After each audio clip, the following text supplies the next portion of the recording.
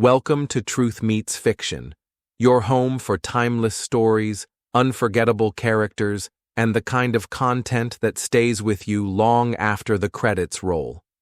Whether it's fact, fiction, or somewhere in between, you'll find it here. Let's begin. Pride and Prejudice by Jane Austen. Walt Whitman has somewhere a fine and just distinction between loving by allowance and loving with personal love. This distinction applies to books as well as to men and women, and in the case of the not very numerous authors who are the objects of the personal affection, it brings a curious consequence with it. There is much more difference as to their best work than in the case of those others who are loved by allowance, by convention, and because it is felt to be the right and proper thing to love them.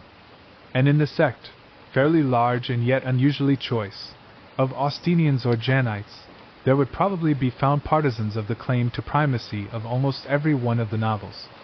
To some, the delightful freshness and humor of Northanger Abbey, its completeness, finish, and entrain, obscure the undoubted critical facts that its scale is small, and its scheme, after all, that of burlesque or parody, a kind in which the first rank is reached with difficulty. Persuasion, relatively faint in tone, and not enthralling in interest, has devotees who exalt above all the others its exquisite delicacy and keeping. The catastrophe of Mansfield Park is admittedly theatrical, the hero and heroine are insipid, and the author has almost wickedly destroyed all romantic interest by expressly admitting that Edmund only took Fanny because Mary shocked him, and that Fanny might very likely have taken Crawford if he had been a little more assiduous. Yet the matchless rehearsal scenes and the characters of Mrs. Norris and others have secured, I believe, a considerable party for it. Sense and Sensibility has perhaps the fewest out-and-out admirers, but it does not want them. Walt Whitman. I suppose, however, that the majority of at least competent votes would, all things considered, be divided between Emma and the present book, and perhaps the vulgar verdict, if indeed a fondness for Miss Austen be not of itself a patent of exemption from any possible charge of vulgarity, would go for Emma. It is the larger, the more varied, the more popular. The author had by the time of its composition seen rather more of the world, and had improved her general, though not her most peculiar and characteristic dialogue. Such figures as Miss Bates, as the Eltons, cannot but unite the suffrages of everybody. On the other hand, I, for my part, declare for Pride and Prejudice unhesitatingly.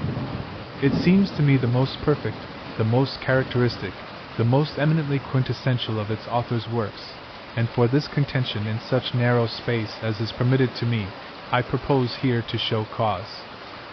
In the first place, the book, it may be barely necessary to remind the reader, was in its first shape written very early, somewhere about 1796, when Miss Austen was barely 21, though it was revised and finished at Chawton some 15 years later, and was not published till 1813, only 4 years before her death.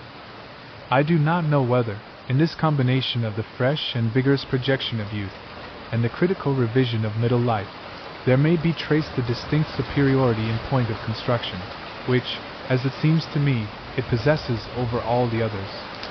The plot, though not elaborate, is almost regular enough for Fielding. Hardly a character, hardly an incident could be retrenched without loss to the story. The elopement of Lydia and Wickham is not, like that of Crawford and Mrs. Rushworth, a coup de theatre. It connects itself in the strictest way with the course of the story earlier, and brings about the denouement with complete propriety. All the minor passages, the loves of Jane and Bingley, the advent of Mr. Collins, the visit to Hunsford, the Derbyshire turf, fit in after the same unostentatious, but masterly fashion. There is no attempt at the hide-and-seek, in-and-out business, which in the transactions between Frank Churchill and Jane Fairfax contributes no doubt a good deal to the intrigue of Emma, but contributes it in a fashion which I do not think the best feature of that otherwise admirable book. Although Miss Austen always liked something of the misunderstanding kind, which afforded her opportunities for the display of the peculiar and incomparable talent to be noticed presently, she has been satisfied here with the perfectly natural occasions provided by the false account of Darcy's conduct given by Wickham, and by the awkwardness, arising with equal naturalness, from the gradual transformation of Elizabeth's own feelings from positive aversion to actual love. I do not know whether the all-grasping hand of the playwright has ever been laid upon Pride and Prejudice, and I dare say that, if it were, the situations would prove not startling or garish enough for the footlights, the character scheme too subtle and delicate for pit and gallery. But if the attempt were made, it would certainly not be hampered by any of those loosenesses of construction, which, sometimes disguised by the conveniences of which the novelist can avail himself, appear at once on the stage. I think, however, though the thought will doubtless seem heretical to more than one school of critics, that construction is not the highest merit, the choicest gift, of the novelist. It sets off his other gifts and graces most advantageously to the critical eye, and the want of it will sometimes mar those graces, appreciably, though not quite consciously, to eyes by no means ultra-critical. But a very badly built novel which excelled in pathetic or humorous character, or which displayed consummate command of dialogue, perhaps the rarest of all faculties, would be an infinitely better thing than a faultless plot acted and told by puppets with pebbles in their mouths. And despite the ability which Miss Austen has shown in working out the story, I for one should put Pride and Prejudice far lower if it did not contain what seemed to me the very masterpieces of Miss Austen's humor and of her faculty of character creation, masterpieces who may indeed admit John Thorpe, the Eltons, Mrs. Norris, and one or two others to their company, but who, in one instance certainly, and perhaps in others, are still superior to them. The characteristics of Miss Austen's humor are so subtle and delicate that they are, perhaps, at all times easier to apprehend than to express, and at any particular time likely to be differently apprehended by different persons. To me this humor seems to possess a greater affinity, on the whole, to that of Addison than to any other of the numerous species of this great British genus. The differences of scheme, of time, of subject, of literary convention, are, of course, obvious enough. The difference of sex does not, perhaps, count for much, for there was a distinctly feminine element in Mr. Spectator, and in Jane Austen's genius there was, though nothing mannish, much that was masculine. But the likeness of quality consists in a great number of common subdivisions of quality: demureness, extreme minuteness of touch, avoidance of loud tones and glaring effects. Also there is in both a certain not inhuman or unamiable cruelty. It is the custom with those who judge grossly to contrast the good nature of Addison with the savagery of Swift, the mildness of Miss Austen with the boisterousness of Fielding and Smollett, even with the ferocious practical jokes that her immediate predecessor, Miss Burney, allowed without very much protest. Yet both in Mr. Addison and in Miss Austen there is, though a restrained and well-mannered, an insatiable and ruthless delight in roasting and cutting up a fool. A man in the early 18th century, of course, could push this taste further than a lady in the early 19th, and no doubt Miss Austen's principles, as well as her heart, would have shrunk from such things as the letter from the unfortunate husband in The Spectator, who describes, with all the gusto and all the innocence in the world, how his wife and his friend induce him to play at blind man's buff. But another Spectator letter, that of the damsel of 14 who wishes to marry Mr. Shapley, and assures her selected mentor that he admires your spectators mightily, might have been written by a rather more ladylike and intelligent Lydia Bennet in the days of Lydia's great-grandmother, while, on the other hand, some, I think unreasonably, have found cynicism in touches of Miss Austen's own, such as her satire of Mrs. Musgrove's self-deceiving regrets over her son. But this word, cynical, is one of the most misused in the English language, especially when, by a glaring and gratuitous falsification of its original sense, it is applied, not to rough and snarling invective, but to gentle and oblique satire.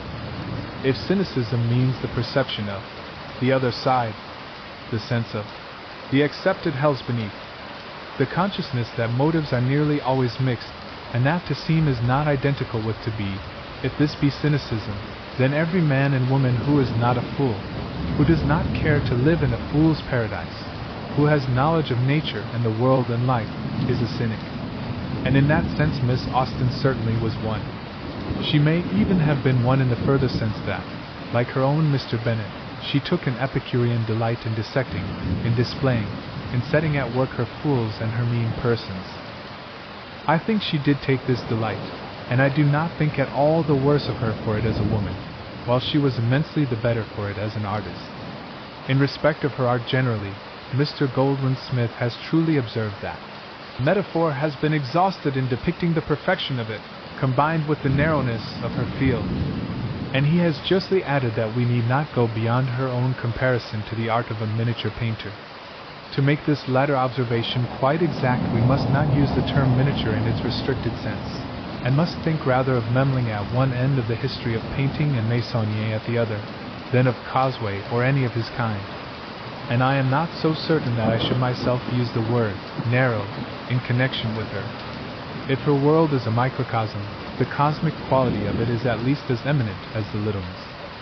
She does not touch what she did not feel herself called to paint. I am not so sure that she could not have painted what she did not feel herself called to touch. It is at least remarkable that in 2 very short periods of writing, one of about 3 years, and another of not much more than 5, she executed 6 capital works, and has not left a single failure. It is possible that the romantic paste in her composition was defective.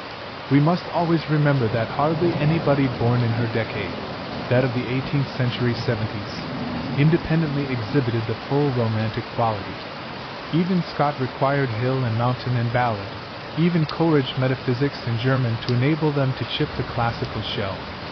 Miss Austen was an English girl, brought up in a country retirement, at the time when ladies went back into the house if there was a white frost which might pierce their kid shoes, when a sudden cold was the subject of the gravest fears, when their studies, their ways, their conduct were subject to all those fantastic limits and restrictions against which Mary Wollstonecraft protested with better general sense than particular taste or judgment. Miss Austen, too, drew back when the white frost touched her shoes, but I think she would have made a pretty good journey even in a black one. For if her knowledge was not very extended, she knew 2 things which only genius knows. The one was humanity, and the other was art. On the first head she could not make a mistake. Her men, though limited, are true, and her women are, in the old sense, absolute. As to art, if she has never tried idealism, her realism is real to a degree which makes the false realism of our own day look merely dead alive. Take almost any Frenchman, except the late M. de Maupassant, and watch him laboriously piling up strokes in the hope of giving a complete impression. You get none. You are lucky at discarding 2/3 of what he gives. You can shape a real impression out of the rest. But with Miss Austen the myriad, trivial, unforced strokes build up the picture like magic. Nothing is false, nothing is superfluous. When, to take the present book only, Mr. Collins changed his mind from Jane to Elizabeth, while Mrs. Bennet was stirring the fire, and we know how Mrs. Bennet would have stirred the fire when Mr. Darcy brought his coffee cup back himself. The touch in each case is like that of Swift, taller by the breadth of my nail, which impressed the half-reluctant Thackeray with just an outspoken admiration. Indeed, fantastic as it may seem, I should put Miss Austen as near to Swift in some ways, as I have put her to Addison in others. This Swiftian quality appears in the present novel as it appears nowhere else in the character of the immortal, the ineffable Mr. Collins. Mr. Collins is really great, far greater than anything Addison ever did, almost great enough for Fielding or for Swift himself. It has been said that no one ever was like him. But in the first place, he was like him. He is there, alive, imperishable, more real than hundreds of prime ministers and archbishops, of medals, semi-medals, and distinguished philosophers. In the second place, it is rash, I think, to conclude that an actual Mr. Collins was impossible or non-existent at the end of the 18th century. It is very interesting that we possess, in this same gallery, what may be called a spoiled first draft, or an unsuccessful study of him, in John Dashwood. The formality, the underbreeding, the meanness are there, but the portrait is only half alive, and is felt to be even a little unnatural. Mr. Collins is perfectly natural, and perfectly alive. In fact, for all the miniature, there is something gigantic in the way in which a certain side, and more than one, of humanity, and especially 18th century humanity, its Philistinism, its well-meaning but hidebound morality, its formal pettiness, its groveling respect for rank, its materialism, its selfishness, receives exhibition. I will not admit that one speech or one action of this inestimable man is incapable of being reconciled with reality, and I should not wonder if many of these words and actions are historically true. But the greatness of Mr. Collins could not have been so satisfactorily exhibited if his creatress had not adjusted so artfully to him the figures of Mr. Bennet and of Lady Catherine de Bourgh. The latter, like Mr. Collins himself, has been charged with exaggeration. There is, perhaps, a very faint shade of color for the charge, but it seems to me very faint indeed. Even now I do not think that it would be impossible to find persons, especially female persons, not necessarily of noble birth, as overbearing, as self-centered, as neglectful of good manners, as Lady Catherine. 100 years ago, an earl's daughter, the Lady Powerful, if not exactly bountiful, of an out-of-the-way country parish, rich, long out of marital authority, and so forth, had opportunities of developing these agreeable characteristics which seldom present themselves now. As for Mr. Bennet, Miss Austen, and Mr. Darcy, and even Miss Elizabeth herself, were, I am inclined to think, rather hard on him for the impropriety of his conduct.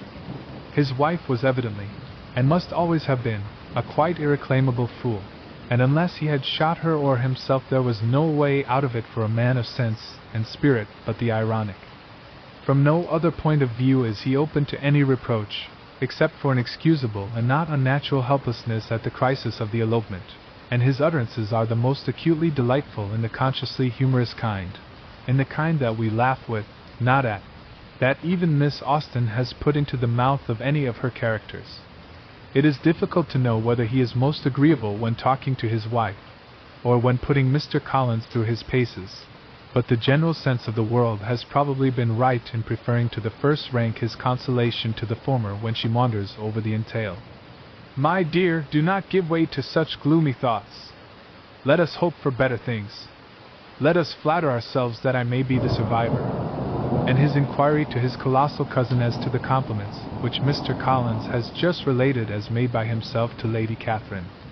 May I ask whether these pleasing attentions proceed from the impulse of the moment, or are the result of previous study? These are the things which give Miss Austen's readers the pleasant shocks, the delightful thrills, which are felt by the readers of Swift, of Fielding, and we may here add, of Thackeray, as they are felt by the readers of no other English author of fiction outside of these four. The goodness of the minor characters in Pride and Prejudice has been already alluded to, and it makes a detailed dwelling on their beauties difficult in any space, and impossible in this. Mrs. Bennet we have glanced at, and it is not easy to say whether she is more exquisitely amusing or more horribly true. Much the same may be said of Kitty and Lydia, but it is not every author, even of genius, who would have differentiated with such unerring skill the effects of folly and vulgarity of intellect and disposition working upon the common weaknesses of woman at such different ages. With Mary, Miss Austen has taken rather less pains, though she has been even more unkind to her, not merely in the text, but as we learn from those interesting traditional appendices which Mr. Austenley has given us, in dooming her privately to marry one of Mr. Phillips's clerks. The habits of first copying and then retailing moral sentiments, of playing and singing too long in public, are, no doubt, grievous and criminal. But perhaps poor Mary was rather the scapegoat of the sins of blue stockings in that Fordyce lectured generation. It is at any rate difficult not to extend to her a share of the respect and affection and respect of a peculiar kind, doubtless, with which one regards Mr. Collins, when she draws the moral of Lydia's fall. I sometimes wish that the exigencies of the story had permitted Miss Austen to unite these personages, and thus at once achieve a notable mating and soothe poor Mrs. Bennet's anguish over the entail. The Bingleys and the Gardiners and the Lucases, Miss Darcy and Miss de Bourgh, Jane, Wickham, and the rest, must pass without special comment, further than the remark that Charlotte Lucas, her egregious papa, though delightful, is just a little on the other side of the line between comedy and farce, is a wonderfully clever study in drab of one kind, and that Wickham, though something of Miss Austen's hesitation of touch in dealing with young men appears, is a not much less notable sketch in drab of another. Only genius could have made Charlotte what she is, yet not disagreeable, Wickham what he is, without investing him either with a cheap Don Juanish attractiveness or a disgusting rascality. But the hero and the heroine are not tints to be dismissed. Darcy has always seemed to me by far the best and most interesting of Miss Austen's heroes, the only possible competitor being Henry Tilney, whose part is so slight and simple that it hardly enters into comparison. It has sometimes, I believe, been urged that his pride is unnatural at first in its expression and later in its yielding, while his falling in love at all is not extremely probable. Here again I cannot go with the objectors. Darcy's own account of the way in which his pride had been pampered is perfectly rational and sufficient, and nothing could be, psychologically speaking, a causa varior for its sudden restoration to healthy conditions than the shock of Elizabeth's scornful refusal acting on a nature ex hypothesi generis. Nothing in even our author is finer and more delicately touched than the change of his demeanor at the sudden meeting in the grounds of Pemberley. Had he been a bad prig or a bad coxcomb, he might have been still smarting under his rejection, or suspicious that the girl had come husband hunting. His being neither is exactly consistent with the probable feelings of a man spoilt in the common sense, but not really injured in disposition, and thoroughly in love. As for his being in love, Elizabeth has given as just an exposition of the causes of that phenomenon as Darcy has of the conditions of his unregenerate state, only she has of course not counted in what was due to her own personal charm. The secret of that charm many men and not a few women, from Miss Austen herself downwards, have felt, and like most charms it is a thing rather to be felt than to be explained. Elizabeth of course belongs to the Allegro or Allegra division of the army of Venus. Miss Austen was always provokingly chary of description in regard to her beauties, and except the fine eyes, and a hint or two that she had at any rate sometimes a bright complexion, and was not very tall, we hear nothing about her looks. But her chief difference from other heroines of the lively type seems to lie first in her being distinctly clever, almost strong-minded, in the better sense of that objectionable word, and secondly in her being entirely destitute of ill nature for all her propensity to tease and the sharpness of her tongue. Elizabeth can give at least as good as she gets when she is attacked, but she never scratches, and she never attacks first. Some of the merest obsoletenesses of phrase and manner give one or two of her early speeches a slight pertness, but that is nothing, and when she comes to serious business, as in the great proposal scene with Darcy, which is, as it should be, the climax of the interest of the book, and in the final lady's battle with Lady Catherine, she is unexceptionable. Then too she is a perfectly natural girl. She does not disguise from herself or anybody that she resents Darcy's first ill-mannered personality with as personal a feeling. By the way, the reproach that the ill manners of this speech are overdone is certainly unjust, for things of the same kind, expressed no doubt less stiltedly but more coarsely, might have been heard in more than one ballroom during this very year from persons who ought to have been no worse bred than Darcy. And she lets the injury done to Jane and the contempt shown to the rest of her family aggravate this resentment in the healthiest way in the world. Still, all this does not explain her charm, which, taking beauty as a common form of all heroines, may perhaps consist in the addition to her playfulness, her wit, her affectionate and natural disposition, of a certain fearlessness very uncommon in heroines of her type and age. Nearly all of them would have been in speechless awe of the magnificent Darcy. Nearly all of them would have palpitated and fluttered at the idea of proposals, even naughty ones, from the fascinating Wickham. Elizabeth, with nothing offensive, nothing veraginous, nothing of the new woman about her, has by nature what the best modern, not new, women have by education and experience, a perfect freedom from the idea that all men may bully her if they choose, and that most will away with her if they can. Though not in the least impudent and mannish grown, she has no mere sensibility, no nasty niceness about her. The form of passion common and likely to seem natural in Miss Austen's day was so invariably connected with the display of one or the other, or both of these qualities, that she has not made Elizabeth outwardly passionate. But I, at least, have not the slightest doubt that she would have married Darcy just as willingly without Pemberley as with it, and anybody who can read between lines will not find the lovers' conversations in the final chapters so frigid as they might have looked to the Della Cruz scans of their own day, and perhaps to look to the Della Cruz scans of this. And after all, what is the good of seeking for the reason of charm? It is there. There were better sense in the sad mechanic exercise of determining the reason of its absence where it is not. In the novels of the last 100 years there are vast numbers of young ladies with whom it might be a pleasure to fall in love. There are at least 5 with whom, as it seems to me, no man of taste and spirit can help doing so. Their names are, in chronological order, Elizabeth Bennet, Diana Vernon, Arjmone Lavington, Beatrix Esmond, and Barbara Grant. I should have been most in love with Beatrix and Arjmone. I should, I think, for mere occasional companionship, have preferred Diana and Barbara. But to live with and to marry, I do not know that any one of the 4 can come into competition with Elizabeth. George Saintsbury. George Saintsbury. Page. Frontispiece. 4. Title page. V. Dedication. 7. Heading to preface. 9. Heading to list of illustrations. 25. Heading to chapter 1. 1. He came down to see the place. 2. Mr. and Mrs. Bennet. 5. I hope Mr. Bingley will like it. 6. I'm the tallest. 9. He rode a black horse. 10. When the party entered. 12. She is tolerable. 15. Heading to chapter 4. 18. Heading to chapter 5. 22. Without once opening his lips. 24. Tailpiece to chapter 5. 26.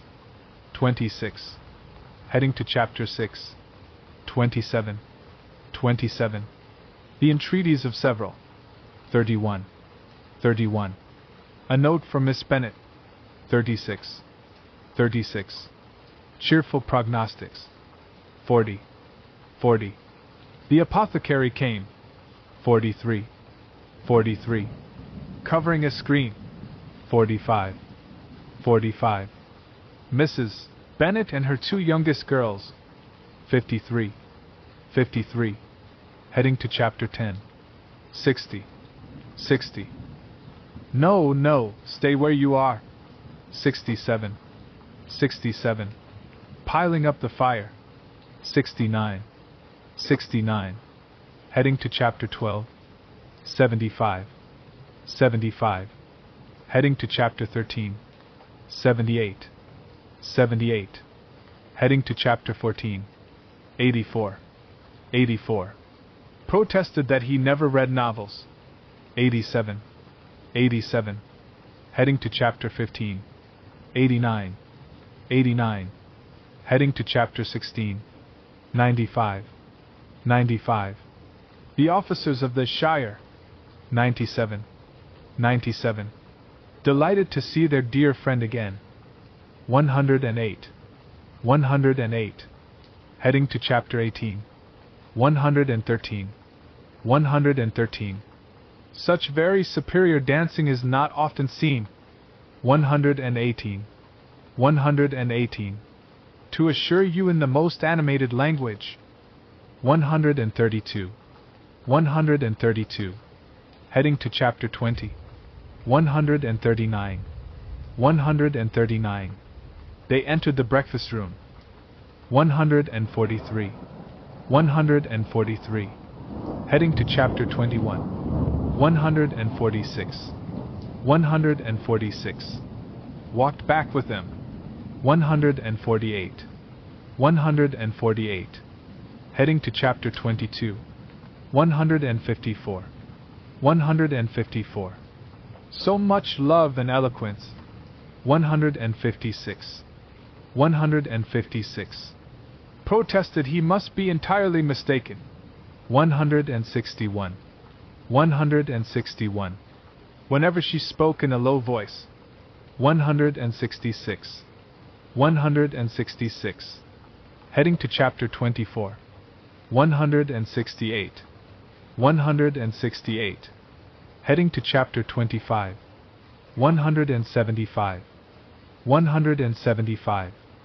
Offended 2 or 3 young ladies. 177. 177. Will you come and see me? 181. 181. On the stairs. 189. 189. At the door. 194. 194. In conversation with the ladies. 198. 198. Lady Catherine, said she, you have given me a treasure. 200. 200. Heading to Chapter 30. 209. 209. He never failed to inform them. 211. 211. The gentleman accompanied him. 213. 213. Heading to Chapter 31. 215. 215. Heading to Chapter 32. 221. 221. Accompanied by their aunt. 225. 225. On looking up. 228. 228. Heading to Chapter 34. 235. 235. Hearing herself called. 243. 243. Heading to Chapter 36. 253. 253. Meeting accidentally in town. 256. 256. His parting obeisance. 261. 261. Dawson. 263. 263. The elevation of his feelings. 267. 267. They had forgotten to leave any message. 270. 270. How nicely we are crammed in. 272. 272. Heading to Chapter 40. 278. 278. I am determined never to speak of it again. 283. 283. When Colonel Miller's regiment went away. 285. 285. Tenderly flirting. 290. 290. The arrival of the gardeners. 294. 294. Conjecturing as to the date. 301. 301. Heading to Chapter 44. 318. 318. To make herself agreeable to all. 321. 321. Engaged by the river. 327. 327. Heading to Chapter 46. 334. 334. I have not an instant to lose. 339. 339. The first pleasing earnest of their welcome. 345. 345. The post. 359. 359. To whom I have related the affair. 363. 363. Heading to Chapter 49. 368. 368. But perhaps you would like to read it. 370. 370. The spiteful old ladies. 377. 377. With an affectionate smile. 385. 385. I am sure she did not listen. 393. 393. Mr. Darcy with him. 404. 404. Jane happened to look round. 415. 415. Mrs. Long and her nieces. 420. 420. Lizzie, my dear, I want to speak to you. 422. 422. heading to Chapter 56. 431. 431. After a short survey. 434. 434. But now it comes out. 442. 442. The efforts of his aunt. 448. 448. Unable to utter a syllable. 457.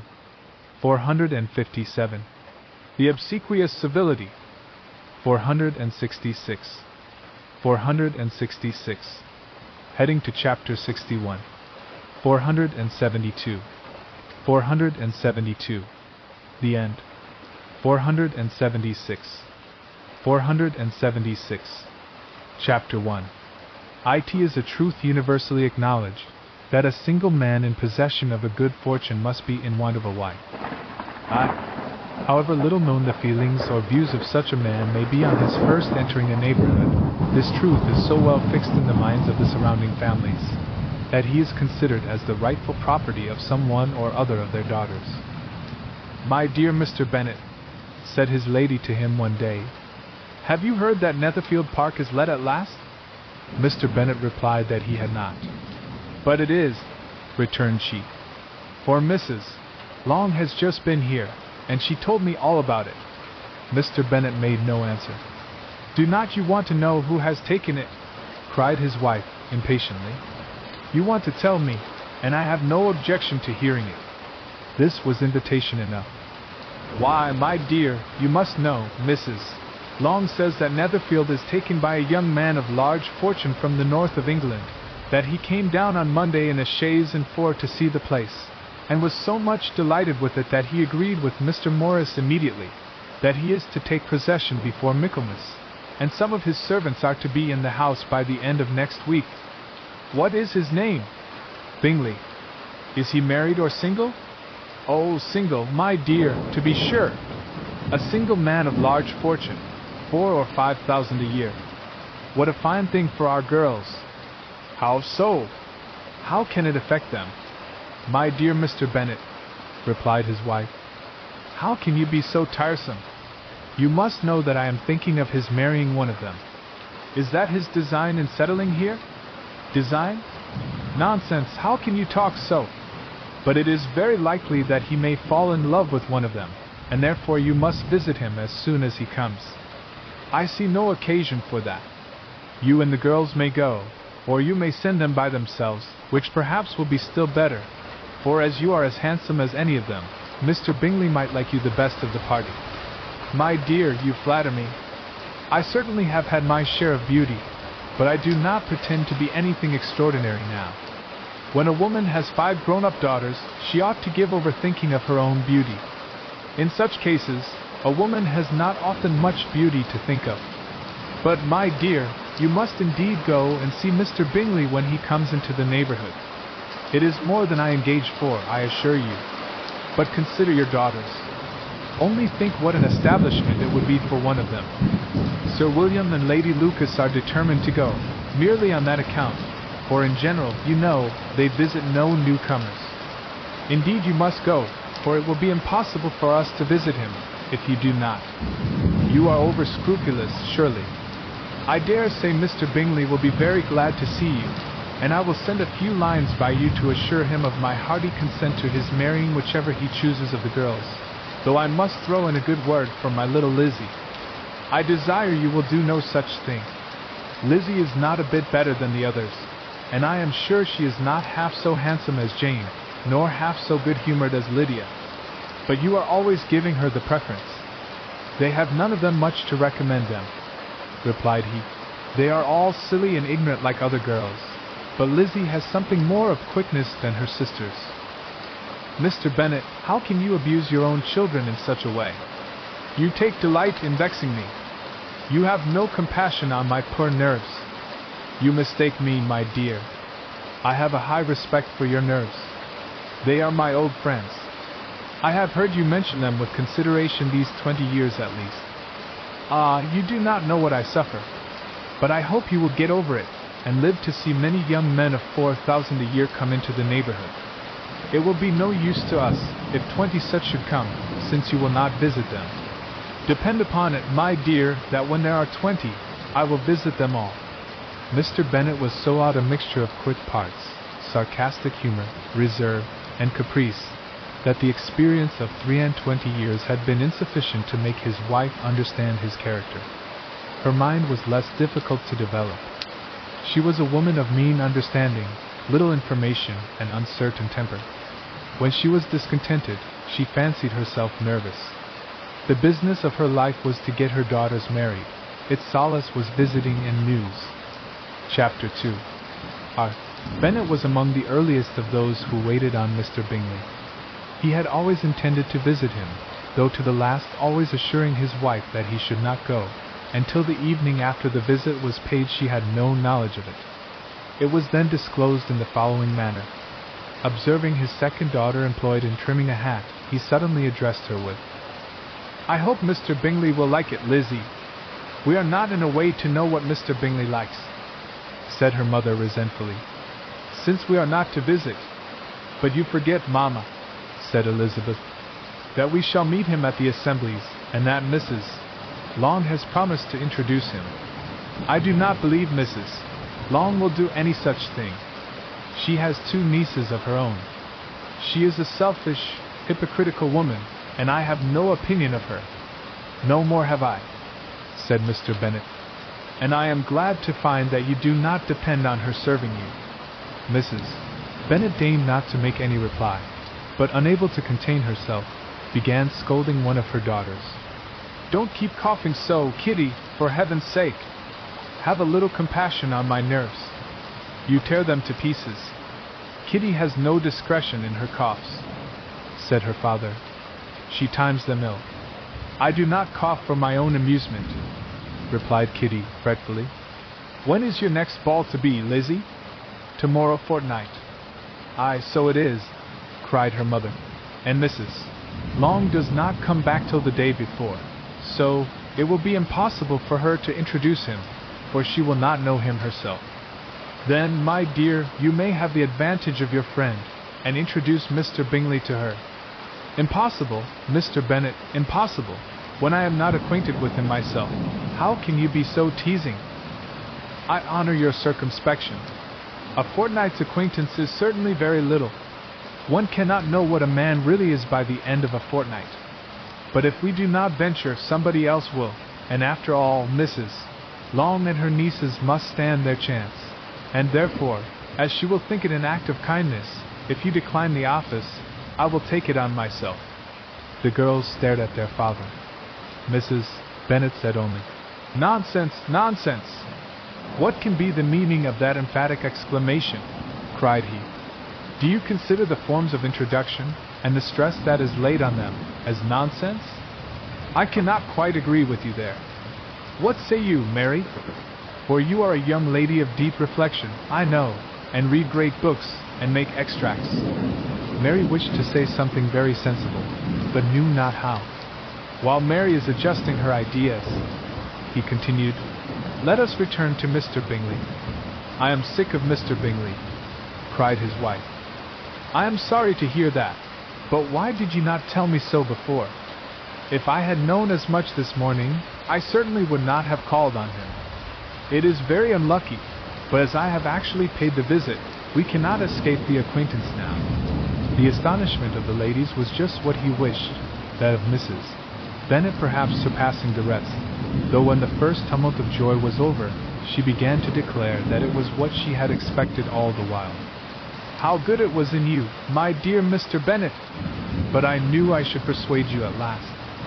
I was sure you loved your girls too well to neglect such an acquaintance. Well, how pleased I am! And it is such a good joke, too, that you should have gone this morning, and never said a word about it till now. Now, Kitty, you may cough as much as you choose," said Mr. Bennet, and as he spoke, he left the room, fatigued with the raptures of his wife. "What an excellent father you have, girls," said she, when the door was shut. "I do not know how you will ever make him amends for his kindness, or me either, for that matter. At our time of life, it is not so pleasant, I can tell you, to be making new acquaintances every day. but for your sakes we would do anything. Lydia, my love, though you are the youngest, I dare say Mr. Bingley will dance with you at the next ball.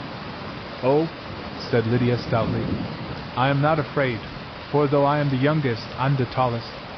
The rest of the evening was spent in conjecturing how soon he would return Mr. Bennet's visit, and determining when they should ask him to dinner. Chapter 3. O.T. all that Mrs. Bennet, however, with the assistance of her 5 daughters, could ask on the subject, was sufficient to draw from her husband any satisfactory description of Mr. Bingley. They attacked him in various ways, with barefaced questions, ingenious suppositions, and distant surmises, but he eluded the skill of them all, and they were at last obliged to accept the second-hand intelligence of their neighbour, Lady Lucas. Her report was highly favourable. Sir William had been delighted with him. He was quite young, wonderfully handsome, extremely agreeable, and, to crown the whole, he meant to be at the next assembly with a large party. Nothing could be more delightful. To be fond of dancing was a certain step towards falling in love, and very lively hopes of Mr. Bingley's heart were entertained. If I can but see one of my daughters happily settled at Netherfield, said Mrs. Bennet to her husband, and all the others equally well married, I shall have nothing to wish for. In a few days Mr. Bingley returned Mr. Bennet's visit, and sat about 10 minutes with him in his library. He had entertained hopes of being admitted to a sight of the young ladies, of whose beauty he had heard much, but he saw only the father.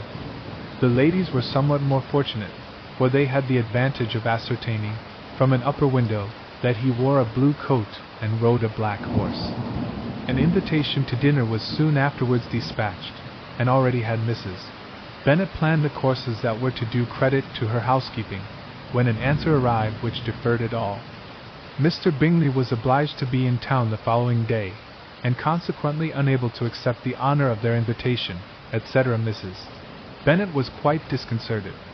She could not imagine what business he could have in town so soon after his arrival in Hertfordshire, and she began to fear that he might always be flying about from one place to another, and never settled at Netherfield as he ought to be. Lady Lucas quieted her fears a little by starting the idea of his being gone to London only to get a large party for the ball, and a report soon followed that Mr. Bingley was to bring 12 ladies and 7 gentlemen with him to the assembly. The girls grieved over such a number of ladies, but were comforted the day before the ball by hearing that, instead of 12, he had brought only 6 with him from London, his 5 sisters and a cousin. And when the party entered the assembly room, it consisted of only 5 altogether: Mr. Bingley, his 2 sisters, the husband of the eldest, and another young man. Mr. Bingley was good-looking and gentlemanlike. He had a pleasant countenance, and easy, unaffected manners. His sisters were fine women, with an air of decided fashion. His brother-in-law, Mr. Hurst, merely looked the gentleman, but his friend Mr. Darcy soon drew the attention of the room by his fine, tall person, handsome features, noble mien, and the report, which was in general circulation within 5 minutes after his entrance, of his having 10,000 a year.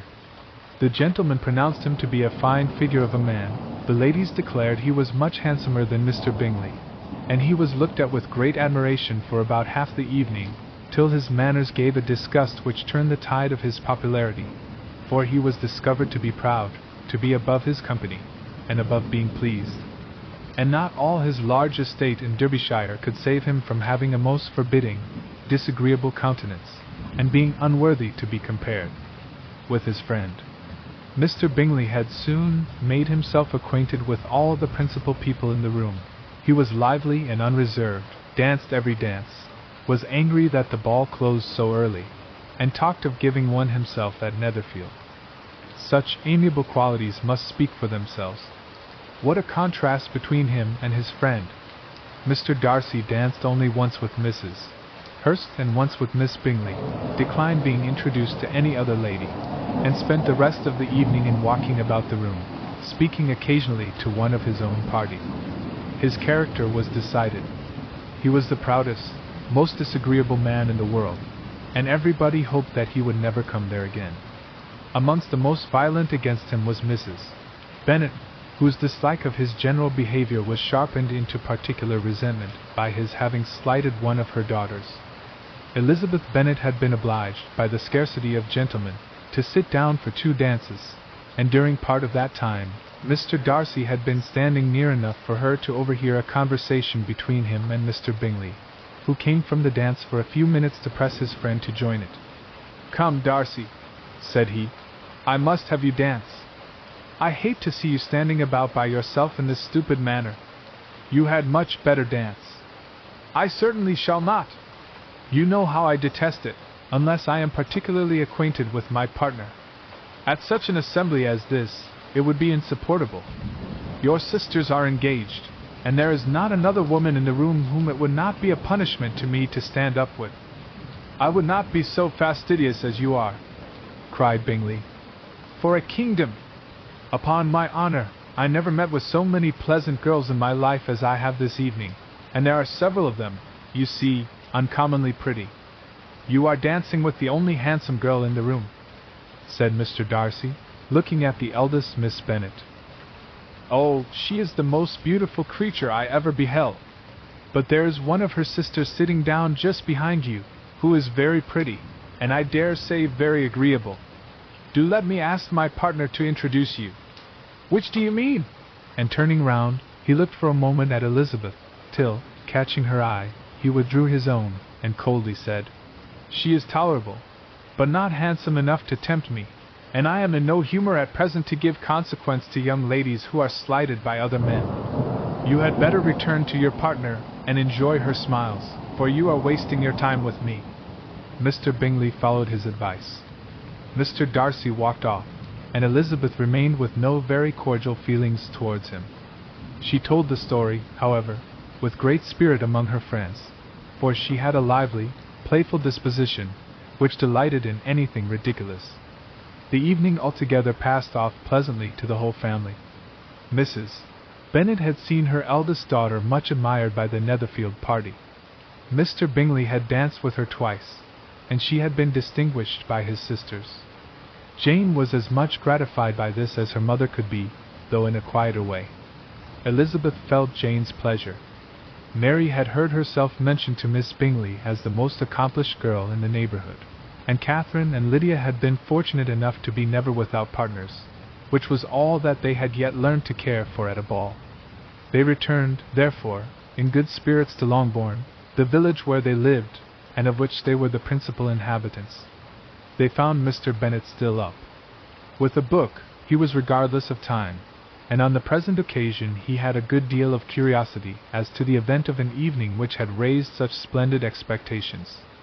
He had rather hoped that all his wife's views on the stranger would be disappointed, but he soon found that he had a very different story to hear.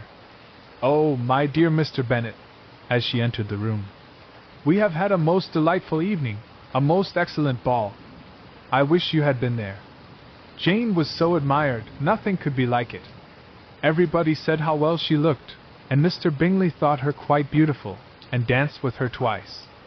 Only think of that, my dear, he actually danced with her twice, and she was the only creature in the room that he asked a second time. First of all, he asked Miss Lucas. I was so vexed to see him stand up with her, but however, he did not admire her at all. Indeed, nobody can, you know, and he seemed quite struck with Jane as she was going down the dance. So he inquired who she was, and got introduced, and asked her for the 2 next. Then the 2/3 he danced with Miss King, and the 2/4 with Maria Lucas, and the 2/5 with Jane again, and the 2/6 with Lizzie and the Boulanger. If he had had any compassion for me, cried her husband impatiently, he would not have danced half so much. For God's sake, say no more of his partners. Oh, that he had sprained his ankle in the first dance! Oh, my dear, continued Mrs. Bennet, I am quite delighted with him. He is so excessively handsome, and his sisters are charming women. I never in my life saw anything more elegant than their dresses. I dare say the lace upon Mrs. Hurst's gown—" Here she was interrupted again. Mr. Bennet protested against any description of finery. She was therefore obliged to seek another branch of the subject, and related, with much bitterness of spirit, and some exaggeration, the shocking rudeness of Mr. Darcy. "But I can assure you," she added, that Lizzie does not lose much by not suiting his fancy, for he is a most disagreeable, horrid man, not at all worth pleasing. So high and so conceited, that there was no enduring him. He walked here, and he walked there, fancying himself so very great, not handsome enough to dance with. I wish you had been there, my dear, to have given him one of your set-downs. I quite detest the man. Chapter 4. Hen Jane and Elizabeth were alone. The former, who had been cautious in her praise of Mr. Bingley before, expressed to her sister how very much she admired him. "He is just what a young man ought to be," said she. "Sensible, good-humored, lively, and I never saw such happy manners. So much ease, with such perfect good breeding." "He is also handsome," replied Elizabeth, "which a young man ought likewise to be if he possibly can. His character is thereby complete. I was very much flattered by his asking me to dance a second time. I did not expect such a compliment. Did not you? I did for you. But that is one great difference between us. Compliments always take you by surprise, and me never. What could be more natural than his asking you again? He could not help seeing that you were about 5 times as pretty as every other woman in the room. No thanks to his gallantry for that. Well, he certainly is very agreeable, and I give you leave to like him. You have liked many a stupider person. Dear Lizzie! Oh, you are a great deal too apt, you know, to like people in general. You never see a fault in anybody. All the world are good and agreeable in your eyes. I never heard you speak ill of a human being in my life. I would wish not to be hasty in censuring anyone, but I always speak what I think. I know you do, and it is that which makes the wonder. With your good sense, to be so honestly blind to the follies and nonsense of others. Affectation of candor is common enough, one meets with it everywhere. But to be candid without ostentation or design, to take the good of everybody's character and make it still better, and say nothing of the bad, belongs to you alone. And so you like this man's sisters too, do you? Their manners are not equal to his. Certainly not, at first, but they are very pleasing women when you converse with them. Miss Bingley is to live with her brother, and keep his house, and I am much mistaken if we shall not find a very charming neighbor in her. Elizabeth listened in silence, but was not convinced. Their behavior at the assembly had not been calculated to please in general, and with more quickness of observation and less pliancy of temper than her sister, and with a judgment, too, unassailed by any attention to herself, she was very little disposed to approve them. They were, in fact, very fine ladies, not deficient in good humor when they were pleased, nor in the power of being agreeable where they chose it, but proud and conceited. They were rather handsome, had been educated in one of the first private seminaries in town, had a fortune of £20,000, were in the habit of spending more than they ought, and of associating with people of rank, and were, therefore, in every respect entitled to think well of themselves and meanly of others. They were of a respectable family in the north of England, a circumstance more deeply impressed on their memories than that their brother's fortune and their own had been acquired by trade.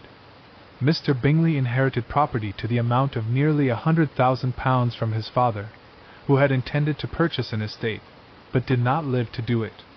Mr. Bingley intended it likewise, and sometimes made choice of his county, but, as he was now provided with a good house and the liberty of a manor, it was doubtful to many of those who best knew the easiness of his temper, whether he might not spend the remainder of his days at Netherfield, and leave the next generation to purchase. His sisters were very anxious for his having an estate of his own, but though he was now established only as a tenant, Miss Bingley was by no means unwilling to preside at his table, nor was Mrs. Hurst, who had married a man of more fashion than fortune, less disposed to consider his house as her home when it suited her. Mr. Bingley had not been of age 2 years when he was tempted, by an accidental recommendation, to look at Netherfield House. He did look at it, and into it, for half an hour, was pleased with the situation and the principal rooms, satisfied with what the owner said in its praise, and took it immediately. Between him and Darcy there was a very steady friendship, in spite of a great opposition of character. Bingley was endeared to Darcy by the easiness, openness, and ductility of his temper, though no disposition could offer a greater contrast to his own, and though with his own he never appeared dissatisfied. On the strength of Darcy's regard, Bingley had the firmest reliance, and of his judgment the highest opinion. In understanding, Darcy was the superior. Bingley was by no means deficient, but Darcy was clever. He was at the same time haughty, reserved, and fastidious, and his manners, though well-bred, were not inviting. In that respect his friend had greatly the advantage. Bingley was sure of being liked wherever he appeared. Darcy was continually giving offence. The manner in which they spoke of the Meryton assembly was sufficiently characteristic. Bingley had never met with pleasanter people or prettier girls in his life. Everybody had been most kind and attentive to him. There had been no formality, no stiffness. He had soon felt acquainted with all the room, and as to Miss Bennet, he could not conceive an angel more beautiful. Darcy, on the contrary, had seen a collection of people in whom there was little beauty and no fashion, for none of whom he had felt the smallest interest, and from none received either attention or pleasure. Miss Bennet he acknowledged to be pretty, but she smiled too much. Mrs. Hurst and her sister allowed it to be so, but still they admired her and liked her, and pronounced her to be a sweet girl, and one whom they should not object to know more of. Miss Bennet was therefore established as a sweet girl, and their brother felt authorized by such commendation to think of her as he chose. Chapter 5. Within a short walk of Longbourn lived a family with whom the Bennets were particularly intimate. Sir William Lucas had been formerly in trade in Meryton, where he had made a tolerable fortune, and risen to the honor of knighthood by an address to the king during his mayoralty. The distinction had, perhaps, been felt too strongly. It had given him a disgust to his business and to his residence in a small market town, and quitting them both, he had removed with his family to a house about a mile from Meryton, denominated from that period Lucas Lodge, where he could think with pleasure of his own importance, and unshackled by business, occupy himself solely in being civil to all the world. For, though elated by his rank, it did not render him supercilious. On the contrary, he was all attention to everybody. By nature inoffensive, friendly, and obliging, his presentation at St. James's had made him courteous. Lady Lucas was a very good kind of woman, not too clever to be a valuable neighbor to Mrs. Bennet. They had several children. The eldest of them, a sensible, intelligent young woman, about 27, was Elizabeth's intimate friend. That the Miss Lucases and the Miss Bennets should meet to talk over a ball was absolutely necessary, and the morning after the assembly brought the former to Longbourn to hear and to communicate. "You began the evening well, Charlotte," said Mrs. Bennet, with civil self-command, to Miss Lucas. "You were Mr. Bingley's first choice." "Yes, but he seemed to like his second better." "Oh, you mean Jane, I suppose, because he danced with her twice." "To be sure, that did seem as if he admired her. Indeed, I rather believe he did. I heard something about it, but I hardly know what. Something about Mr. Robinson." "Perhaps you mean what I overheard between him and Mr. Robinson. Did not I mention it to you? Mr. Robinson's asking him how he liked our Meryton assemblies, and whether he did not think there were a great many pretty women in the room, and which he thought the prettiest? And his answering immediately to the last question, 'Oh, the eldest Miss Bennet, beyond a doubt. There cannot be two opinions on that point.'" "Upon my word! Well, that was very decided, indeed. That does seem as if. But, however, it may all come to nothing, you know." "My overhearings were more to the purpose than yours, Eliza," said Charlotte. "Mr. Darcy is not so well worth listening to as his friend, is he? Poor Eliza! To be only just tolerable. I beg you will not put it into Lizzie's head to be vexed by his ill-treatment, for he is such a disagreeable man that it would be quite a misfortune to be liked by him. Mrs. Long told me last night that he sat close to her for half an hour without once opening his lips." "Are you quite sure, ma'am? Is not there a little mistake?" said Jane. "I certainly saw Mr. Darcy speaking to her." "Aye, because she asked him at last how he liked Netherfield, and he could not help answering her. But she said he seemed very angry at being spoke to." "Miss Bingley told me," said Jane, "that he never speaks much unless among his intimate acquaintance. With them he is remarkably agreeable. I do not believe a word of it, my dear. If he had been so very agreeable, he would have talked to Mrs. Long. But I can guess how it was. Everybody says that he is eat up with pride, and I dare say he had heard somehow that Mrs. Long does not keep a carriage, and had to come to the ball in a hack chaise. I do not mind his not talking to Mrs. Long, said Miss Lucas, but I wish he had danced with Eliza. Another time, Lizzie, said her mother, I would not dance with him, if I were you. I believe, ma'am, I may safely promise you never to dance with him. His pride, said Miss Lucas, does not offend me so much as pride often does, because there is an excuse for it. One cannot wonder that so very fine a young man, with family, fortune, everything in his favor, should think highly of himself. If I may so express it, he has a right to be proud. That is very true, replied Elizabeth, and I could easily forgive his pride, if he had not mortified mine. Pride, observed Mary, who piqued herself upon the solidity of her reflections, is a very common failing, I believe. By all that I have ever read, I am convinced that it is very common indeed, that human nature is particularly prone to it, and that there are very few of us who do not cherish a feeling of self-complacency on the score of some quality or other, real or imaginary. Vanity and pride are different things, though the words are often used synonymously. A person may be proud without being vain. Pride relates more to our opinion of ourselves, vanity to what we would have others think of us. If I were as rich as Mr. Darcy, cried a young Lucas, who came with his sisters, I should not care how proud I was. I would keep a pack of foxhounds, and drink a bottle of wine every day. Then you would drink a great deal more than you ought, said Mrs. Bennet, and if I were to see you at it, I should take away your bottle directly. The boy protested that she should not. She continued to declare that she would, and the argument ended only with the visit.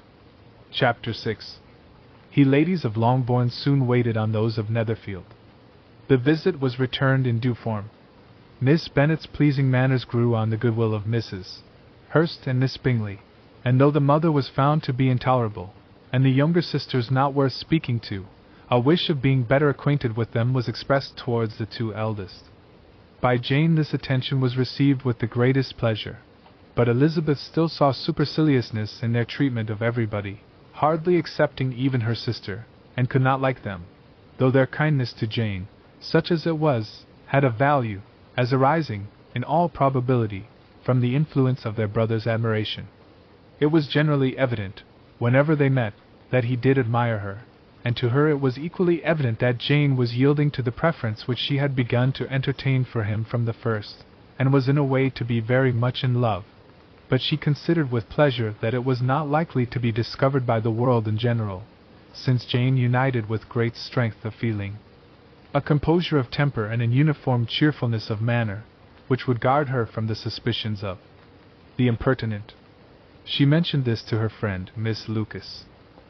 It may, perhaps, be pleasant, replied Charlotte, to be able to impose on the public in such a case, but it is sometimes a disadvantage to be so very guarded. If a woman conceals her affection with the same skill from the object of it, she may lose the opportunity of fixing him, and it will then be but poor consolation to believe the world equally in the dark. There is so much of gratitude or vanity in almost every attachment, that it is not safe to leave any to itself. We can all begin freely, a slight preference is natural enough, but there are very few of us who have heart enough to be really in love without encouragement. In 9 cases out of 10, a woman had better show more affection than she feels. Bingley likes your sister undoubtedly, but he may never do more than like her, if she does not help him on. But she does help him on, as much as her nature will allow. If I can perceive her regard for him, he must be a simpleton indeed not to discover it too. Remember, Eliza, that he does not know Jane's disposition as you do. But if a woman is partial to a man, and does not endeavor to conceal it, he must find it out. Perhaps he must, if he sees enough of her. But though Bingley and Jane meet tolerably often, it is never for many hours together, and as they always see each other in large mixed parties, it is impossible that every moment should be employed in conversing together. Jane should therefore make the most of every half hour in which she can command his attention. When she is secure of him, there will be leisure for falling in love as much as she chooses. Your plan is a good one, replied Elizabeth, where nothing is in question but the desire of being well married, and if I were determined to get a rich husband, or any husband, I dare say I should adopt it. But these are not Jane's feelings. She is not acting by design. As yet she cannot even be certain of the degree of her own regard, nor of its reasonableness. She has known him only a fortnight. She danced 4 dances with him at Meryton. She saw him one morning at his own house, and has since dined in company with him 4 times. This is not quite enough to make her understand his character. Not as you represent it. Had she merely dined with him, she might only have discovered whether he had a good appetite. But you must remember that 4 evenings have been also spent together, and 4 evenings may do a great deal. Yes, these 4 evenings have enabled them to ascertain that they both like Bington better than commerce. But with respect to any other leading characteristic, I do not imagine that much has been unfolded. Well, said Charlotte, I wish Jane success with all my heart, and if she were married to him tomorrow, I should think she had as good a chance of happiness as if she were to be studying his character for a 12-month. Happiness in marriage is entirely a matter of chance. If the dispositions of the parties are ever so well known to each other, or ever so similar beforehand, it does not advance their felicity in the least.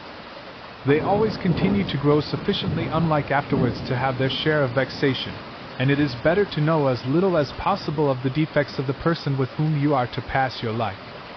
You make me laugh, Charlotte, but it is not sound. You know it is not sound, and that you would never act in this way yourself. Occupied in observing Mr. Bingley's attention to her sister, Elizabeth was far from suspecting that she was herself becoming an object of some interest in the eyes of his friend.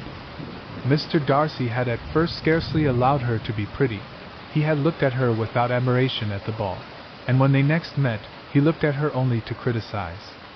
But no sooner had he made it clear to himself and his friends that she had hardly a good feature in her face, than he began to find it was rendered uncommonly intelligent by the beautiful expression of her dark eyes. To this discovery succeeded some others equally mortifying.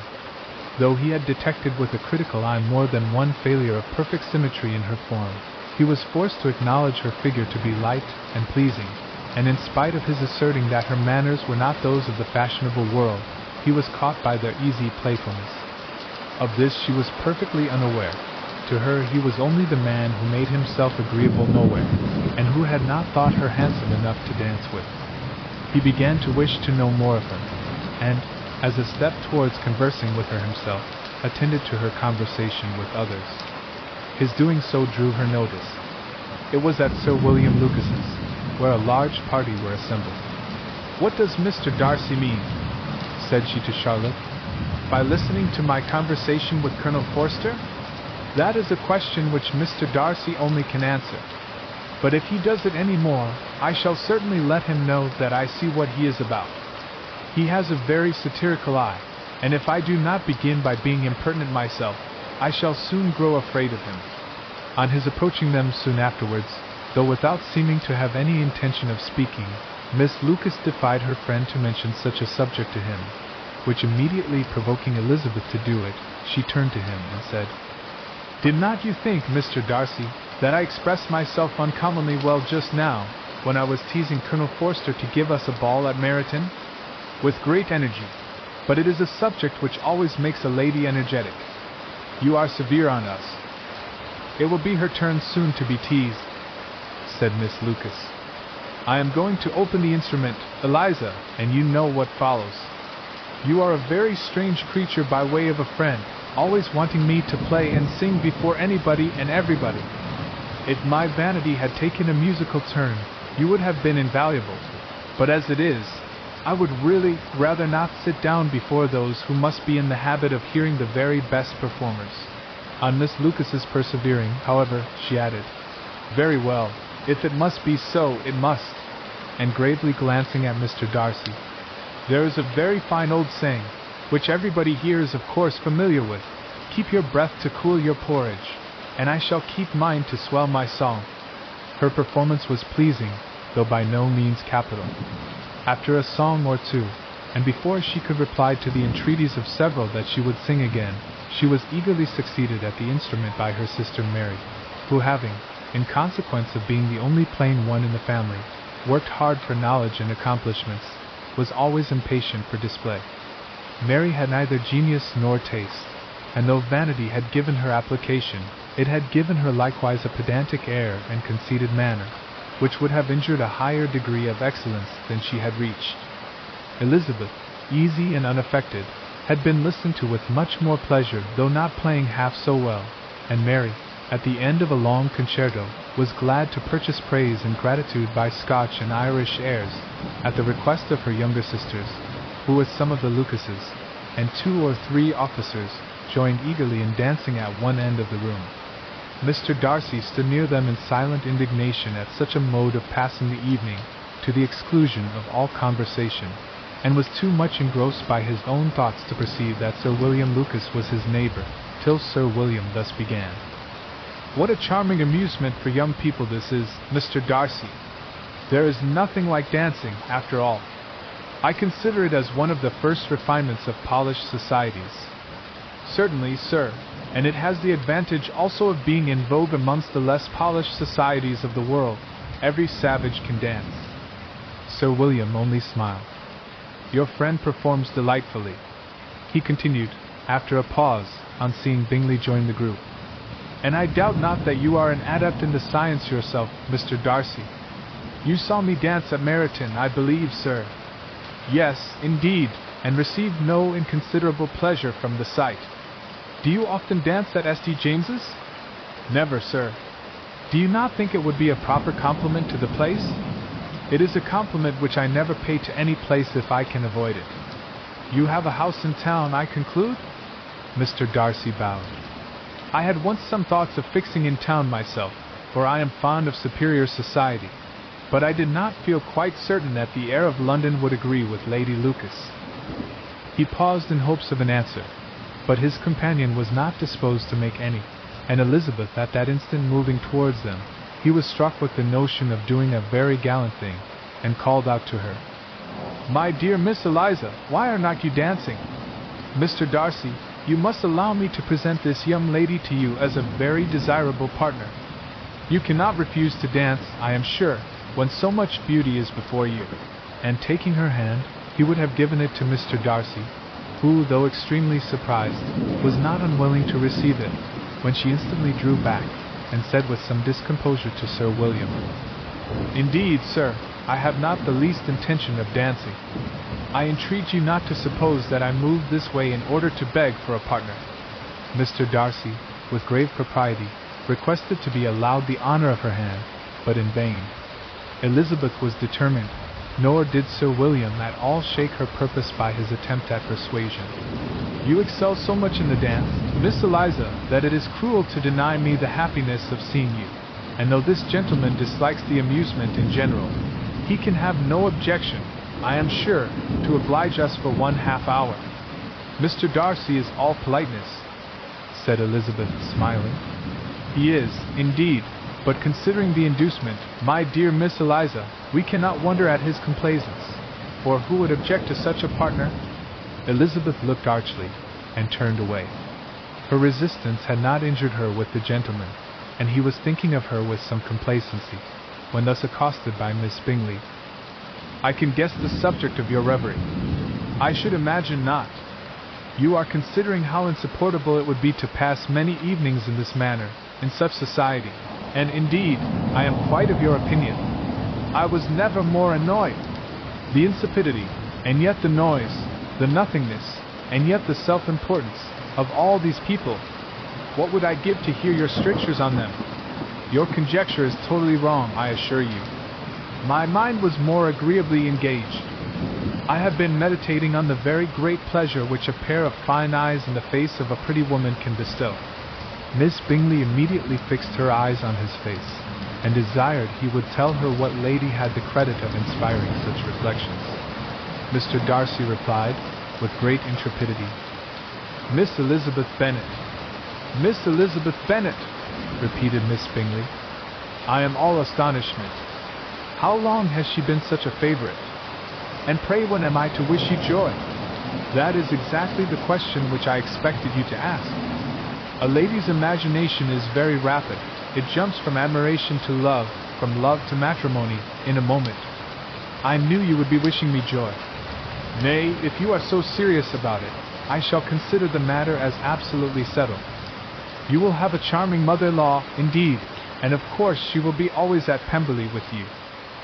He listened to her with perfect indifference, while she chose to entertain herself in this manner, and as his composure convinced her that all was safe, her wit flowed along.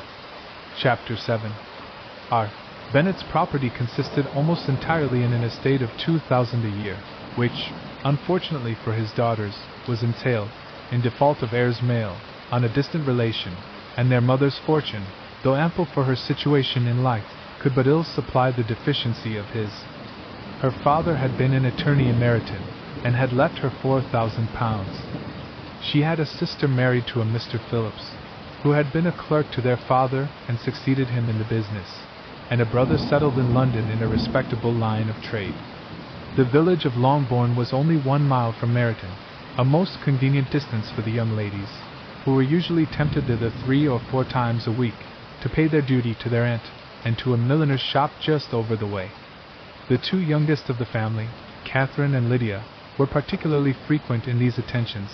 Their minds were more vacant than their sisters', and when nothing better offered, a walk to Meryton was necessary to amuse their morning hours and furnish conversation for the evening, and however bare of news the country in general might be, they always contrived to learn some from their aunt.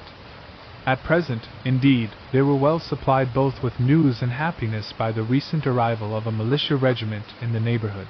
It was to remain the whole winter, and Meryton was the headquarters. Their visits to Mrs.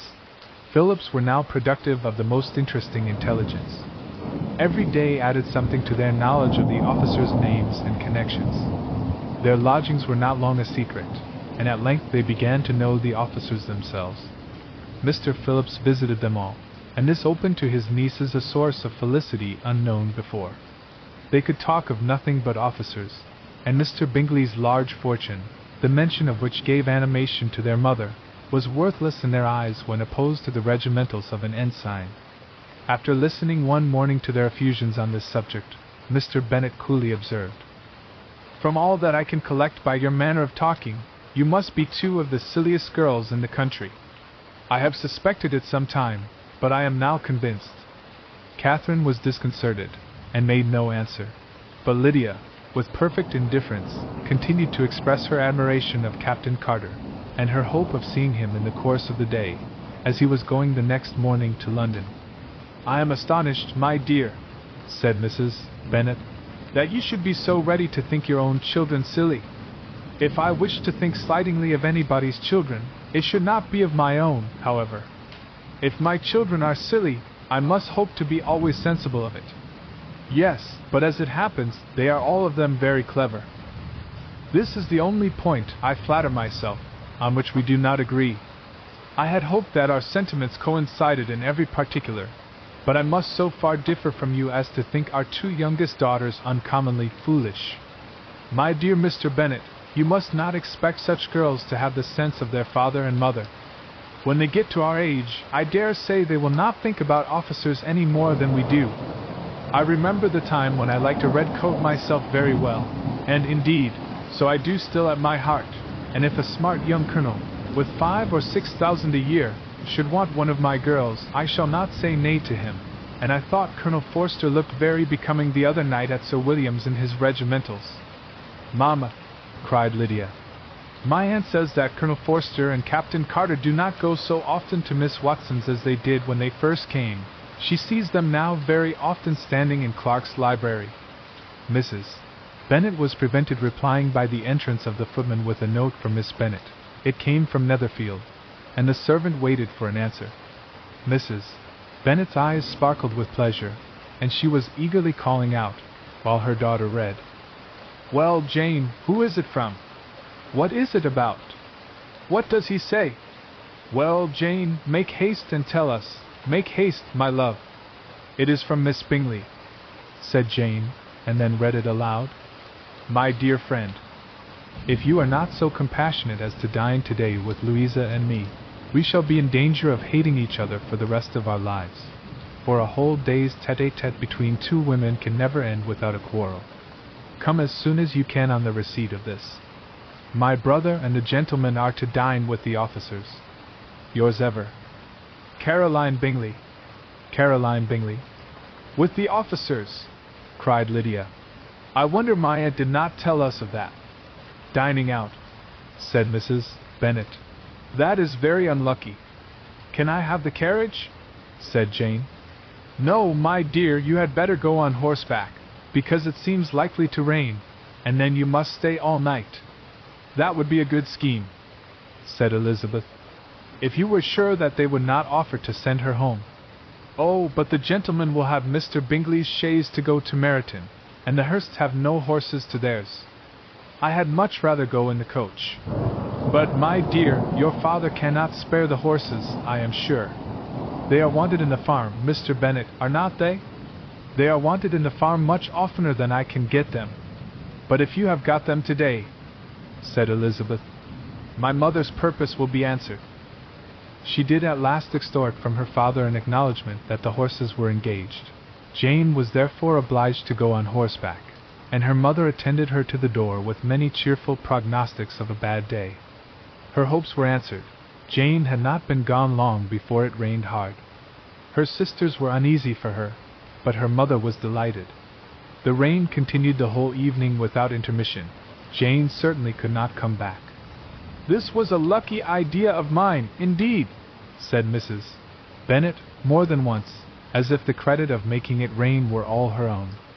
Till the next morning, however, she was not aware of all the felicity of her contrivance. Breakfast was scarcely over when a servant from Netherfield brought the following note for Elizabeth. My dearest Lizzie, I find myself very unwell this morning, which, I suppose, is to be imputed to my getting wet through yesterday. My kind friends will not hear of my returning home till I am better. They insist also on my seeing Mr. Jones, therefore do not be alarmed if you should hear of his having been to me, and excepting a sore throat and a headache, there is not much the matter with me. Yours, etc. Well, my dear, said Mr. Bennet, when Elizabeth had read the note aloud, if your daughter should have a dangerous fit of illness, if she should die, it would be a comfort to know that it was all in pursuit of Mr. Bingley, and under your orders. Oh, I am not at all afraid of her dying. People do not die of little trifling colds. She will be taken good care of. As long as she stays there, it is all very well.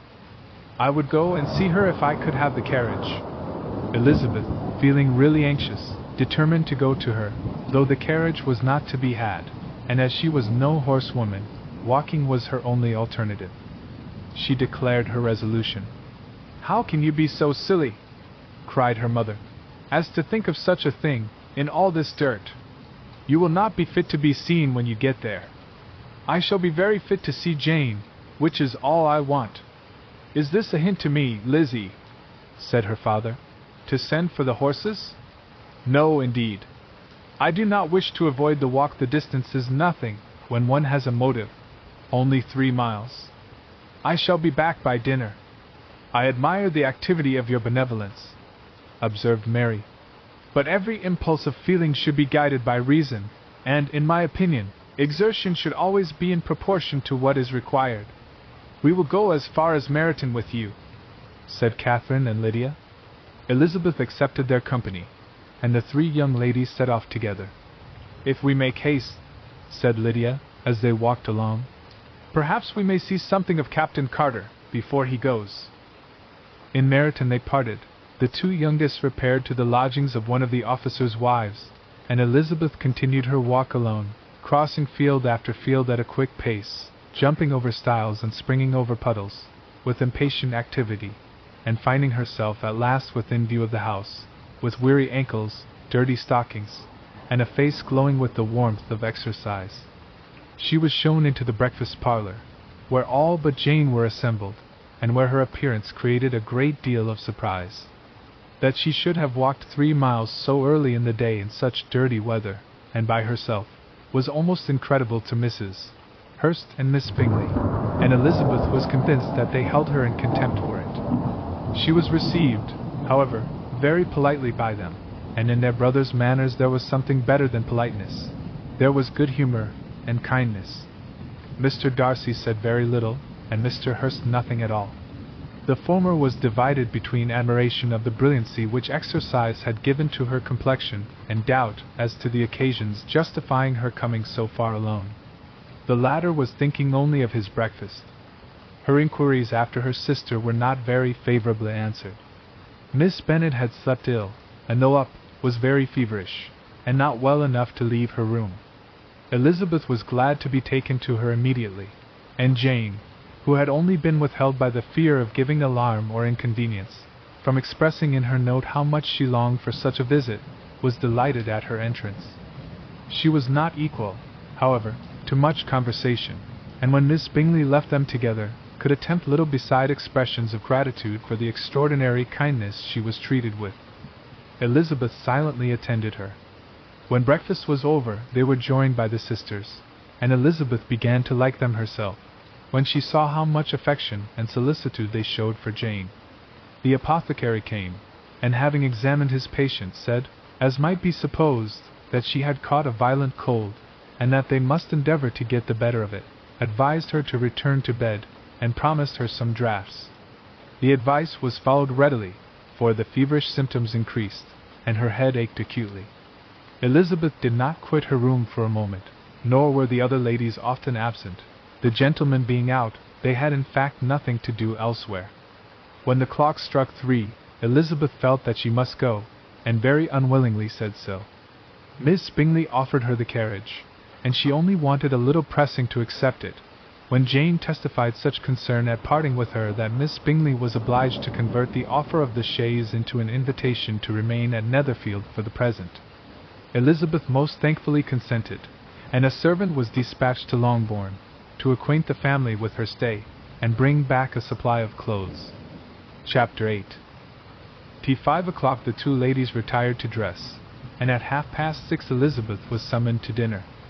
To the civil inquiries which then poured in, and amongst which she had the pleasure of distinguishing the much superior solicitude of Mr. Bingley, she could not make a very favourable answer. Jane was by no means better. The sisters, on hearing this, repeated 3 or 4 times how much they were grieved, how shocking it was to have a bad cold, and how excessively they disliked being ill themselves, and then thought no more of the matter, and their indifference towards Jane, when not immediately before them, restored Elizabeth to the enjoyment of all her original dislike. Their brother, indeed, was the only one of the party whom she could regard with any complacency. His anxiety for Jane was evident, and his attentions to herself most pleasing, and they prevented her feeling herself so much an intruder, as she believed she was considered by the others. She had very little notice from any but him. Miss Bingley was engrossed by Mr. Darcy, her sister scarcely less so, and as for Mr. Hurst, by whom Elizabeth sat, he was an indolent man, who lived only to eat, drink, and play at cards, who, when he found her prefer a plain dish to a ragout, had nothing to say to her. When dinner was over, she returned directly to Jane, and Miss Bingley began abusing her as soon as she was out of the room. Her manners were pronounced to be very bad indeed, a mixture of pride and impertinence. She had no conversation, no style, no taste, no beauty. Mrs. Hurst thought the same, and added, "She has nothing, in short, to recommend her, but being an excellent walker. I shall never forget her appearance this morning. She really looked almost wild." "She did indeed, Louisa. I could hardly keep my countenance. Very nonsensical to come at all. Why must she be scampering about the country, because her sister had a cold? Her hair so untidy, so blousy. Yes, and her petticoat. I hope you saw her petticoat, 6 inches deep in mud, I am absolutely certain, and the gown which had been let down to hide it not doing its office." "Your picture may be very exact, Louisa," said Bingley, "but this was all lost upon me. I thought Miss Elizabeth Bennet looked remarkably well when she came into the room this morning. Her dirty petticoat quite escaped my notice." "You observed it, Mr. Darcy, I am sure," said Miss Bingley. and I am inclined to think that you would not wish to see your sister make such an exhibition. Certainly not. To walk 3 miles, or 4 miles, or 5 miles, or whatever it is, above her ankles in dirt, and alone, quite alone. What could she mean by it? It seems to me to show an abominable sort of conceited independence, a most country town indifference to decorum. It shows an affection for her sister that is very pleasing, said Bingley. I am afraid, Mr. Darcy, observed Miss Bingley in a half-whisper, that this adventure has rather affected your admiration of her fine eyes. Not at all, he replied. They were brightened by the exercise. A short pause followed this speech, and Mrs. Hurst began again. I have an excessive regard for Jane Bennet. She is really a very sweet girl, and I wish with all my heart she were well settled. But with such a father and mother, and such low connections, I am afraid there is no chance of it. I think I have heard you say that their uncle is an attorney in Meryton? Yes, and they have another, who lives somewhere near Cheapside. That is capital, added her sister, and they both laughed heartily. If they had uncles enough to fill all Cheapside, cried Bingley, it would not make them one jot less agreeable. But it must very materially lessen their chance of marrying men of any consideration in the world, replied Darcy. To this speech Bingley made no answer, but his sisters gave it their hearty assent, and indulged their mirth for some time at the expense of their dear friend's vulgar relations. With a renewal of tenderness, however, they repaired to her room on leaving the dining parlour, and sat with her till summoned to coffee. She was still very poorly, and Elizabeth would not quit her at all, till late in the evening, when she had the comfort of seeing her asleep, and when it appeared to her rather right than pleasant that she should go downstairs herself. On entering the drawing-room, she found the whole party at loo, and was immediately invited to join them, but suspecting them to be playing high, she declined it, and making her sister the excuse, said she would amuse herself, for the short time she could stay below, with a book. Mr. Hurst looked at her with astonishment. Do you prefer reading to cards? Said he. That is rather singular. Miss Eliza Bennet, said Miss Bingley, despises cards. She is a great reader, and has no pleasure in anything else. I deserve neither such praise nor such censure, cried Elizabeth. I am not a great reader, and I have pleasure in many things. In nursing your sister I am sure you have pleasure, said Bingley, and I hope it will soon be increased by seeing her quite well. Elizabeth thanked him from her heart, and then walked towards a table where a few books were lying.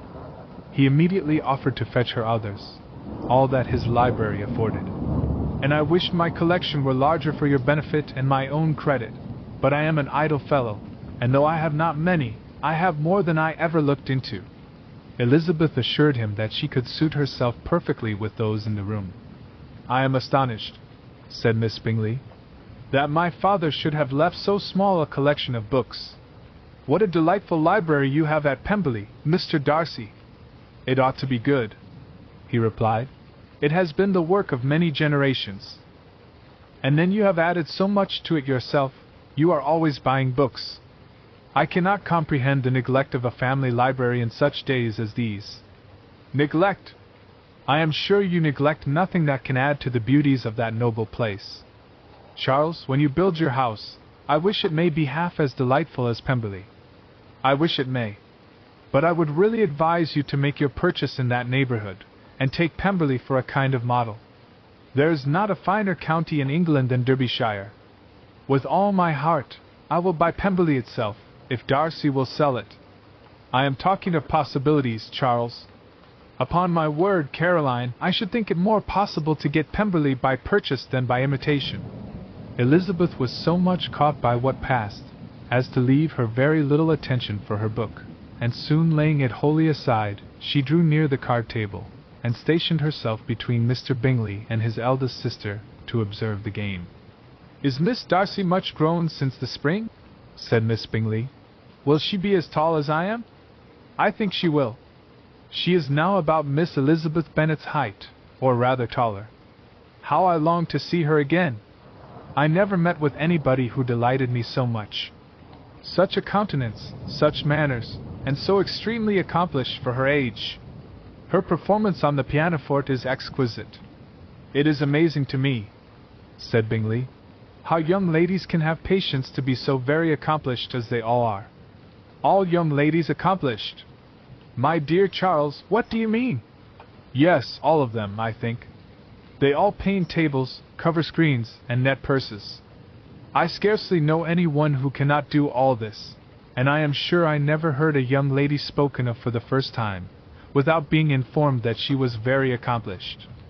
Your list of the common extent of accomplishments, said Darcy, has too much truth. The word is applied to many a woman who deserves it no otherwise than by netting a purse or covering a screen, but I am very far from agreeing with you in your estimation of ladies in general. I cannot boast of knowing more than half a dozen in the whole range of my acquaintance that are really accomplished. Nor I am sure, said Miss Bingley. Then, observed Elizabeth, you must comprehend a great deal in your idea of an accomplished woman. Yes, I do comprehend a great deal in it. Oh, certainly, cried his faithful assistant. No one can be really esteemed accomplished who does not greatly surpass what is usually met with. A woman must have a thorough knowledge of music, singing, drawing, dancing, and the modern languages, to deserve the word, and besides all this, she must possess a certain something in her air and manner of walking, the tone of her voice, her address and expressions, or the word will be but half deserved. All this she must possess, added Darcy, and to all she must yet add something more substantial in the improvement of her mind by extensive reading. I am no longer surprised at your knowing only 6 accomplished women. I rather wonder now at your knowing any. Are you so severe upon your own sex as to doubt the possibility of all this? I never saw such a woman. I never saw such capacity, and taste, and application, and elegance, as you describe united. Mrs. Hurst and Miss Bingley both cried out against the injustice of her implied doubt, and were both protesting that they knew many women who answered this description, when Mr. Hurst called them to order, with bitter complaints of their inattention to what was going forward. As all conversation was thereby at an end, Elizabeth soon afterwards left the room. Eliza Bennet, said Miss Bingley, when the door was closed on her, is one of those young ladies who seek to recommend themselves to the other sex by undervaluing their own, and with many men, I dare say, it succeeds, but, in my opinion, it is a paltry device, a very mean art. Undoubtedly, replied Darcy, to whom this remark was chiefly addressed. There is meanness in all the arts which ladies sometimes condescend to employ for captivation. Whatever bears affinity to cunning is despicable. Miss Bingley was not so entirely satisfied with this reply as to continue the subject. Elizabeth joined them again only to say that her sister was worse, and that she could not leave her. Bingley urged Mr. Jones's being sent for immediately, while his sisters, convinced that no country advice could be of any service, recommended an express to town for one of the most eminent physicians. This she would not hear of, but she was not so unwilling to comply with their brother's proposal, and it was settled that Mr. Jones should be sent for early in the morning, if Miss Bennet were not decidedly better. Bingley was quite uncomfortable. His sisters declared that they were miserable. They solaced their wretchedness, however, by duets after supper, while he could find no better relief to his feelings than by giving his housekeeper directions that every possible attention might be paid to the sick lady and her sister. Chapter 9. Elizabeth passed the chief of the night in her sister's room, and in the morning had the pleasure of being able to send a tolerable answer to the inquiries which she very early received from Mr. Bingley by a housemaid, and some time afterwards from the 2 elegant ladies who waited on his sisters. In spite of this amendment, however, she requested to have a note sent to Longbourn, desiring her mother to visit Jane, and form her own judgment of her situation. The note was immediately dispatched, and its contents as quickly complied with. Mrs. Bennet, accompanied by her 2 youngest girls, reached Netherfield soon after the family breakfast. Had she found Jane in any apparent danger, Mrs. Bennet would have been very miserable, but being satisfied on seeing her that her illness was not alarming, she had no wish of her recovering immediately, as her restoration to health would probably remove her from Netherfield. She would not listen, therefore, to her daughter's proposal of being carried home. Either did the apothecary. who arrived about the same time, think it at all advisable. After sitting a little while with Jane, on Miss Bingley's appearance and invitation, the mother and 3 daughters all attended her into the breakfast parlor. Bingley met them with hopes that Mrs. Bennet had not found Miss Bennet worse than she expected. "Indeed I have, sir," was her answer. "She is a great deal too ill to be moved. Mr. Jones says we must not think of moving her. We must trespass a little longer on your kindness." "Removed?" cried Bingley. "It must not be thought of. My sister, I am sure, will not hear of her removal." "You may depend upon it, madam," said Miss Bingley, with cold civility, "that Miss Bennet shall receive every possible attention while she remains with us." Mrs. Bennet was profuse in her acknowledgments. "I am sure," she added, "if it was not for such good friends, I do not know what would become of her, for she is very ill indeed, and suffers a vast deal, though with the greatest patience in the world, which is always the way with her, for she has, without exception, the sweetest temper I ever met with. I often tell my other girls they are nothing to her. You have a sweet room here, Mr. Bingley, and a charming prospect over that gravel walk. I do not know a place in the country that is equal to Netherfield. You will not think of quitting it in a hurry, I hope, though you have but a short lease." "Whatever I do is done in a hurry," replied he, "and therefore if I should resolve to quit Netherfield, I should probably be off in 5 minutes. At present, however, I consider myself as quite fixed here." "That is exactly what I should have supposed of you," said Elizabeth. "You begin to comprehend me, do you?" cried he, turning towards her. "Oh yes, I understand you perfectly. I wish I might take this for a compliment, but to be so easily seen through, I am afraid, is pitiful.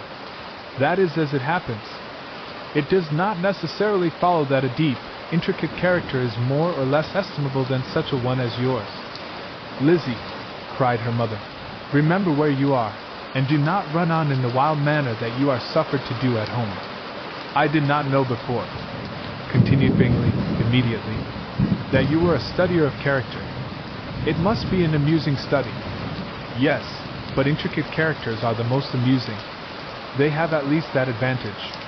"The country," said Darcy, "can in general supply but few subjects for such a study. In a country neighborhood you move in a very confined and unvarying society. But people themselves alter so much, that there is something new to be observed in them forever."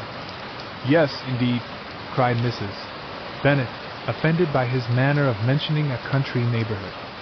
"I assure you there is quite as much of that going on in the country as in town." Everybody was surprised, and Darcy, after looking at her for a moment, turned silently away. Mrs. Bennet, who fancied she had gained a complete victory over him, continued her triumph. "I cannot see that London has any great advantage over the country, for my part, except the shops and public places. The country is a vast deal pleasanter, is not it, Mr. Bingley?" "When I am in the country," he replied, "I never wish to leave it, and when I am in town, it is pretty much the same. They have each their advantages, and I can be equally happy in either." "Aye, that is because you have the right disposition." But that gentleman, looking at Darcy, seemed to think the country was nothing at all. "Indeed, mamma, you are mistaken," said Elizabeth, blushing for her mother. "You quite mistook Mr. Darcy. He only meant that there was not such a variety of people to be met with in the country as in town, which you must acknowledge to be true." "Certainly, my dear, nobody said there were. But as to not meeting with many people in this neighborhood, I believe there are few neighborhoods larger. I know we dine with 24 families." Nothing but concern for Elizabeth could enable Bingley to keep his countenance. His sister was less delicate, and directed her eye towards Mr. Darcy with a very expressive smile. Elizabeth, for the sake of saying something that might turn her mother's thoughts, now asked her if Charlotte Lucas had been at Longbourn since her coming away. "Yes, she called yesterday with her father. What an agreeable man Sir William is, Mr. Bingley, is not he? So much the man of fashion. So genteel and so easy. He has always something to say to everybody. That is my idea of good breeding, and those persons who fancy themselves very important and never open their mouths quite mistake the matter. Did Charlotte dine with you? No, she would go home. I fancy she was wanted about the mince pies. For my part, Mr. Bingley, I always keep servants that can do their own work. My daughters are brought up differently. But everybody is to judge for themselves, and the Lucases are a very good sort of girls, I assure you. It is a pity they are not handsome. Not that I think Charlotte so very plain, but then she is our particular friend. She seems a very pleasant young woman, said Bingley. Oh dear, yes, but you must own she is very plain. Lady Lucas herself has often said so, and envied me Jane's beauty. I do not like to boast of my own child, but to be sure, Jane, one does not often see anybody better looking. It is what everybody says. I do not trust my own partiality. When she was only 15, there was a gentleman at my brother Gardiner's in town so much in love with her, that my sister-in-law was sure he would make her an offer before we came away. But however, he did not. Perhaps he thought her too young. However, he wrote some verses on her, and very pretty they were. And so ended his affection, said Elizabeth impatiently. There has been many a one, I fancy, overcome in the same way. I wonder who first discovered the efficacy of poetry in driving away love. I have been used to consider poetry as the food of love, said Darcy. Of a fine, stout, healthy love it may. Everything nourishes what is strong already. But if it be only a slight, thin sort of inclination, I am convinced that one good sonnet will starve it entirely away. Darcy only smiled, and the general pause which ensued made Elizabeth tremble lest her mother should be exposing herself again. She longed to speak, but could think of nothing to say, and after a short silence Mrs. Bennet began repeating her thanks to Mr. Bingley for his kindness to Jane, with an apology for troubling him also with Lizzie. Mr. Bingley was unaffectedly civil in his answer, and forced his younger sister to be civil also, and say what the occasion required. She performed her part, indeed, without much graciousness, but Mrs. Bennet was satisfied, and soon afterwards ordered her carriage.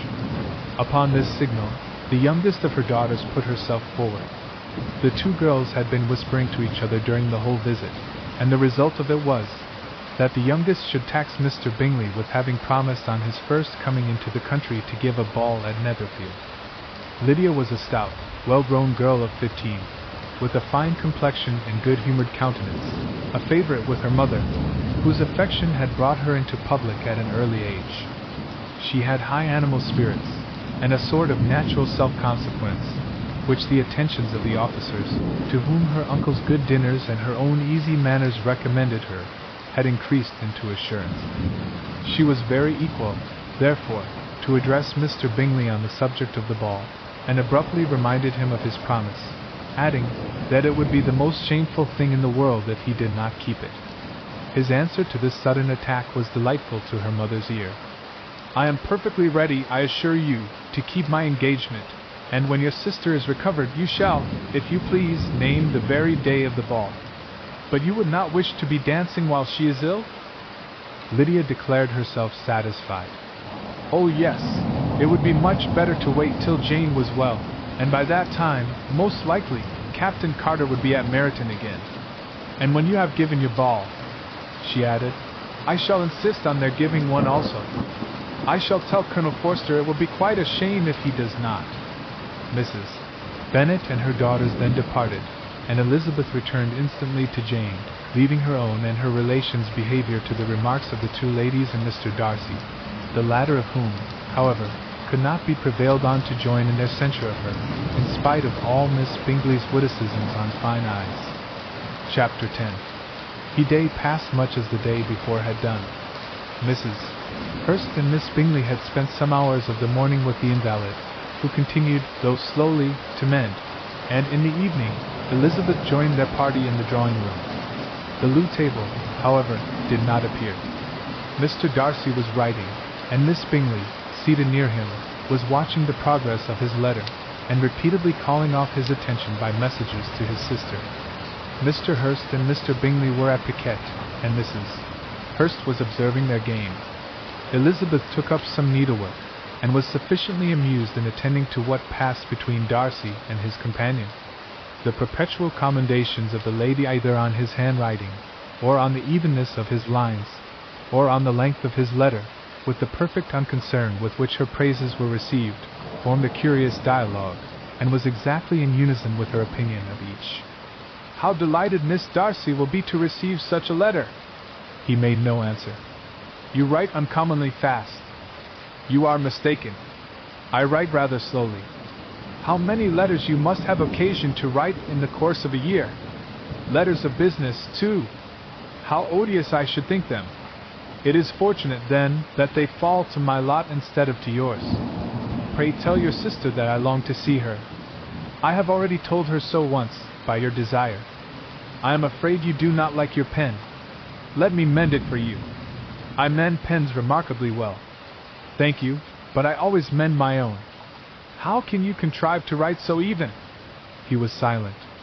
"Tell your sister I am delighted to hear of her improvement on the harp, and pray let her know that I am quite in raptures with her beautiful little design for a table, and I think it infinitely superior to Miss Grantley's. Will you give me leave to defer your raptures till I write again? At present I have not room to do them justice." "Oh, it is of no consequence. I shall see her in January. But do you always write such charming long letters to her, Mr. Darcy?" "They are generally long, but whether always charming, it is not for me to determine. It is a rule with me, that a person who can write a long letter with ease cannot write ill." "That will not do for a compliment to Darcy, Caroline," cried her brother, "because he does not write with ease. He studies too much for words of 4 syllables. Do not you, Darcy? My style of writing is very different from yours." "Oh," cried Miss Bingley, "Charles writes in the most careless way imaginable. He leaves out half his words, and blots the rest. My ideas flow so rapidly that I have not time to express them, by which means my letters sometimes convey no ideas at all to my correspondents." "Your humility, Mr. Bingley," said Elizabeth, "must disarm reproof." "Nothing is more deceitful," said Darcy, "than the appearance of humility. It is often only carelessness of opinion, and sometimes an indirect boast. And which of the two do you call my little recent piece of modesty?" "The indirect boast, for you are really proud of your defects in writing, because you consider them as proceeding from a rapidity of thought and carelessness of execution, which, if not estimable, you think at least highly interesting. The power of doing anything with quickness is always much prized by the possessor, and often without any attention to the imperfection of the performance. When you told Mrs. Bennet this morning that if you ever resolved on quitting Netherfield you should be gone in 5 minutes, you meant it to be a sort of panegyric, of compliment to yourself, and yet what is there so very laudable in a precipitance which must leave very necessary business undone, and can be of no real advantage to yourself or anyone else?" "Nay," cried Bingley, "this is too much, to remember at night all the foolish things that were said in the morning. And yet, upon my honor, I believed what I said of myself to be true, and I believe it at this moment. At least, therefore, I did not assume the character of needless precipitance merely to show off before the ladies.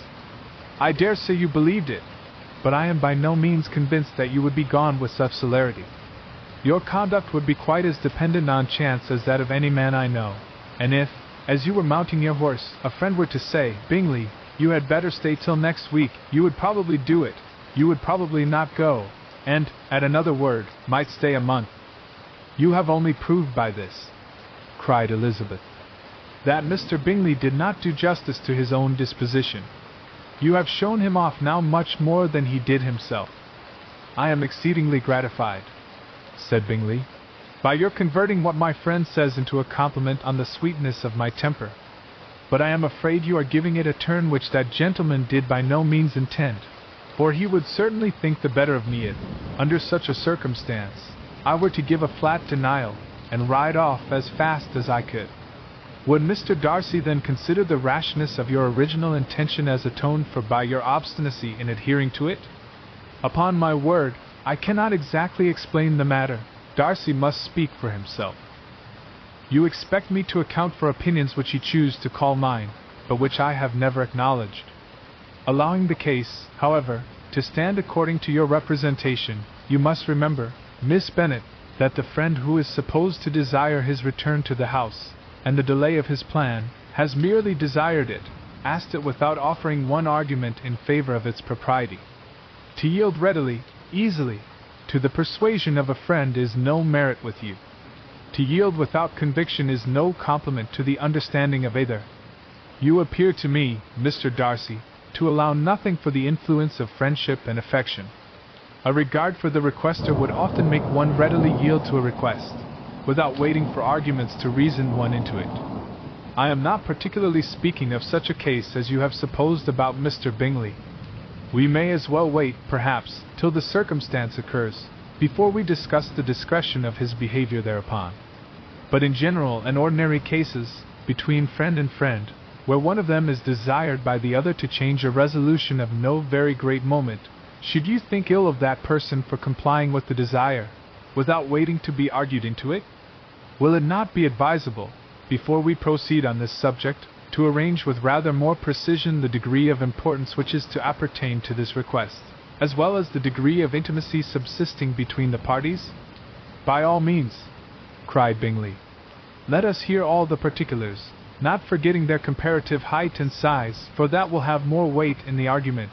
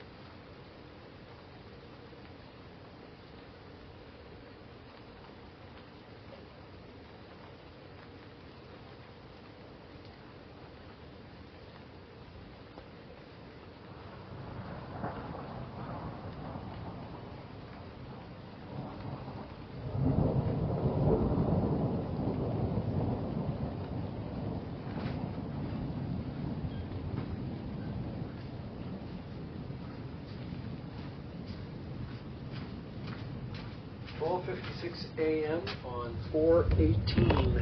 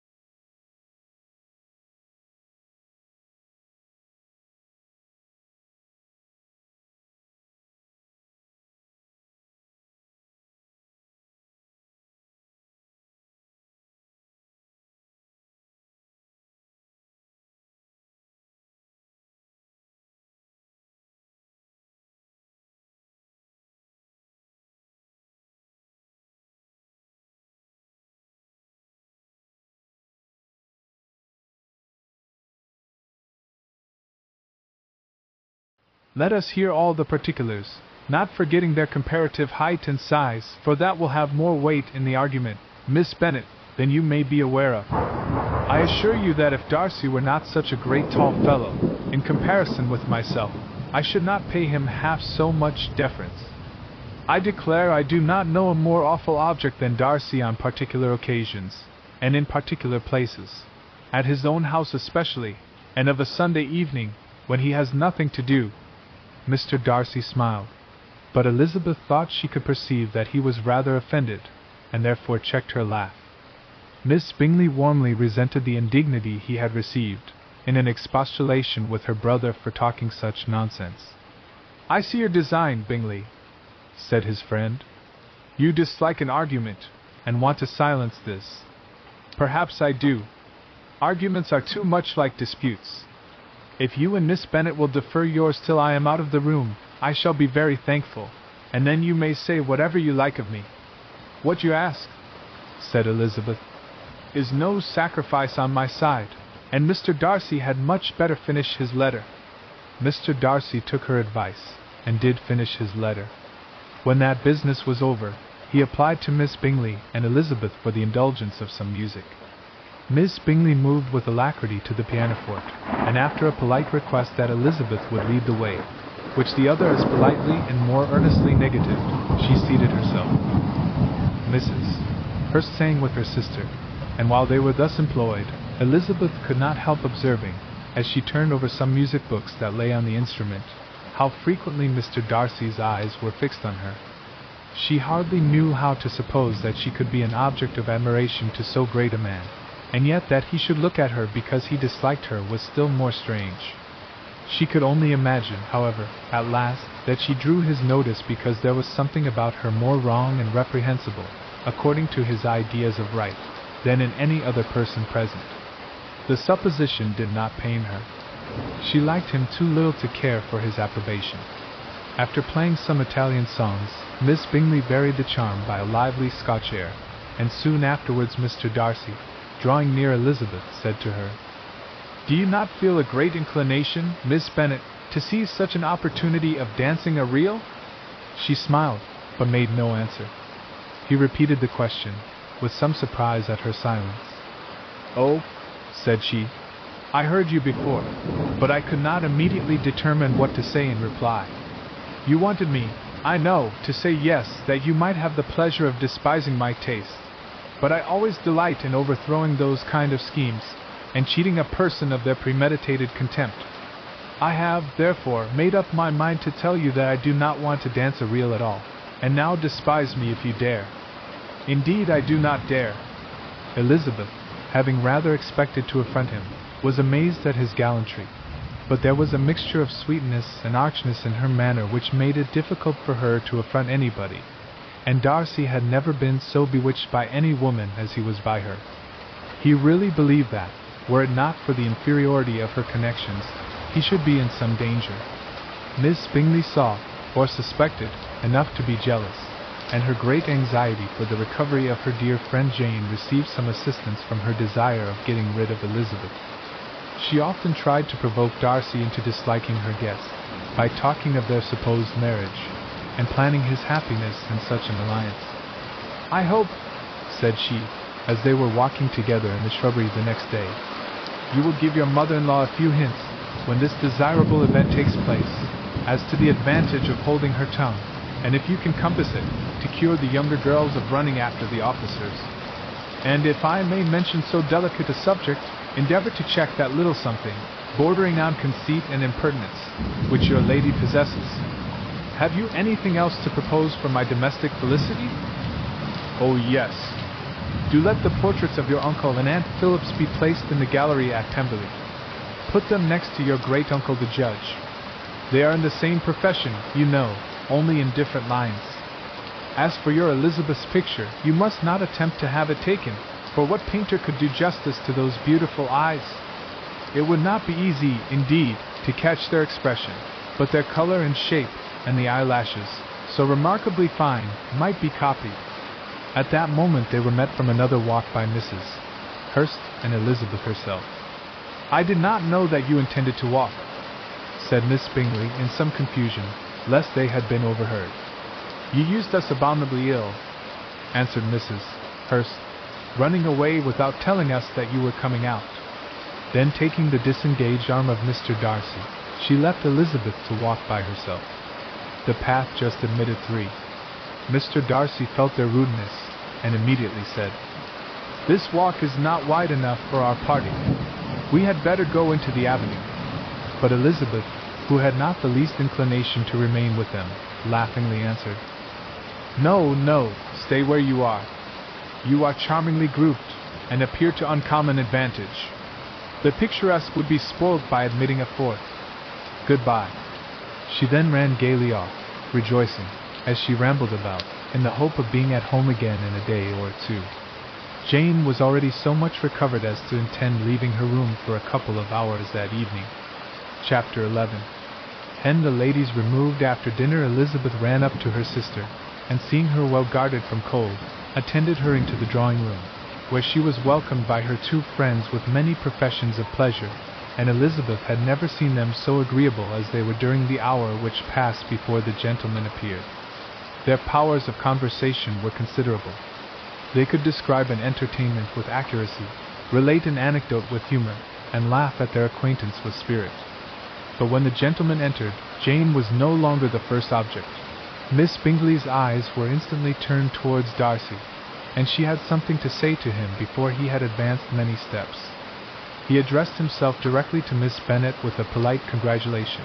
Mr. Hurst also made her a slight bow, and said he was very glad. But diffuseness and warmth remained for Bingley's salutation. He was full of joy and attention. The first half-hour was spent in piling up the fire, lest she should suffer from the change of room, and she removed, at his desire, to the other side of the fireplace, that she might be farther from the door. He then sat down by her, and talked scarcely to anyone else. Elizabeth, at work in the opposite corner, saw it all with great delight. When tea was over, Mr. Hurst reminded his sister-in-law of the card-table, but in vain. She had obtained private intelligence that Mr. Darcy did not wish for cards, and Mr. Hurst soon found even his open petition rejected. She assured him that no one intended to play, and the silence of the whole party on the subject seemed to justify her. Mr. Hurst had, therefore, nothing to do but to stretch himself on one of the sofas and go to sleep. Darcy took up a book. Miss Bingley did the same, and Mrs. Hurst, principally occupied in playing with her bracelets and rings, joined now and then in her brother's conversation with Miss Bennet. Miss Bingley's attention was quite as much engaged in watching Mr. Darcy's progress through his book as in reading her own, and she was perpetually either making some inquiry or looking at his page. She could not win him, however, to any conversation. He merely answered her question and read on. At length, quite exhausted by the attempt to be amused with her own book, which she had only chosen because it was the second volume of his, she gave a great yawn and said, "How pleasant it is to spend an evening in this way! I declare, after all, there is no enjoyment like reading. How much sooner one tires of anything than of a book! When I have a house of my own, I shall be miserable if I have not an excellent library." No one made any reply. She then yawned again, threw aside her book, and cast her eyes round the room in quest of some amusement, when, hearing her brother mentioning a ball to Miss Bennet, she turned suddenly towards him and said, "By the by, Charles, are you really serious in meditating a dance at Netherfield? I would advise you, before you determine on it, to consult the wishes of the present party. I am much mistaken if there are not some among you as to whom a ball would be rather a punishment than a pleasure." "If you mean Darcy," cried her brother, "he may go to bed, if he chooses, before it begins, but as for the ball, it is quite a settled thing, and as soon as Nichols has made white soup enough I shall send round my cards." "I should like balls infinitely better," she replied, "if they were carried on in a different manner, but there is something insufferably tedious in the usual process of such a meeting. It would surely be much more rational if conversation instead of dancing made the order of the day." "Much more rational, my dear Caroline, I dare say, but it would not be near so much like a ball." Miss Bingley made no answer, and soon afterwards got up and walked about the room. Her figure was elegant, and she walked well, but Darcy, at whom it was all aimed, was still inflexibly studious. In the desperation of her feelings, she resolved on one effort more, and turning to Elizabeth, said, "Miss Eliza Bennet, let me persuade you to follow my example, and take a turn about the room. I assure you it is very refreshing after sitting so long in one attitude." Elizabeth was surprised, but agreed to it immediately. Miss Bingley succeeded no less in the real object of her civility. Mr. Darcy looked up. He was as much awake to the novelty of attention in that quarter as Elizabeth herself could be, and unconsciously closed his book. He was directly invited to join their party, but he declined it, observing that he could imagine but two motives for their choosing to walk up and down the room together, with either of which motives his joining them would interfere. What could he mean? She was dying to know what could be his meaning, and asked Elizabeth whether she could at all understand him. "Not at all," was her answer, "but depend upon it, he means to be severe on us, and our surest way of disappointing him will be to ask nothing about it." Miss Bingley, however, was incapable of disappointing Mr. Darcy in anything, and persevered, therefore, in requiring an explanation of his two motives. "I have not the smallest objection to explaining them," said he, as soon as she allowed him to speak. "You either choose this method of passing the evening because you are in each other's confidence, and have secret affairs to discuss, or because you are conscious that your figures appear to the greatest advantage in walking. If the first, I should be completely in your way, and if the second, I can admire you much better as I sit by the fire." "Oh, shocking!" cried Miss Bingley. "I never heard anything so abominable. How shall we punish him for such a speech?" "Nothing so easy if you have but the inclination," said Elizabeth. "We can all plague and punish one another. Tease him, laugh at him. Intimate as you are, you must know how it is to be done. But upon my honor I do not. I do assure you that my intimacy has not yet taught me that. Tease calmness of temper and presence of mind. No, no, I feel he may defy us there. And as to laughter, we will not expose ourselves, if you please, by attempting to laugh without a subject. Mr. Darcy may hug himself." "Mr. Darcy is not to be laughed at," cried Elizabeth. "That is an uncommon advantage, and uncommon I hope it will continue, for it would be a great loss to me to have many such acquaintance. I dearly love a laugh. Miss Bingley," said he, "has given me credit for more than can be. The wisest and best of men, nay, the wisest and best of their actions, may be rendered ridiculous by a person whose first object in life is a joke." "Certainly," replied Elizabeth. "There are such people, but I hope I am not one of them. I hope I never ridicule what is wise or good. Follies and nonsense, whims and inconsistencies, do divert me, I own, and I laugh at them whenever I can. But these, I suppose, are precisely what you are without. Perhaps that is not possible for anyone, but it has been the study of my life to avoid those weaknesses which often expose a strong understanding to ridicule, such as vanity and pride." "Yes, vanity is a weakness indeed. But pride, where there is a real superiority of mind, pride will be always under good regulation." Elizabeth turned away to hide a smile. "Your examination of Mr. Darcy is over, I presume," said Miss Bingley. "And pray what is the result?" "I am perfectly convinced by it that Mr. Darcy has no defect. He owns it himself without disguise." "No," said Darcy, "I have made no such pretension. I have faults enough, but they are not, I hope, of understanding. My temper I dare not vouch for. It is, I believe, too little yielding, certainly too little for the convenience of the world. I cannot forget the follies and vices of others so soon as I ought, nor their offenses against myself. My feelings are not puffed about with every attempt to move them. My temper would perhaps be called resentful. My good opinion once lost is lost forever." "That is a failing, indeed," cried Elizabeth. "Implacable resentment is a shade in a character. But you have chosen your fault well. I really cannot laugh at it. You are safe from me. There is, I believe, in every disposition a tendency to some particular evil, a natural defect, which not even the best education can overcome. And your defect is a propensity to hate everybody. And yours," he replied, with a smile, "is willfully to misunderstand them. Do let us have a little music," cried Miss Bingley, tired of a conversation in which she had no share. "Louisa, you will not mind my waking Mr. Hurst?"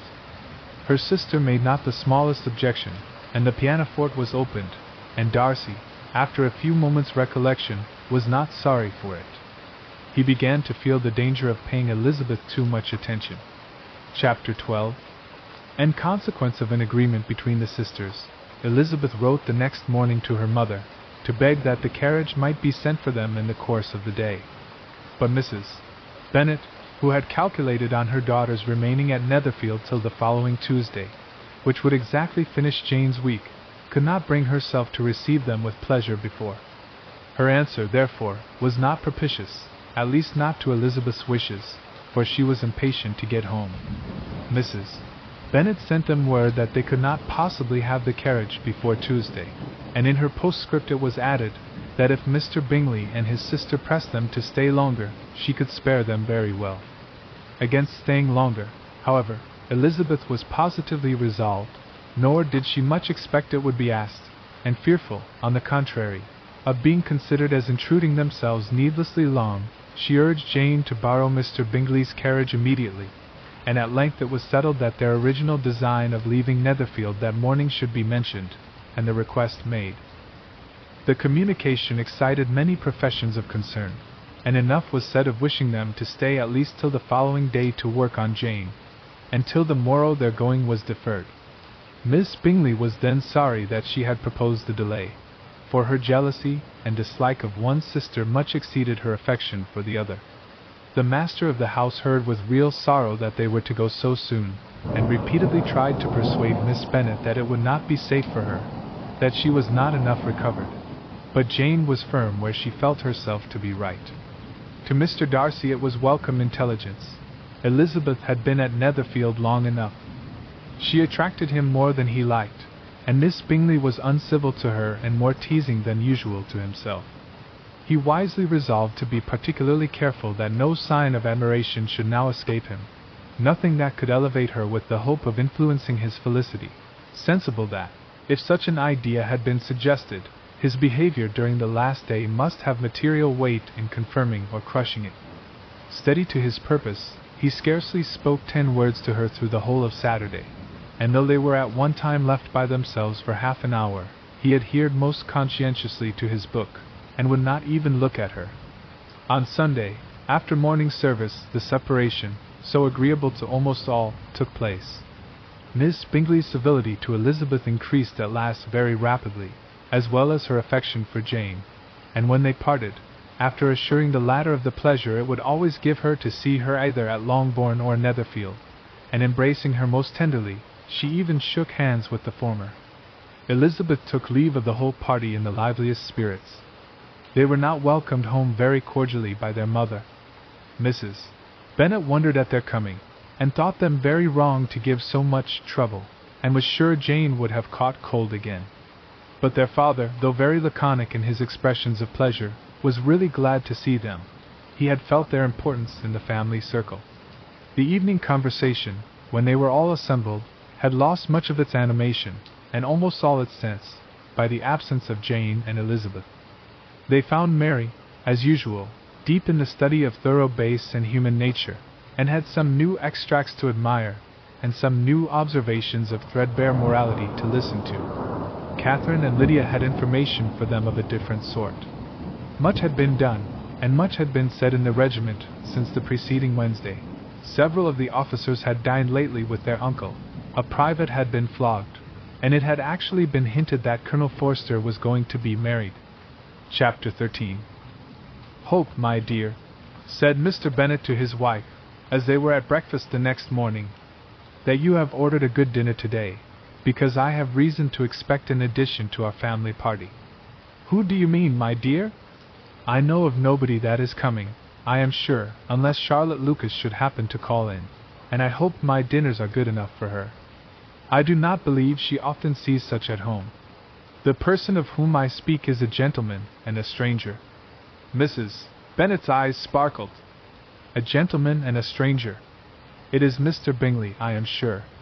Why, Jane, you never dropped a word of this, you sly thing. Well, I am sure I shall be extremely glad to see Mr. Bingley. But, good Lord, how unlucky!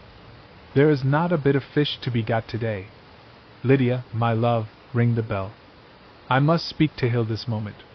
"It is not Mr. Bingley," said her husband. "It is a person whom I never saw in the whole course of my life." This roused a general astonishment, and he had the pleasure of being eagerly questioned by his wife and 5 daughters at once. After amusing himself some time with their curiosity, he thus explained: "About a month ago I received this letter, and about a fortnight ago I answered it, for I thought it a case of some delicacy, and requiring early attention. It is from my cousin, Mr. Collins, who, when I am dead, may turn you all out of this house as soon as he pleases." "Oh, my dear," cried his wife, "I cannot bear to hear that mentioned. Pray do not talk of that odious man. I do think it is the hardest thing in the world, that your estate should be entailed away from your own children, and I am sure, if I had been you, I should have tried long ago to do something or other about it." Jane and Elizabeth attempted to explain to her the nature of an entail. They had often attempted it before, but it was a subject on which Mrs. Bennet was beyond the reach of reason, and she continued to rail bitterly against the cruelty of settling an estate away from a family of 5 daughters, in favor of a man whom nobody cared anything about. "It certainly is a most iniquitous affair," said Mr. Bennet, "and nothing can clear Mr. Collins from the guilt of inheriting Longbourn. But if you will listen to his letter you may, perhaps, be a little softened by his manner of expressing himself. No, that I am sure I shall not, and I think it was very impertinent of him to write to you at all, and very hypocritical. I hate such false friends. Why could not he keep on quarreling with you, as his father did before him? Why, indeed, he does seem to have had some filial scruples on that head, as you will hear. Hunsford, near Westerham, Kent, October 15.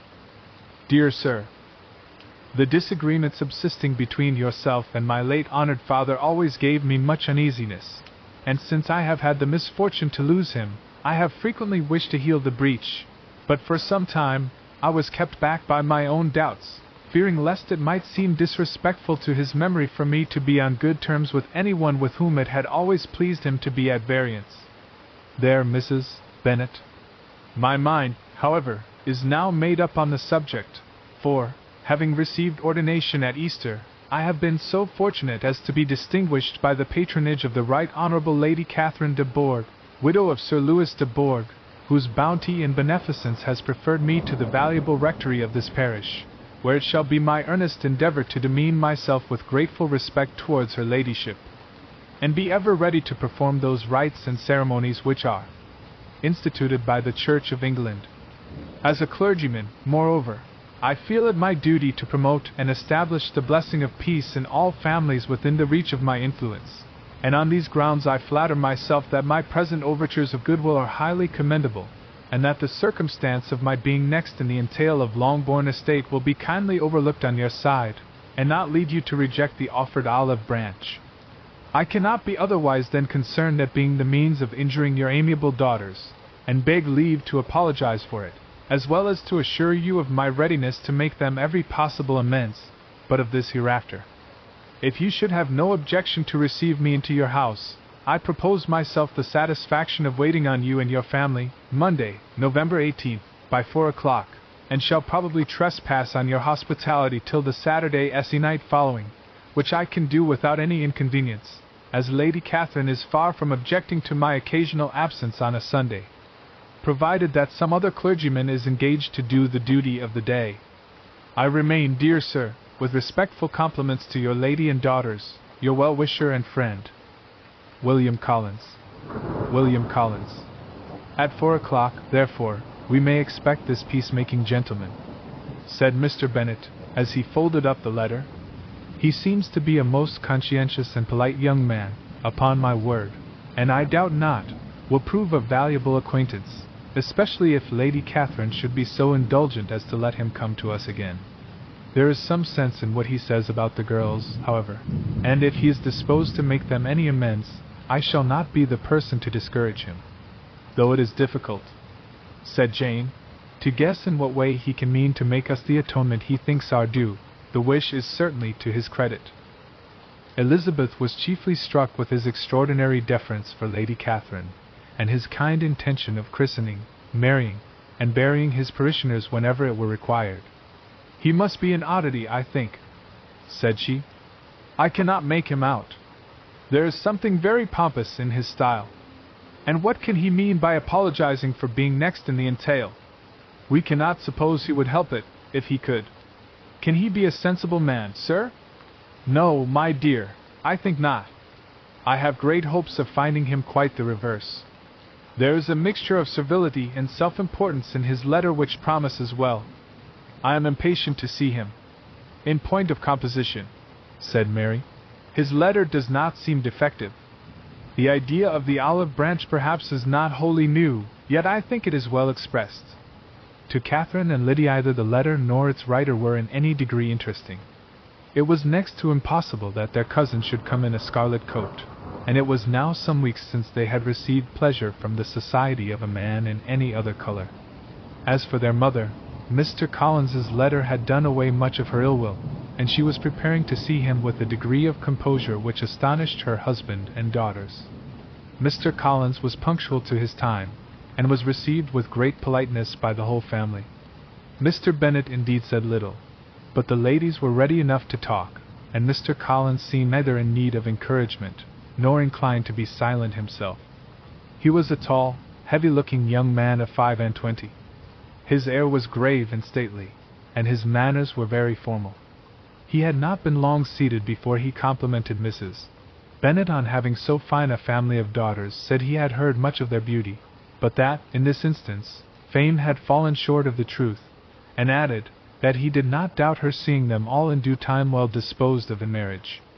This gallantry was not much to the taste of some of his hearers, but Mrs.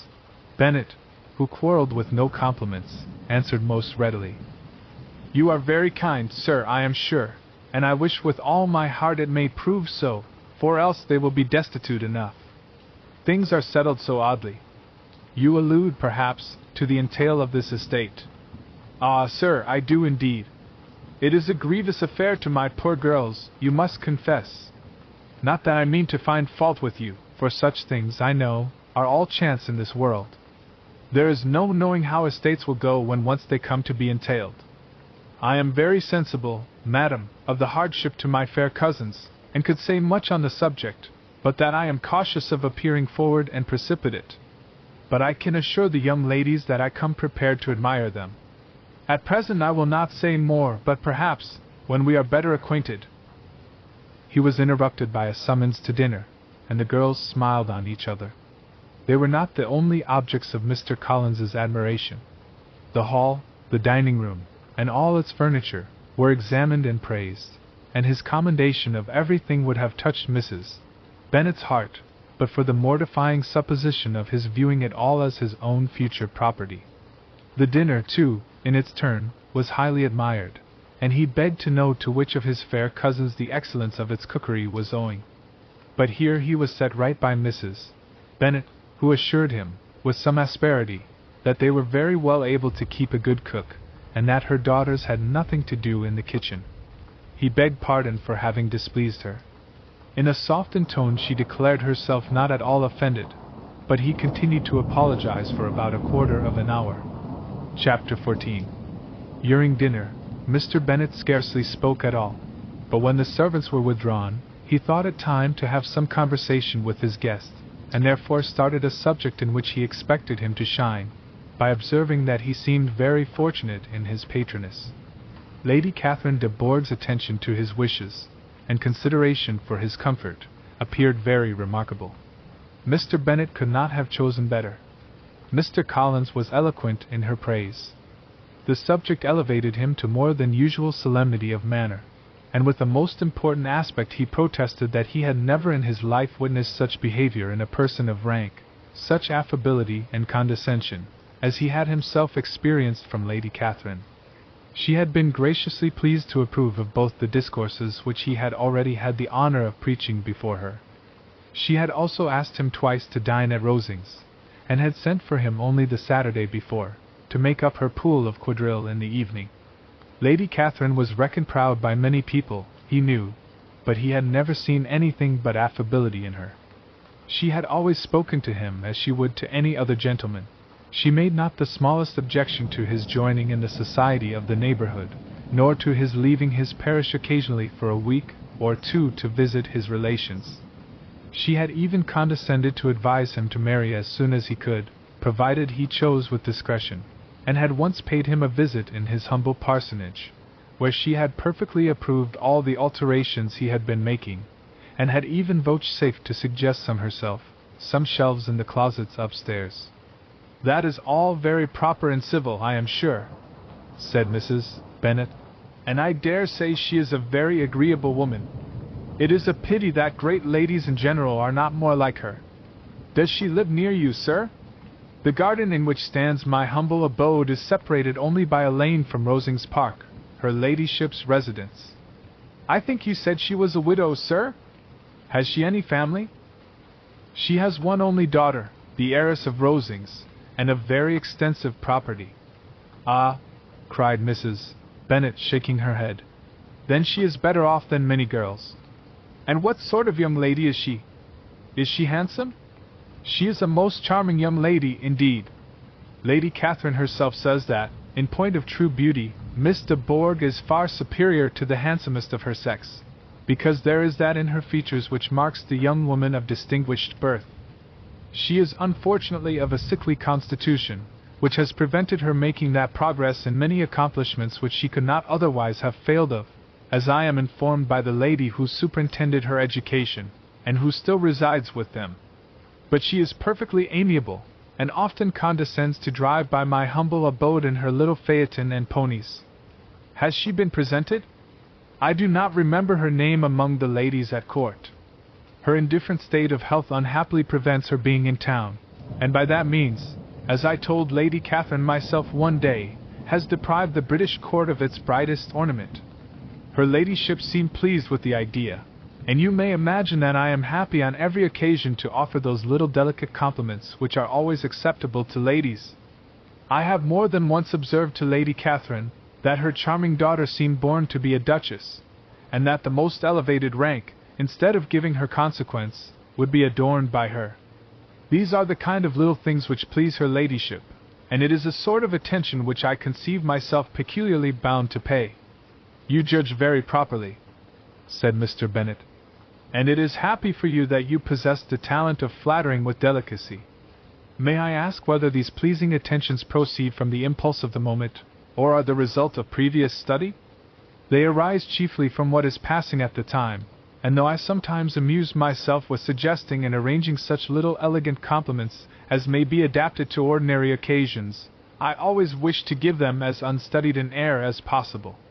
Mr. Bennet's expectations were fully answered. His cousin was as absurd as he had hoped, and he listened to him with the keenest enjoyment, maintaining at the same time the most resolute composure of countenance, and excepting an occasional glance at Elizabeth, requiring no partner in his pleasure. By tea-time, however, the dose had been enough, and Mr. Bennet was glad to take his guest into the drawing-room again, and when tea was over, glad to invite him to read aloud to the ladies. Mr. Collins readily assented, and a book was produced. But on beholding it, for everything announced it to be from a circulating library, he started back, and begging pardon, protested that he never read novels. Kitty stared at him, and Lydia exclaimed. Other books were produced, and after some deliberation he chose Fordyce's Sermons. Lydia gaped as he opened the volume, and before he had, with very monotonous solemnity, read 3 pages, she interrupted him with, "Do you know, Mamma, that my Uncle Phillips talks of turning away Richard? And if he does, Colonel Forster will hire him. My aunt told me so herself on Saturday. I shall walk to Meryton tomorrow to hear more about it, and to ask when Mr. Denny comes back from town."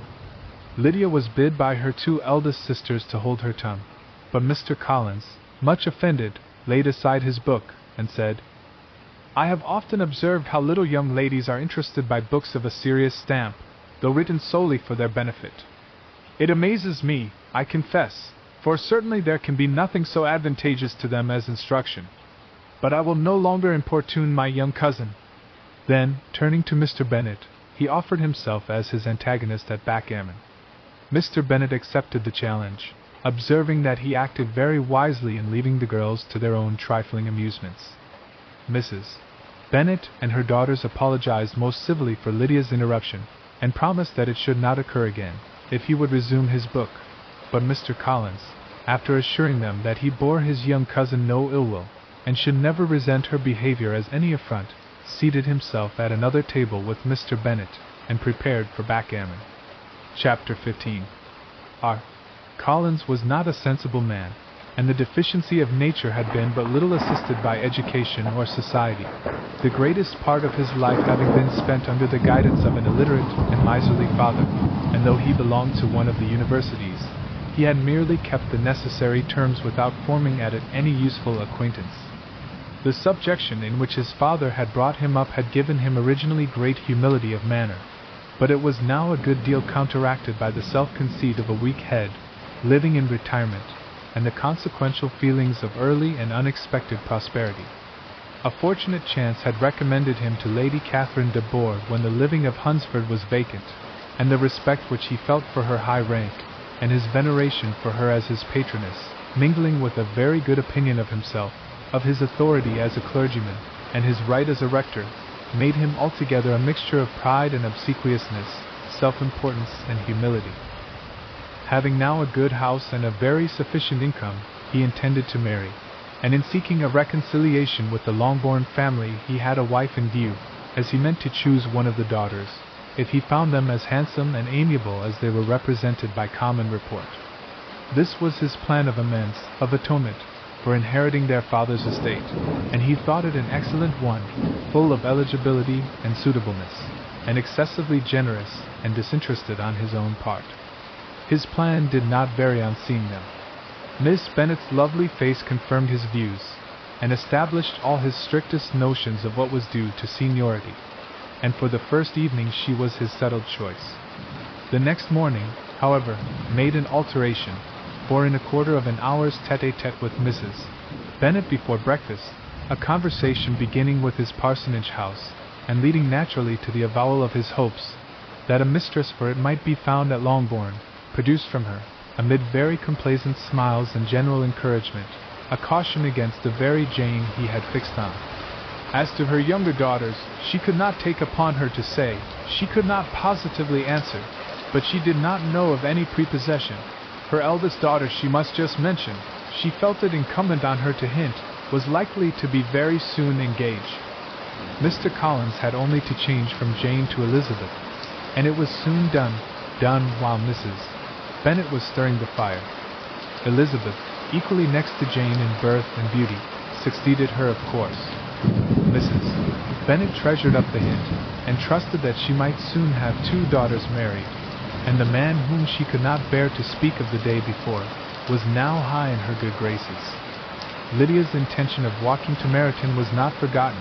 Every sister except Mary agreed to go with her, and Mr. Collins was to attend them, at the request of Mr. Bennet, who was most anxious to get rid of him, and have his library to himself, for thither Mr. Collins had followed him after breakfast, and there he would continue, nominally engaged with one of the largest folios in the collection, but really talking to Mr. Bennet, with little cessation, of his house and garden at Hunsford.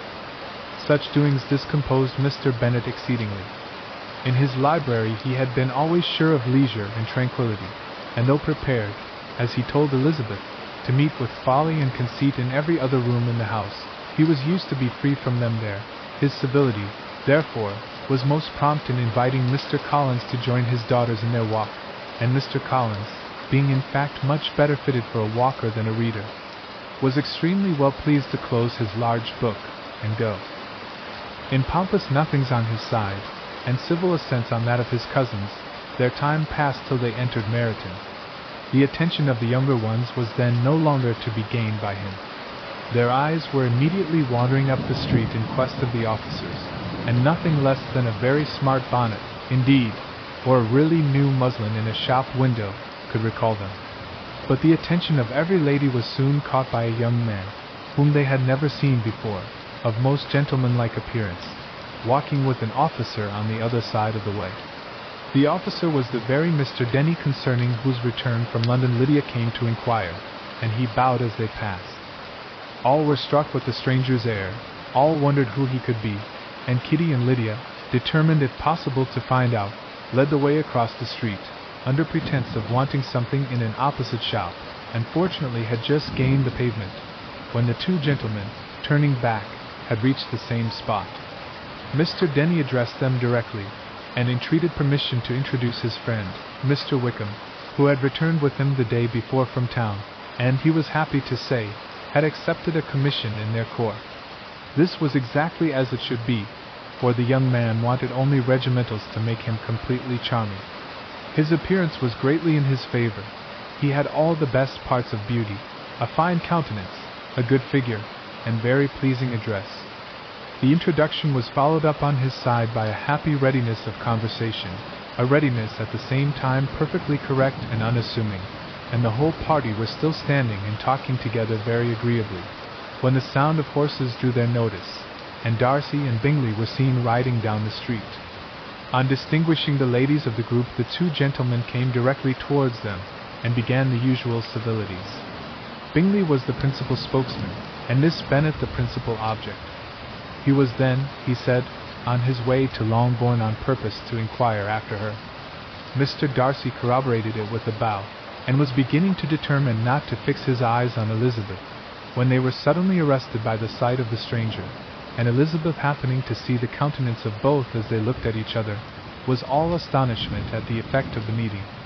Both changed color, one looked white, the other red. Mr. Wickham, after a few moments, touched his hat, a salutation which Mr. Darcy just deigned to return. What could be the meaning of it? It was impossible to imagine. It was impossible not to long to know. In another minute Mr. Bingley, but without seeming to have noticed what passed, took leave and rode on with his friend. Mr. Denny and Mr. Wickham walked with the young ladies to the door of Mr. Phillips's house, and then made their bows, in spite of Miss Lydia's pressing entreaties that they would come in, and even in spite of Mrs. Phillips's throwing up the parlor window, and loudly seconding the invitation. Mrs. Phillips was always glad to see her nieces, and the two eldest, from their recent absence, were particularly welcome, and she was eagerly expressing her surprise at their sudden return home, which, as their own carriage had not fetched them, she should have known nothing about, if she had not happened to see Mr. Jones's shop boy in the street, who had told her that they were not to send any more drafts to Netherfield, because the Miss Bennets would come away, when her civility was claimed. Towards Mr. Collins, by Jane's introduction of him, she received him with her very best politeness, which he returned with as much more, apologizing for his intrusion, without any previous acquaintance with her, which he could not help flattering himself, however, might be justified by his relationship to the young ladies who introduced him to her notice. Mrs. Phillips was quite awed by such an excess of good breeding, but her contemplation of one stranger was soon put an end to by exclamations and inquiries about the other, of whom, however, she could only tell her nieces what they already knew, that Mr. Denny had brought him from London, and that he was to have a lieutenant's commission in its shire. She had been watching him the last hour, she said, as he walked up and down the street, and had Mr. Wickham appeared, Kitty and Lydia would certainly have continued the occupation, but unluckily no one passed the windows now except a few of the officers, who, in comparison with the stranger, were become stupid, disagreeable fellows. Some of them were to dine with the Phillipses the next day, and their aunt promised to make her husband call on Mr. Wickham, and give him an invitation also, if the family from Longbourn would come in the evening. This was agreed to, and Mrs. Phillips protested that they would have a nice comfortable noisy game of lottery tickets, and a little bit of hot supper afterwards. The prospect of such delights was very cheering, and they parted in mutual good spirits. Mr. Collins repeated his apologies in quitting the room, and was assured, with unwearying civility, that they were perfectly needless. As they walked home, Elizabeth related to Jane what she had seen pass between the two gentlemen, but though Jane would have defended either or both, had they appeared to be wrong, she could no more explain such behavior than her sister. Mr. Collins on his return highly gratified Mrs. Bennet by admiring Mrs. Phillips's manners and politeness. He protested that, except Lady Catherine and her daughter, he had never seen a more elegant woman, for she had not only received him with the utmost civility, but had even pointedly included him in her invitation for the next evening, although utterly unknown to her before. Something, he supposed, might be attributed to his connection with them, but yet he had never met with so much attention in the whole course of his life. Chapter 16. As no objection was made to the young people's engagement with their aunt, and all Mr. Collins's scruples of leaving Mr. and Mrs. Bennet for a single evening during his visit were most steadily resisted, the coach conveyed him and his 5 cousins at a suitable hour to Meryton, and the girls had the pleasure of hearing, as they entered the drawing-room, that Mr. Wickham had accepted their uncle's invitation, and was then in the house. When this information was given, and they had all taken their seats, Mr. Collins was at leisure to look around him and admire, and he was so much struck with the size and furniture of the apartment, that he declared he might almost have supposed himself in the small summer breakfast parlor at Rosings, a comparison that did not at first convey much gratification, but when Mrs. Phillips understood from him what Rosings was, and who was its proprietor, when she had listened to the description of only one of Lady Catherine's drawing-rooms, and found that the chimney-piece alone had cost £800, she felt all the force of the compliment, and would hardly have resented a comparison with the housekeeper's room. in describing to her all the grandeur of Lady Catherine and her mansion, with occasional digressions in praise of his own humble abode, and the improvements it was receiving. He was happily employed until the gentlemen joined them, and he found in Mrs. Phillips a very attentive listener, whose opinion of his consequence increased with what she heard, and who was resolving to retail it all among her neighbors as soon as she could. To the girls, who could not listen to their cousin, and who had nothing to do but to wish for an instrument, and examine their own indifferent imitations of china on the mantelpiece, the interval of waiting appeared very long. It was over at last, however. The gentleman did approach, and when Mr. Wickham walked into the room, Elizabeth felt that she had neither been seeing him before, nor thinking of him since, with the smallest degree of unreasonable admiration. The officers of the shire were in general a very creditable, gentlemanlike set, and the best of them were of the present party. But Mr. Wickham was as far beyond them all in person, countenance, air, and walk, as they were superior to the broad-faced stuffy Uncle Phillips, breathing port wine, who followed them into the room. Mr. Wickham was the happy man towards whom almost every female eye was turned, and Elizabeth was the happy woman by whom he finally seated himself, and the agreeable manner in which he immediately fell into conversation, though it was only on its being a wet night, and on the probability of a rainy season, made her feel that the commonest, dullest, most threadbare topic might be rendered interesting by the skill of the speaker. With such rivals for the notice of the fair as Mr. Wickham and the officers, Mr. Collins seemed to sink into insignificance. To the young ladies he certainly was nothing, but he had still at intervals a kind listener in Mrs. Phillips, and was, by her watchfulness, most abundantly supplied with coffee and muffin. When the card tables were placed, he had an opportunity of obliging her, in return, by sitting down to whist. "I know little of the game at present," said he, "but I shall be glad to improve myself, for in my situation of life—" Mrs. Phillips was very thankful for his compliance, but could not wait for his reason. Mr. Wickham did not play at whist, and with ready delight was he received at the other table between Elizabeth and Lydia. At first there seemed danger of Lydia's engrossing him entirely, for she was a most determined talker, but being likewise extremely fond of lottery tickets, she soon grew too much interested in the game, too eager in making bets and exclaiming after prizes, to have attention for anyone in particular. Allowing for the common demands of the game, Mr. Wickham was therefore at leisure to talk to Elizabeth, and she was very willing to hear him, though what she chiefly wished to hear she could not hope to be told, the history of his acquaintance with Mr. Darcy. She dared not even mention that gentleman. Her curiosity, however, was unexpectedly relieved. Mr. Wickham began the subject himself. He inquired how far Netherfield was from Meryton, and, after receiving her answer, asked in a hesitating manner how long Mr. Darcy had been staying there. "About a month," said Elizabeth, and then, unwilling to let the subject drop, added, "He is a man of very large property in Derbyshire, I understand." "Yes," replied Wickham. "His estate there is a noble one. A clear 10,000 per annum. You could not have met with a person more capable of giving you certain information on that head than myself, for I have been connected with his family, in a particular manner, from my infancy." Elizabeth could not but look surprised. "You may well be surprised, Miss Bennet, at such an assertion, after seeing, as you probably might, the very cold manner of our meeting yesterday. Are you much acquainted with Mr. Darcy?" "As much as I ever wished to be," cried Elizabeth, warmly. "I have spent 4 days in the same house with him, and I think him very disagreeable." "I have no right to give my opinion," said Wickham, "as to his being agreeable or otherwise. I am not qualified to form one. I have known him too long and too well to be a fair judge. It is impossible for me to be impartial. But I believe your opinion of him would in general astonish, and perhaps you would not express it quite so strongly anywhere else. Here you are in your own family.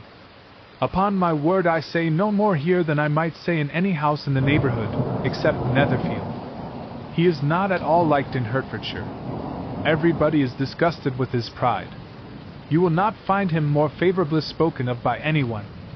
I cannot pretend to be sorry," said Wickham, after a short interruption, that he or that any man should not be estimated beyond their deserts. But with him I believe it does not often happen. The world is blinded by his fortune and consequence, or frightened by his high and imposing manners, and sees him only as he chooses to be seen. I should take him, even on my slight acquaintance, to be an ill-tempered man." Wickham only shook his head. "I wonder," said he, at the next opportunity of speaking, "whether he is likely to be in this country much longer. I do not at all know, but I heard nothing of his going away when I was at Netherfield. I hope your plans in favor of the Shire will not be affected by his being in the neighborhood." "Oh no, it is not for me to be driven away by Mr. Darcy. If he wishes to avoid seeing me, he must go. We are not on friendly terms, and it always gives me pain to meet him, but I have no reason for avoiding him but what I might proclaim to all the world, a sense of very great ill-usage, and most painful regrets at his being what he is. His father, Miss Bennet, the late Mr. Darcy, was one of the best men that ever breathed, and the truest friend I ever had, and I can never be in company with this Mr. Darcy without being grieved to the soul by 1,000 tender recollections. His behavior to myself has been scandalous, but I verily believe I could forgive him anything and everything, rather than his disappointing the hopes and disgracing the memory of his father." Elizabeth found the interest of the subject increase, and listened with all her heart, but the delicacy of it prevented further inquiry. Mr. Wickham began to speak on more general topics, Meryton, the neighborhood, the society, appearing highly pleased with all that he had yet seen, and speaking of the latter, especially, with gentle but very intelligible gallantry. "It was the prospect of constant society, and good society," he added, "which was my chief inducement to enter the Shire. I know it to be a most respectable, agreeable corps, and my friend Denny tempted me further by his account of their present quarters, and the very great attentions and excellent acquaintance Meryton had procured them. Society, I own, is necessary to me. I have been a disappointed man, and my spirits will not bear solitude. I must have employment and society. A military life is not what I was intended for, but circumstances have now made it eligible. The church ought to have been my profession. I was brought up for the church, and I should at this time have been in possession of a most valuable living, had it pleased the gentleman we were speaking of just now." "Indeed?" "Yes, the late Mr. Darcy bequeathed me the next presentation of the best living in his gift. He was my godfather, and excessively attached to me. I cannot do justice to his kindness. He meant to provide for me amply, and thought he had done it, but when the living fell, it was given elsewhere." "Good heavens!" cried Elizabeth. "But how could that be? How could his will be disregarded? Why did not you seek legal redress?" "There was just such an informality in the terms of the bequest as to give me no hope from law. A man of honor could not have doubted the intention, but Mr. Darcy chose to doubt it, or to treat it as a merely conditional recommendation, and to assert that I had forfeited all claim to it by extravagance, imprudence, in short, anything or nothing. Certain it is that the living became vacant 2 years ago, exactly as I was of an age to hold it, and that it was given to another man, and no less certain is it, that I cannot accuse myself of having really done anything to deserve to lose it. I have a warm, unguarded temper, and I may perhaps have sometimes spoken my opinion of him, and to him, too freely. I can recall nothing worse. But the fact is, that we are very different sort of men, and that he hates me. This is quite shocking. He deserves to be publicly disgraced. Some time or other he will be, but it shall not be by me. Till I can forget his father, I can never defy or expose him." Elizabeth honored him for such feelings, and thought him handsomer than ever as he expressed them. "But what," said she, after a pause, "can have been his motive? What can have induced him to behave so cruelly? A thorough, determined dislike of me, a dislike which I cannot but attribute in some measure to jealousy. Had the late Mr. Darcy liked me less, his son might have borne with me better, but his father's uncommon attachment to me irritated him, I believe, very early in life. He had not a temper to bear the sort of competition in which we stood, the sort of preference which was often given me. I had not thought Mr. Darcy so bad as this, though I have never liked him, I had not thought so very ill of him. I had supposed him to be despising his fellow creatures in general, but did not suspect him of descending to such malicious revenge, such injustice, such inhumanity as this. After a few minutes' reflection, however, she continued, I do remember his boasting one day, at Netherfield, of the implacability of his resentments, of his having an unforgiving temper. His disposition must be dreadful. I will not trust myself on the subject, replied Wickham. I can hardly be just to him. Elizabeth was again deep in thought, and after a time exclaimed, To treat in such a manner the godson, the friend, the favorite of his father!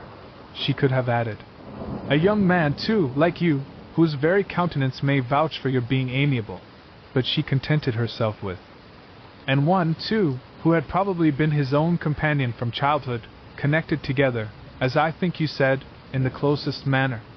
We were born in the same parish, within the same park, the greatest part of our youth was passed together, inmates of the same house, sharing the same amusements, objects of the same parental care.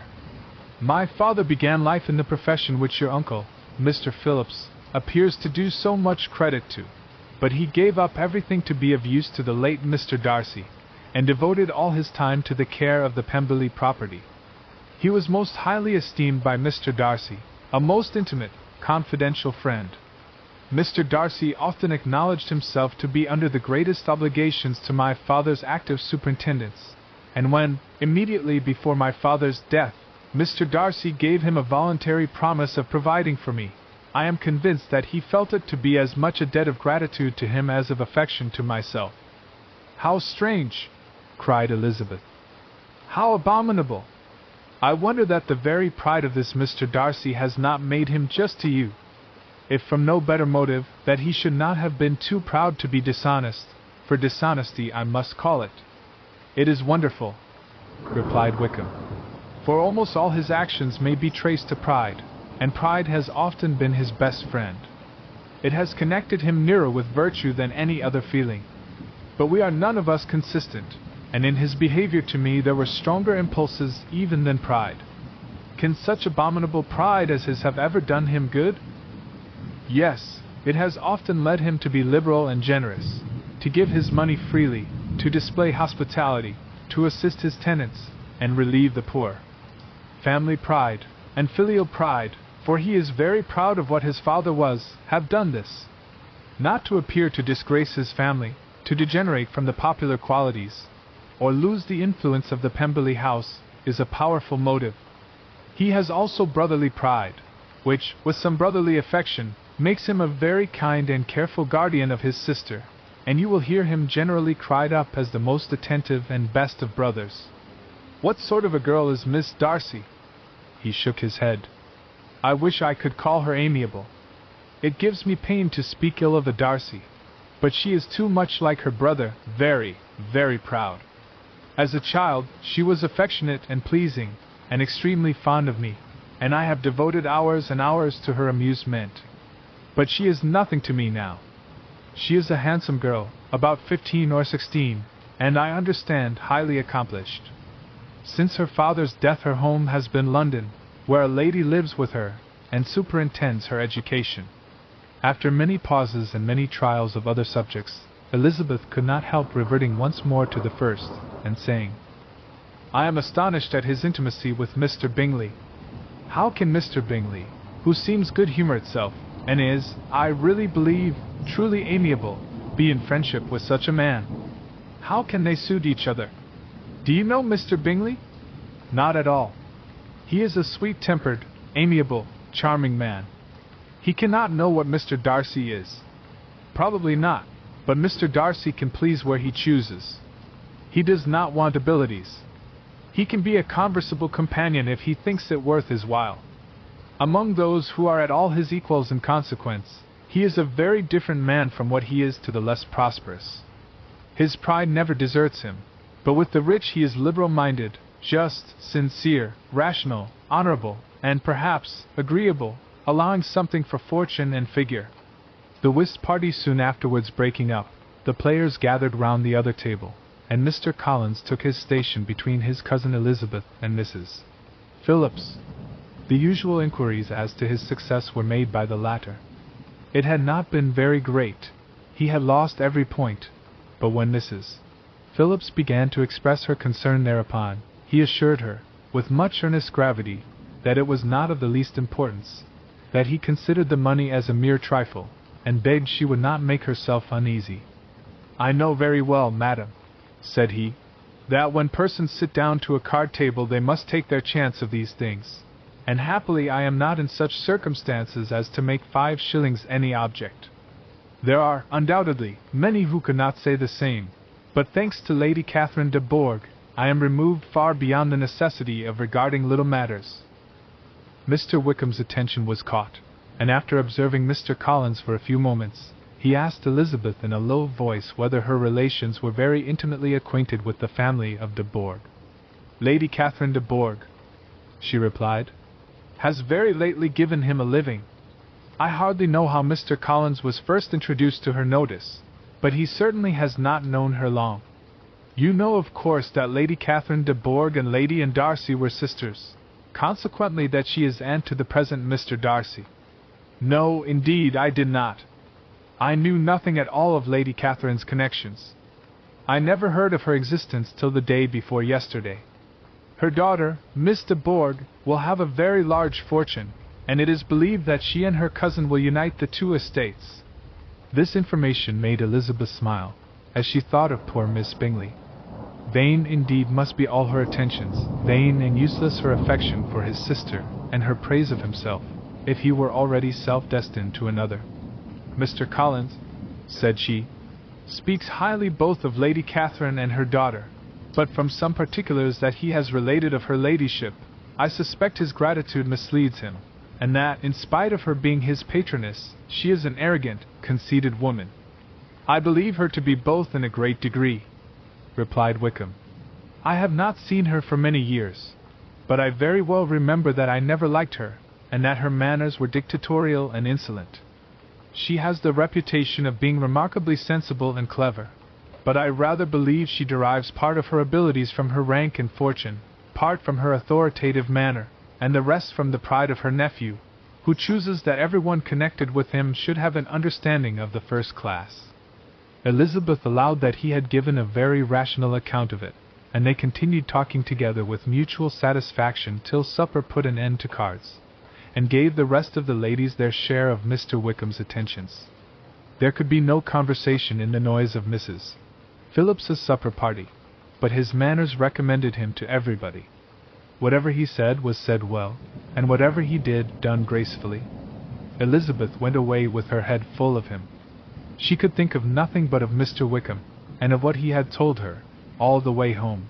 But there was not time for her even to mention his name as they went, for neither Lydia nor Mr. Collins were once silent. Lydia talked incessantly of lottery tickets, of the fish she had lost and the fish she had won, and Mr. Collins, in describing the civility of Mr. and Mrs. Phillips, protesting that he did not in the least regard his losses at whist, enumerating all the dishes at supper, and repeatedly fearing that he crowded his cousins, had more to say than he could well manage before the carriage stopped at Longbourn House. Chapter 17. Elizabeth related to Jane, the next day, what had passed between Mr. Wickham and herself. Jane listened with astonishment and concern. She knew not how to believe that Mr. Darcy could be so unworthy of Mr. Bingley's regard, and yet it was not in her nature to question the veracity of a young man of such amiable appearance as Wickham. The possibility of his having really endured such unkindness was enough to interest all her tender feelings, and nothing therefore remained to be done but to think well of them both, to defend the conduct of each, and throw into the account of accident or mistake whatever could not be otherwise explained. "They have both," said she, "been deceived, I dare say, in some way or other, of which we can form no idea. Interested people have perhaps misrepresented each to the other. It is, in short, impossible for us to conjecture the causes or circumstances which may have alienated them, without actual blame on either side." "Very true, indeed. And now, my dear Jane, what have you got to say in behalf of the interested people who have probably been concerned in the business? Do clear them, too, or we shall be obliged to think ill of somebody." Laugh as much as you choose, but you will not laugh me out of my opinion.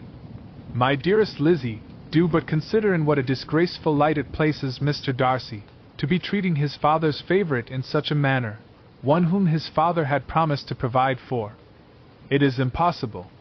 No man of common humanity, no man who had any value for his character, could be capable of it. Can his most intimate friends be so excessively deceived in him? Oh no.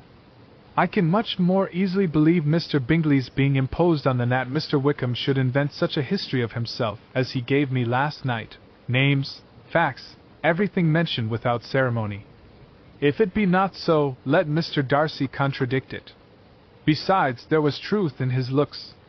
It is difficult, indeed, it is distressing. One does not know what to think. I beg your pardon, one knows exactly what to think.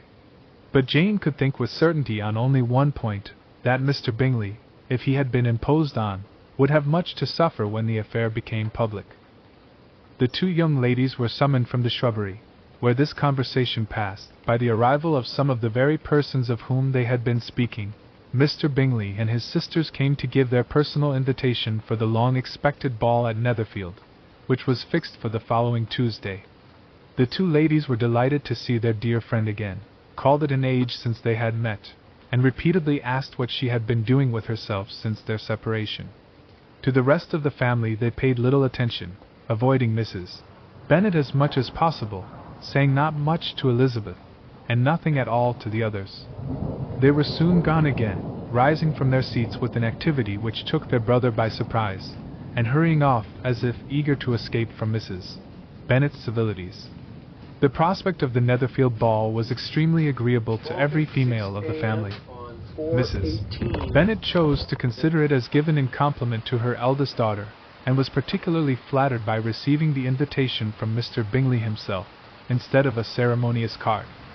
Jane pictured to herself a happy evening in the society of her two friends, and the attentions of their brother, and Elizabeth thought with pleasure of dancing a great deal with Mr. Wickham, and of seeing a confirmation of everything in Mr. Darcy's look and behavior.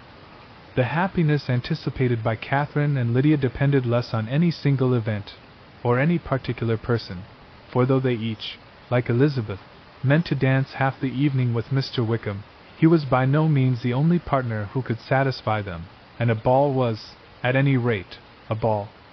And even Mary could assure her family that she had no disinclination for it. "While I can have my mornings to myself," said she, "it is enough.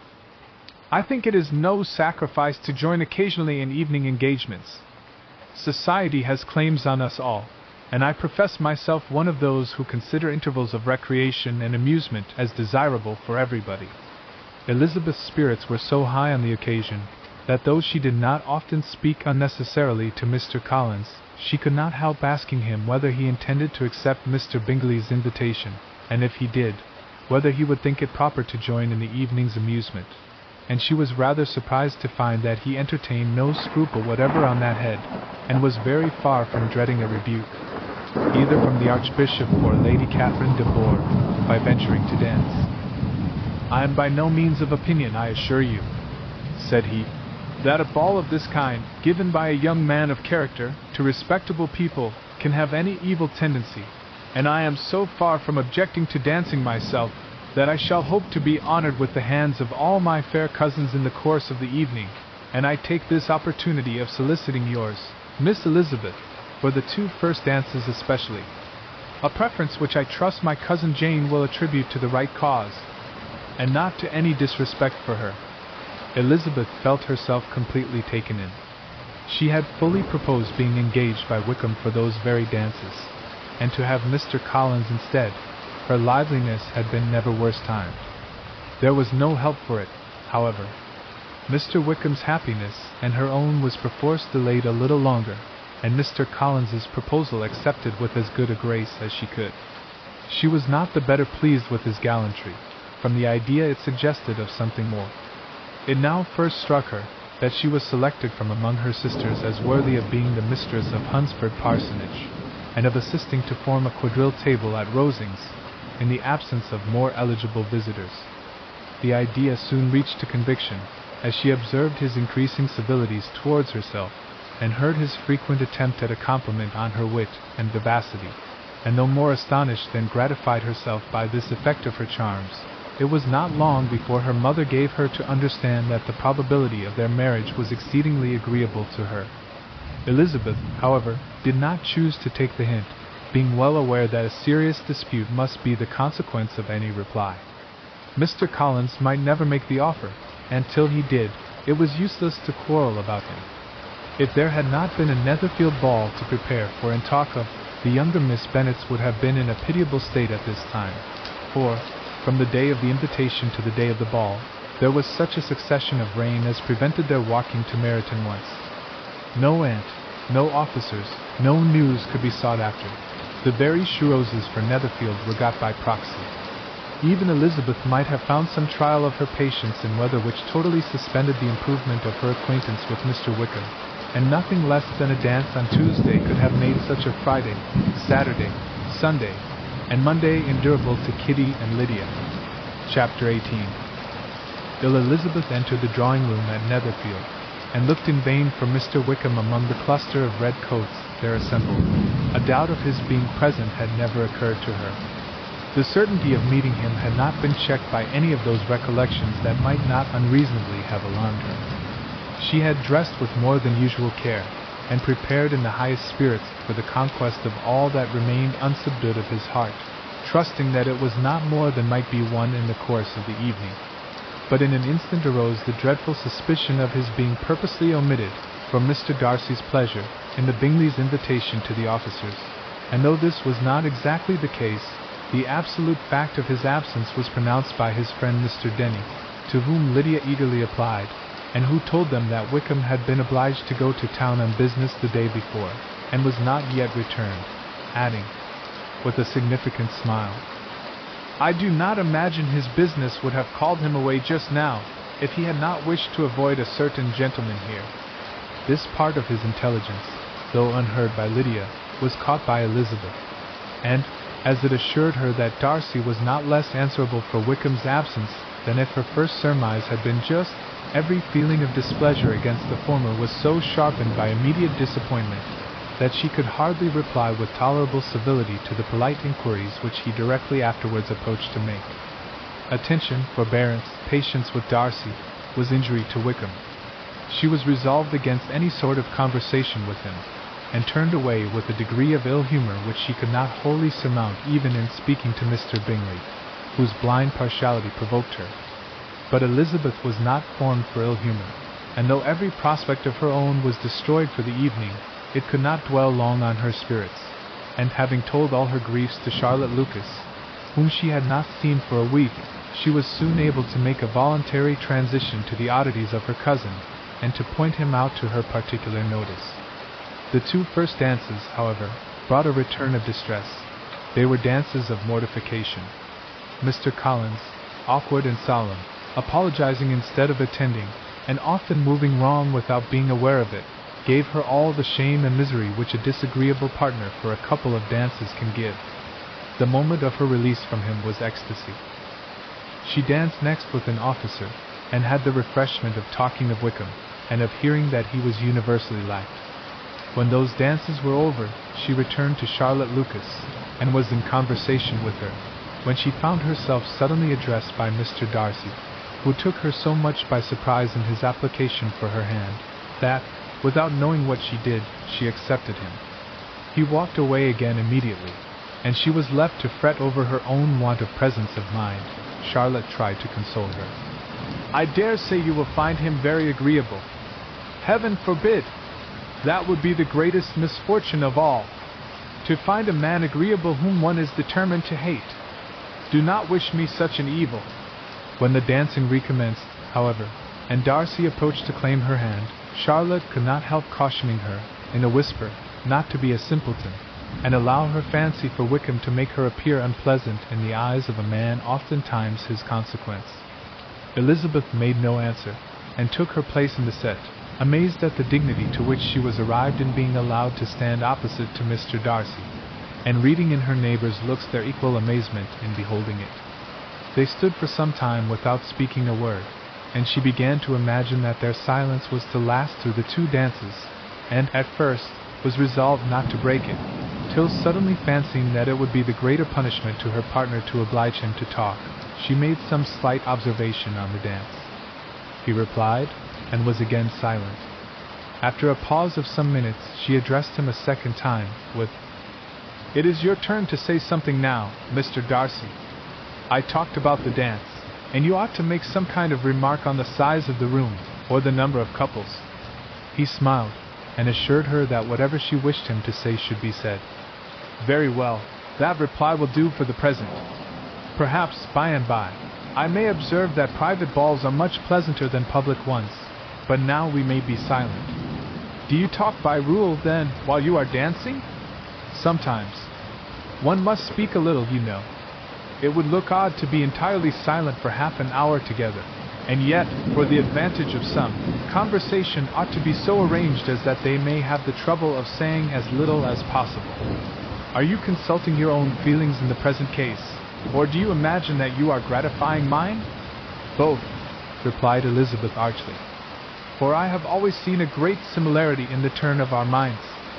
We are each of an unsocial, taciturn disposition, unwilling to speak, unless we expect to say something that will amaze the whole room, and be handed down to posterity with all the eclat of a proverb. This is no very striking resemblance of your own character, I am sure," said he. "How near it may be to mine, I cannot pretend to say. You think it a faithful portrait, undoubtedly. I must not decide on my own performance." He made no answer, and they were again silent till they had gone down the dance, when he asked her if she and her sisters did not very often walk to Meryton. She answered in the affirmative, and, unable to resist the temptation, added, "When you met us there the other day, we had just been forming a new acquaintance." The effect was immediate. A deeper shade of hauteur overspread his features, but he said not a word, and Elizabeth, though blaming herself for her own weakness, could not go on. At length Darcy spoke, and in a constrained manner said, "Mr. Wickham is blessed with such happy manners as may ensure his making friends. Whether he may be equally capable of retaining them is less certain. He has been so unlucky as to lose your friendship," replied Elizabeth, with emphasis, "and in a manner which he is likely to suffer from all his life." Darcy made no answer, and seemed desirous of changing the subject. At that moment Sir William Lucas appeared close to them, meaning to pass through the set to the other side of the room. But, on perceiving Mr. Darcy, he stopped, with a bow of superior courtesy, to compliment him on his dancing and his partner. "I have been most highly gratified indeed, my dear sir. Such very superior dancing is not often seen. It is evident that you belong to the first circles. Allow me to say, however, that your fair partner does not disgrace you, and that I must hope to have this pleasure often repeated, especially when a certain desirable event, my dear Miss Eliza," glancing at her sister and Bingley, "shall take place. What congratulations will then flow in!" I appeal to Mr. Darcy, but let me not interrupt you, sir. You will not thank me for detaining you from the bewitching converse of that young lady, whose bright eyes are also upbraiding me. The latter part of this address was scarcely heard by Darcy, but Sir William's allusion to his friend seemed to strike him forcibly, and his eyes were directed, with a very serious expression, towards Bingley and Jane, who were dancing together. Recovering himself, however, shortly, he turned to his partner, and said, "Sir William's interruption has made me forget what we were talking of. I do not think we were speaking at all. Sir William could not have interrupted any two people in the room who had less to say for themselves. We have tried 2 or 3 subjects already without success, and what we are to talk of next I cannot imagine. What think you of books?" said he, smiling. "Books? Oh no, I am sure we never read the same, or not with the same feelings. I am sorry you think so, but if that be the case, there can at least be no one subject. We may compare our different opinions. No, I cannot talk of books in a ballroom. My head is always full of something else. The present always occupies you in such scenes, does it?" said he, with a look of doubt.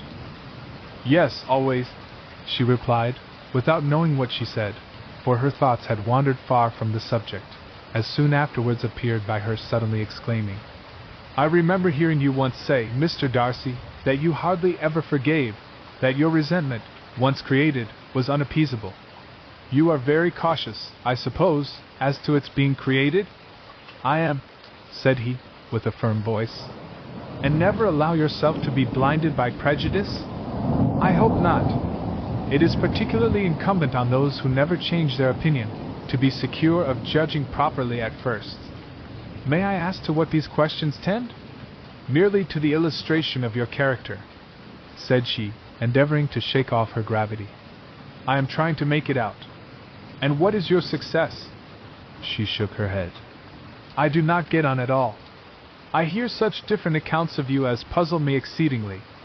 I can readily believe, answered he, gravely, that reports may vary greatly with respect to me, and I could wish, Miss Bennet, that you were not to sketch my character at the present moment, as there is reason to fear that the performance would reflect no credit on either. But if I do not take your likeness now, I may never have another opportunity. I would by no means suspend any pleasure of yours, he coldly replied. She said no more, and they went down the other dance and parted in silence, on each side dissatisfied, though not to an equal degree, for in Darcy's breast there was a tolerably powerful feeling towards her, which soon procured her pardon, and directed all his anger against another. They had not long separated when Miss Bingley came towards her, and with an expression of civil disdain, thus accosted her. So, Miss Eliza, I hear you are quite delighted with George Wickham? Your sister has been talking to me about him, and asking me 1,000 questions, and I find that the young man forgot to tell you, among his other communications, that he was the son of old Wickham, the late Mr. Darcy's steward. Let me recommend you, however, as a friend, not to give implicit confidence to all his assertions, for, as to Mr. Darcy's using him ill, it is perfectly false, for, on the contrary, he has been always remarkably kind to him, though George Wickham has treated Mr. Darcy in a most infamous manner. I do not know the particulars, but I know very well that Mr. Darcy is not in the least to blame, that he cannot bear to hear George Wickham mentioned, and that though my brother thought he could not well avoid including him in his invitation to the officers, he was excessively glad to find that he had taken himself out of the way. His coming into the country at all is a most insolent thing, indeed, and I wonder how he could presume to do it.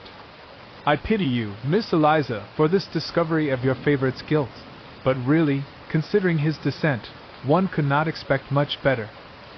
His guilt and his descent appear, by your account, to be the same, said Elizabeth angrily, for I have heard you accuse him of nothing worse than of being the son of Mr. Darcy's steward, and of that, I can assure you, he informed me himself. I beg your pardon, replied Miss Bingley, turning away with a sneer. Excuse my interference, it was kindly meant. Insolent girl, said Elizabeth to herself. You are much mistaken if you expect to influence me by such a paltry attack as this. I see nothing in it but your own wilful ignorance, and the malice of Mr. Darcy. She then sought her eldest sister, who had undertaken to make inquiries on the same subject of Bingley. Jane met her with a smile of such sweet complacency, a glow of such happy expression, as sufficiently marked how well she was satisfied with the occurrences of the evening. Elizabeth instantly read her feelings, and, at that moment, solicitude for Wickham, resentment against his enemies, and everything else, gave way before the hope of Jane's being in the fairest way for happiness. I want to know, said she, with a countenance no less smiling than her sister's, what you have learned about Mr. Wickham. But perhaps you have been too pleasantly engaged to think of any third person, in which case you may be sure of my pardon. No, replied Jane, I have not forgotten him, but I have nothing satisfactory to tell you. Mr. Bingley does not know the whole of his history, and is quite ignorant of the circumstances which have principally offended Mr. Darcy, but he will vouch for the good conduct, the probity and honour, of his friend, and is perfectly convinced that Mr. Wickham has deserved much less attention from Mr. Darcy than he has received, and I am sorry to say that by his account, as well as his sister's, Mr. Wickham is by no means a respectable young man. I am afraid he has been very imprudent, and has deserved to lose Mr. Darcy's regard. Mr. Bingley does not know Mr. Wickham himself. No, he never saw him till the other morning at Meryton. This account then is what he has received from Mr. Darcy. I am perfectly satisfied. But what does he say of the living? He does not exactly recollect the circumstances, though he has heard them from Mr. Darcy more than once, but he believes that it was left to him conditionally only. I have not a doubt of Mr. Bingley's sincerity, said Elizabeth warmly, but you must excuse my not being convinced by assurances only. Mr. Bingley's defense of his friend was a very able one, I dare say, but since he is unacquainted with several parts of the story, and has learnt the rest from that friend himself, I shall venture still to think of both gentlemen as I did before. She then changed the discourse to one more gratifying to each, and on which there could be no difference of sentiment. Elizabeth listened with delight to the happy though modest hopes which Jane entertained of Bingley's regard, and said all in her power to heighten her confidence in it. On their being joined by Mr. Bingley himself, Elizabeth withdrew to Miss Lucas, to whose inquiry after the pleasantness of her last partner she had scarcely replied, before Mr. Collins came up to them, and told her with great exultation that he had just been so fortunate as to make a most important discovery. I have found out, said he, by a singular accident, that there is now in the room a near relation to my patroness. I happened to overhear the gentleman himself mentioning to the young lady who does the honors of this house the names of his cousin Miss de Bourgh, and of her mother, Lady Catherine. How wonderfully these sort of things occur! Who would have thought of my meeting with, perhaps, a nephew of Lady Catherine de Bourgh in this assembly? I am most thankful that the discovery is made in time for me to pay my respects to him, which I am now going to do, and trust he will excuse my not having done it before. My total ignorance of the connection must plead my apology. You are not going to introduce yourself to Mr. Darcy? Indeed I am. I shall entreat his pardon for not having done it earlier. I believe him to be Lady Catherine's nephew. It will be in my power to assure him that her ladyship was quite well yesterday as night. Elizabeth tried hard to dissuade him from such a scheme, assuring him that Mr. Darcy would consider his addressing him without introduction as an impertinent freedom, rather than a compliment to his aunt, that it was not in the least necessary there should be any notice on either side, and that if it were, it must belong to Mr. Darcy, the superior in consequence, to begin the acquaintance. Mr. Collins listened to her with the determined air of following his own inclination, and when she ceased speaking, replied thus: My dear Miss Elizabeth, I have the highest opinion in the world of your excellent judgment in all matters within the scope of your understanding, but permit me to say that there must be a wide difference between the established forms of ceremony amongst the laity and those which regulate the clergy. For, give me leave to observe that I consider the clerical office as equal in point of dignity with the highest rank in the kingdom, provided that a proper humility of behavior is at the same time maintained. You must, therefore, allow me to follow the dictates of my conscience on this occasion, which lead me to perform what I look on as a point of duty. Pardon me for neglecting to profit by your advice, which on every other subject shall be my constant guide, though in the case before us I consider myself more fitted by education and habitual study to decide on what is right than a young lady like yourself. And with a low bow he left her to attack Mr. Darcy, whose reception of his advances she eagerly watched, and whose astonishment at being so addressed was very evident. Her cousin prefaced his speech with a solemn bow, and though she could not hear a word of it, she felt as if hearing it all, and saw in the motion of his lips the words, Apology, Hunsford, and Lady Catherine de Bourgh. It vexed her to see him expose himself to such a man. Mr. Darcy was eyeing him with unrestrained wonder, and when at last Mr. Collins allowed him to speak, replied with an air of distant civility. Mr. Collins, however, was not discouraged from speaking again, and Mr. Darcy's contempt seemed abundantly increasing with the length of his second speech, and at the end of it he only made him a slight bow, and moved another way. Mr. Collins then returned to Elizabeth. I have no reason, I assure you, said he, to be dissatisfied with my reception. Mr. Darcy seemed much pleased with the attention.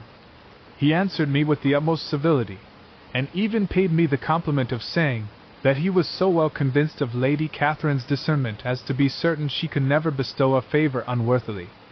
It was really a very handsome thought. Upon the whole, I am much pleased with him. As Elizabeth had no longer any interest of her own to pursue, she turned her attention almost entirely on her sister and Mr. Bingley, and the train of agreeable reflections which her observations gave birth to made her perhaps almost as happy as Jane. She saw her in idea settled in that very house, in all the felicity which a marriage of true affection could bestow, and she felt capable, under such circumstances, of endeavoring even to like Bingley's two sisters. Her mother's thoughts she plainly saw were bent the same way, and she determined not to venture near her, lest she might hear too much. When they sat down to supper, therefore, she considered it a most unlucky perverseness which placed them within one of each other, and deeply was she vexed to find that her mother was talking to that one person, Lady Lucas, freely, openly, and of nothing else but of her expectation that Jane would be soon married to Mr. Bingley. It was an animating subject, and Mrs. Bennet seemed incapable of fatigue while enumerating the advantages of the match.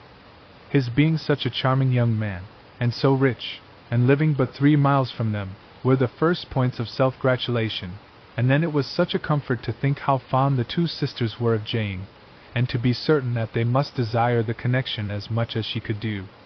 It was, moreover, such a promising thing for her younger daughters, as Jane's marrying so greatly must throw them in the way of other rich men, and lastly, it was so pleasant at her time of life to be able to consign her single daughters to the care of their sister, that she might not be obliged to go into company more than she liked. It was necessary to make this circumstance a matter of pleasure, because on such occasions it is the etiquette, but no one was less likely than Mrs. Bennet to find comfort in staying at home at any period of her life. She concluded with many good wishes that Lady Lucas might soon be equally fortunate, though evidently and triumphantly believing there was no chance of it. In vain did Elizabeth endeavour to check the rapidity of her mother's words, or persuade her to describe her felicity in a less audible whisper, for to her inexpressible vexation she could perceive that the chief of it was overheard by Mr. Darcy, who sat opposite to them. Her mother only scolded her for being nonsensical. "What is Mr. Darcy to me, pray, that I should be afraid of him? I am sure we owe him no such particular civility as to be obliged to say nothing he may not like to hear. For heaven's sake, madam, speak lower. What advantage can it be to you to offend Mr. Darcy? You will never recommend yourself to his friend by so doing." Nothing that she could say, however, had any influence. Her mother would talk of her views in the same intelligible tone. Elizabeth blushed and blushed again with shame and vexation. She could not help frequently glancing her eye at Mr. Darcy, though every glance convinced her of what she dreaded, for though he was not always looking at her mother, she was convinced that his attention was invariably fixed by her. The expression of his face changed gradually from indignant contempt to a composed and steady gravity. At length, however, Mrs. Bennet had no more to say, and Lady Lucas, who had been long yawning at the repetition of delights which she saw no likelihood of sharing, was left to the comforts of cold ham and chicken. Elizabeth now began to revive. But not long was the interval of tranquillity, for when supper was over, singing was talked of, and she had the mortification of seeing Mary, after very little entreaty, preparing to oblige the company. By many significant looks and silent entreaties did she endeavour to prevent such a proof of complaisance, but in vain. Mary would not understand them. Such an opportunity of exhibiting was delightful to her, and she began her song. Elizabeth's eyes were fixed on her, with most painful sensations, and she watched her progress through the several stanzas with an impatience which was very ill rewarded at their close, for Mary, on receiving amongst the thanks of the table the hint of a hope that she might be prevailed on to favour them again, after the pause of half a minute began another. Mary's powers were by no means fitted for such a display. Her voice was weak, and her manner affected. Elizabeth was in agonies. She looked at Jane to see how she bore it, but Jane was very composedly talking to Bingley. She looked at his two sisters, and saw them making signs of derision at each other, and at Darcy, who continued, however, impenetrably grave. She looked at her father to entreat his interference, lest Mary should be singing all night. He took the hint, and when Mary had finished her second song said aloud, "That will do extremely well, child. You have delighted us long enough. Let the other young ladies have time to exhibit." Mary, though pretending not to hear, was somewhat disconcerted, and Elizabeth, sorry for her, and sorry for her father's speech, was afraid her anxiety had done no good. Others of the party were now applied to. "If I," said Mr. Collins, "were so fortunate as to be able to sing, I should have great pleasure, I am sure, in obliging the company with an air, for I consider music as a very innocent diversion, and perfectly compatible with the profession of a clergyman. I do not mean, however, to assert that we can be justified in devoting too much of our time to music, for there are certainly other things to be attended to. The rector of a parish has much to do.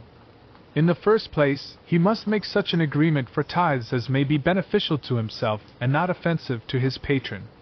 He must write his own sermons, and the time that remains will not be too much for his parish duties, and the care and improvement of his dwelling, which he cannot be excused from making as comfortable as possible. And I do not think it of light importance that he should have attentive and conciliatory manners towards everybody, especially towards those to whom he owes his preferment. I cannot acquit him of that duty, nor could I think well of the man who should omit an occasion of testifying his respect towards anybody connected with the family." And with a bow to Mr. Darcy, he concluded his speech, which had been spoken so loud as to be heard by half the room. Many stared, many smiled, but no one looked more amused than Mr. Bennet himself, while his wife seriously commended Mr. Collins for having spoken so sensibly, and observed, in a half-whisper to Lady Lucas, that he was a remarkably clever, good kind of young man. To Elizabeth it appeared that had her family made an agreement to expose themselves as much as they could during the evening, it would have been impossible for them to play their parts with more spirit, or finer success. And happy did she think it for Bingley and her sister that some of the exhibition had escaped his notice, and that his feelings were not of a sort to be much distressed by the folly which he must have witnessed. That his two sisters and Mr. Darcy, however, should have such an opportunity of ridiculing her relations was bad enough, and she could not determine whether the silent contempt of the gentlemen, or the insolent smiles of the ladies, were more intolerable. The rest of the evening brought her little amusement. She was teased by Mr. Collins, who continued most perseveringly by her side, and though he could not prevail with her to dance with him again, put it out of her power to dance with others. In vain did she entreat him to stand up with somebody else, and offered to introduce him to any young lady in the room. He assured her that, as to dancing, he was perfectly indifferent to it, that his chief object was, by delicate attentions, to recommend himself to her, and that he should therefore make a point of remaining close to her the whole evening. There was no arguing upon such a project. She owed her greatest relief to her friend Miss Lucas, who often joined them, and good-naturedly engaged Mr. Collins's conversation to herself. She was at least free from the offence of Mr. Darcy's further notice, though often standing within a very short distance of her, quite disengaged, he never came near enough to speak. She felt it to be the probable consequence of her allusions to Mr. Wickham, and rejoiced in it. The Longbourn party were the last of all the company to depart, and by a manoeuvre of Mrs. Bennet had to wait for their carriage a quarter of an hour after everybody else was gone, which gave them time to see how heartily they were wished away by some of the family. Mrs. Hurst and her sister scarcely opened their mouths except to complain of fatigue, and were evidently impatient to have the house to themselves. They repulsed every attempt of Mrs. Bennet at conversation, and by so doing, threw a languor over the whole party, which was very little relieved by the long speeches of Mr. Collins, who was complimenting Mr. Bingley and his sisters on the elegance of their entertainment, and the hospitality and politeness which had marked their behavior to their guests. Darcy said nothing at all. Mr. Bennet, in equal silence, was enjoying the scene. Mr. Bingley and Jane were standing together a little detached from the rest, and talked only to each other. Elizabeth preserved as steady a silence as either Mrs. Hurst or Miss Bingley, and even Lydia was too much fatigued to utter more than the occasional exclamation of, "Lord, how tired I am!" accompanied by a violent yawn. When at length they arose to take leave, Mrs. Bennet was most pressingly civil in her hope of seeing the whole family soon at Longbourn, and addressed herself particularly to Mr. Bingley, to assure him how happy he would make them, by eating a family dinner with them at any time, without the ceremony of a formal invitation. Bingley was all grateful pleasure, and he readily engaged for taking the earliest opportunity of waiting on her after his return from London, whither he was obliged to go the next day for a short time. Mrs. Bennet was perfectly satisfied, and quitted the house under the delightful persuasion that, allowing for the necessary preparations of settlements, new carriages, and wedding clothes, she should undoubtedly see her daughter settled at Netherfield in the course of 3 or 4 months. Of having another daughter married to Mr. Collins she thought with equal certainty, and with considerable, though not equal, pleasure. Elizabeth was the least dear to her of all her children, and though the man and the match were quite good enough for her, the worth of each was eclipsed by Mr. Bingley and Netherfield. Chapter 19. He next day opened a new scene at Longbourn. Mr. Collins made his declaration in form, having resolved to do it without loss of time, as his leave of absence extended only to the following Saturday, and having no feelings of diffidence to make it distressing to himself even at the moment, he set about it in a very orderly manner, with all the observances which he supposed a regular part of the business. On finding Mrs. Bennet, Elizabeth, and one of the younger girls together, soon after breakfast, he addressed the mother in these words: "May I hope, madam, for your interest with your fair daughter Elizabeth, when I solicit for the honor of a private audience with her in the course of this morning?" Before Elizabeth had time for anything but a blush of surprise, Mrs. Bennet instantly answered, "Oh dear! Yes, certainly. I am sure Lizzie will be very happy. I am sure she can have no objection. Come, Kitty, I want you upstairs." And gathering her work together, she was hastening away, when Elizabeth called out, "Dear ma'am, do not go. I beg you will not go. Mr. Collins must excuse me. He can have nothing to say to me that anybody need not hear. I am going away myself." "No, no, nonsense, Lizzie. I desire you will stay where you are." And upon Elizabeth seeming really, with vexed and embarrassed looks, about to escape, she added, "Lizzie, I insist upon your staying and hearing Mr. Collins." Elizabeth would not oppose such an injunction, and a moment's consideration making her also sensible that it would be wisest to get it over as soon and as quietly as possible, she sat down again, and tried to conceal, by incessant employment, the feelings which were divided between distress and diversion. Mrs. Bennet and Kitty walked off, and as soon as they were gone, Mr. Collins began. "Believe me, my dear Miss Elizabeth, that your modesty, so far from doing you any disservice, rather adds to your other perfections. You would have been less amiable in my eyes had there not been this little unwillingness. But allow me to assure you that I have your respected mother's permission for this address. You can hardly doubt the purport of my discourse, however your natural delicacy may lead you to dissemble. My attentions have been too marked to be mistaken. Almost as soon as I entered the house I singled you out as the companion of my future life. But before I am run away with by my feelings on this subject, perhaps it will be advisable for me to state my reasons for marrying, and moreover, for coming into Hertfordshire with the design of selecting a wife, as I certainly did." The idea of Mr. Collins, with all his solemn composure, being run away with by his feelings, made Elizabeth so near laughing that she could not use the short pause he allowed in any attempt to stop him farther, and he continued, "My reasons for marrying are, first, that I think it a right thing for every clergyman in easy circumstances, like myself, to set the example of matrimony in his parish. Secondly, that I am convinced it will add very greatly to my happiness.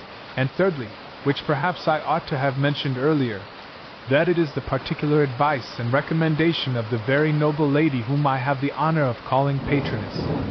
Twice has she condescended to give me her opinion, unasked too, on this subject, and it was but the very Saturday night before I left Hunsford, between our pools at quadrille, while Mrs. Jenkinson was arranging Miss de Bourgh's footstool, that she said, 'Mr. Collins, you must marry. A clergyman like you must marry. Choose properly, choose a gentlewoman for my sake, and for your own. Let her be an active, useful sort of person, not brought up high, but able to make a small income go a good way. This is my advice. Find such a woman as soon as you can, bring her to Hunsford, and I will visit her.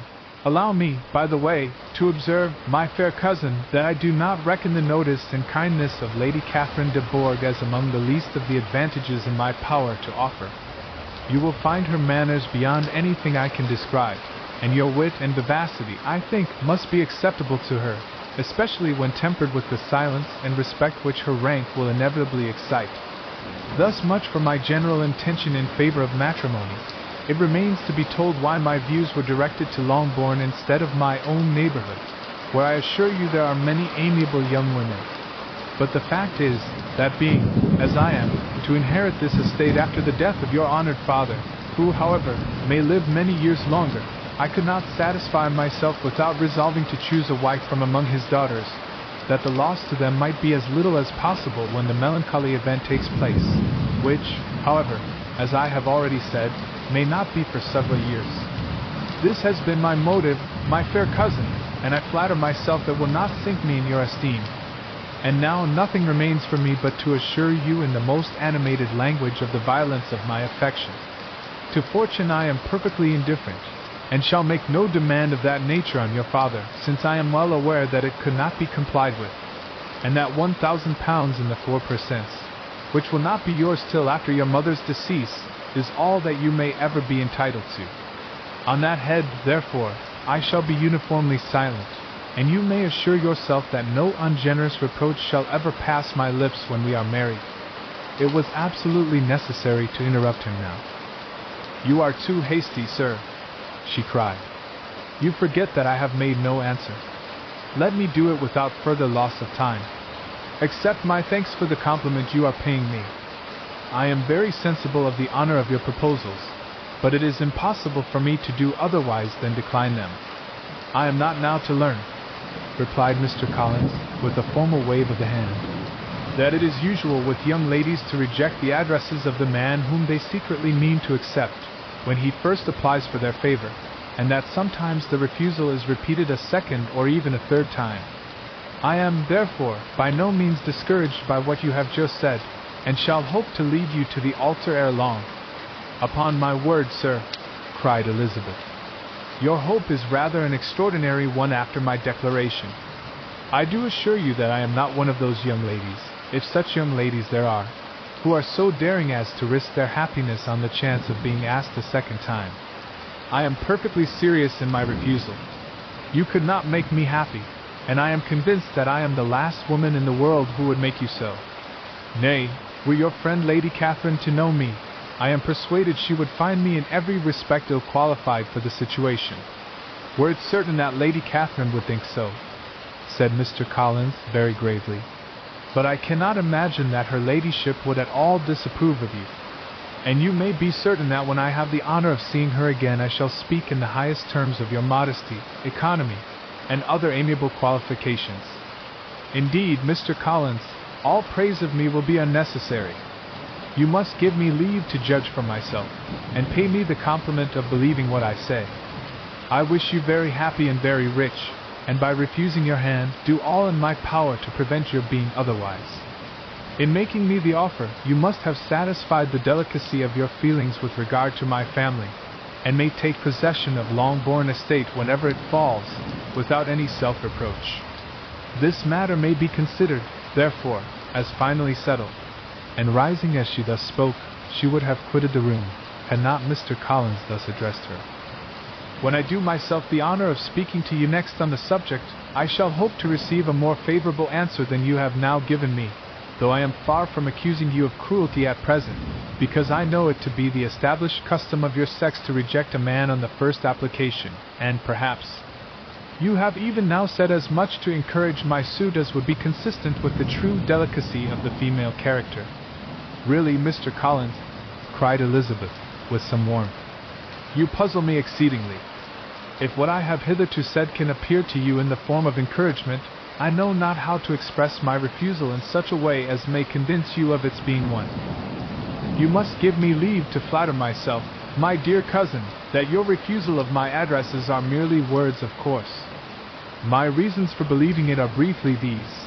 It does not appear to me that my hand is unworthy your acceptance, or that the establishment I can offer would be any other than highly desirable.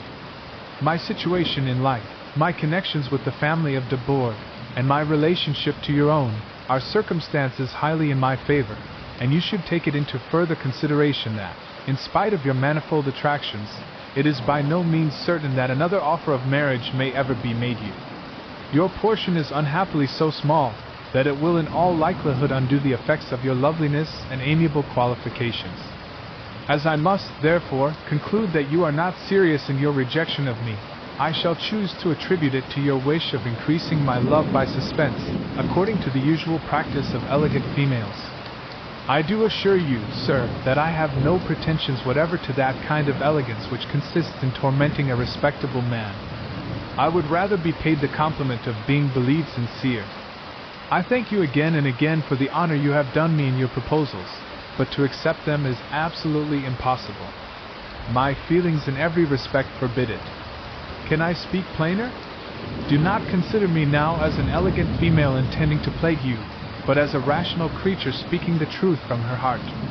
You are uniformly charming, cried he, with an air of awkward gallantry, and I am persuaded that, when sanctioned by the express authority of both your excellent parents, my proposals will not fail of being acceptable. To such perseverance in wilful self-deception Elizabeth would make no reply, and immediately and in silence withdrew, determined that if he persisted in considering her repeated refusals as flattering encouragement, to apply to her father, whose negative might be uttered in such a manner as must be decisive, and whose behavior at least could not be mistaken for the affectation and coquetry of an elegant female. Chapter 20. R. Collins was not left long to the silent contemplation of his successful love, for Mrs. Bennet, having dawdled about in the vestibule to watch for the end of the conference, no sooner saw Elizabeth open the door and with quick step pass her towards the staircase, than she entered the breakfast room, and congratulated both him and herself in warm terms on the happy prospect of their nearer connection. Mr. Collins received and returned these felicitations with equal pleasure, and then proceeded to relate the particulars of their interview, with the result of which he trusted he had every reason to be satisfied, since the refusal which his cousin had steadfastly given him would naturally flow from her bashful modesty and the genuine delicacy of her character. This information, however, startled Mrs. Bennet. She would have been glad to be equally satisfied that her daughter had meant to encourage him by protesting against his proposals, but she dared not believe it, and could not help saying so. But depend upon it, Mr. Collins, she added, that Lizzie shall be brought to reason. I will speak to her about it myself directly. She is a very headstrong, foolish girl, and does not know her own interest, but I will make her know it. Pardon me for interrupting you, madam, cried Mr. Collins, but if she is really headstrong and foolish, I know not whether she would altogether be a very desirable wife to a man in my situation, who naturally looks for happiness in the marriage state. If, therefore, she actually persists in rejecting my suit, perhaps it were better not to force her into accepting me, because, if liable to such defects of temper, she could not contribute much to my felicity. Sir, you quite misunderstand me, said Mrs. Bennet, alarmed. Lizzie is only headstrong in such matters as these. In everything else she is as good-natured a girl as ever lived. I will go directly to Mr. Bennet, and we shall very soon settle it with her, I am sure. She would not give him time to reply, but hurrying instantly to her husband, called out, as she entered the library, "Oh, Mr. Bennet, you are wanted immediately. We are all in an uproar. You must come and make Lizzie marry Mr. Collins, for she vows she will not have him, and if you do not make haste he will change his mind and not have her." Mr. Bennet raised his eyes from his book as she entered, and fixed them on her face with a calm unconcern, which was not in the least altered by her communication. "I have not the pleasure of understanding you," said he, when she had finished her speech. "Of what are you talking?" "Of Mr. Collins and Lizzie. Lizzie declares she will not have Mr. Collins, and Mr. Collins begins to say that he will not have Lizzie. And what am I to do on the occasion? It seems a hopeless business. Speak to Lizzie about it yourself.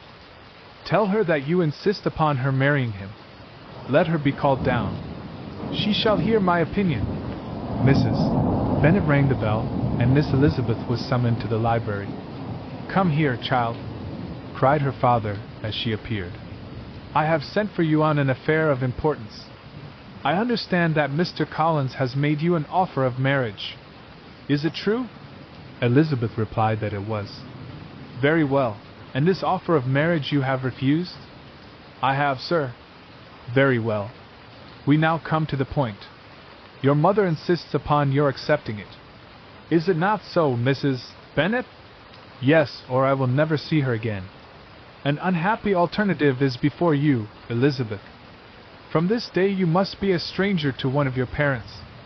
Your mother will never see you again if you do not marry Mr. Collins, and I will never see you again if you do. Elizabeth could not but smile at such a conclusion of such a beginning, but Mrs. Bennet, who had persuaded herself that her husband regarded the affair as she wished, was excessively disappointed.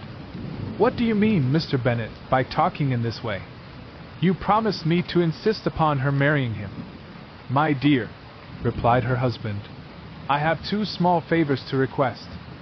First, that you will allow me the free use of my understanding on the present occasion, and secondly, of my room. I shall be glad to have the library to myself as soon as may be. Not yet, however, in spite of her disappointment in her husband, did Mrs. Bennet give up the point.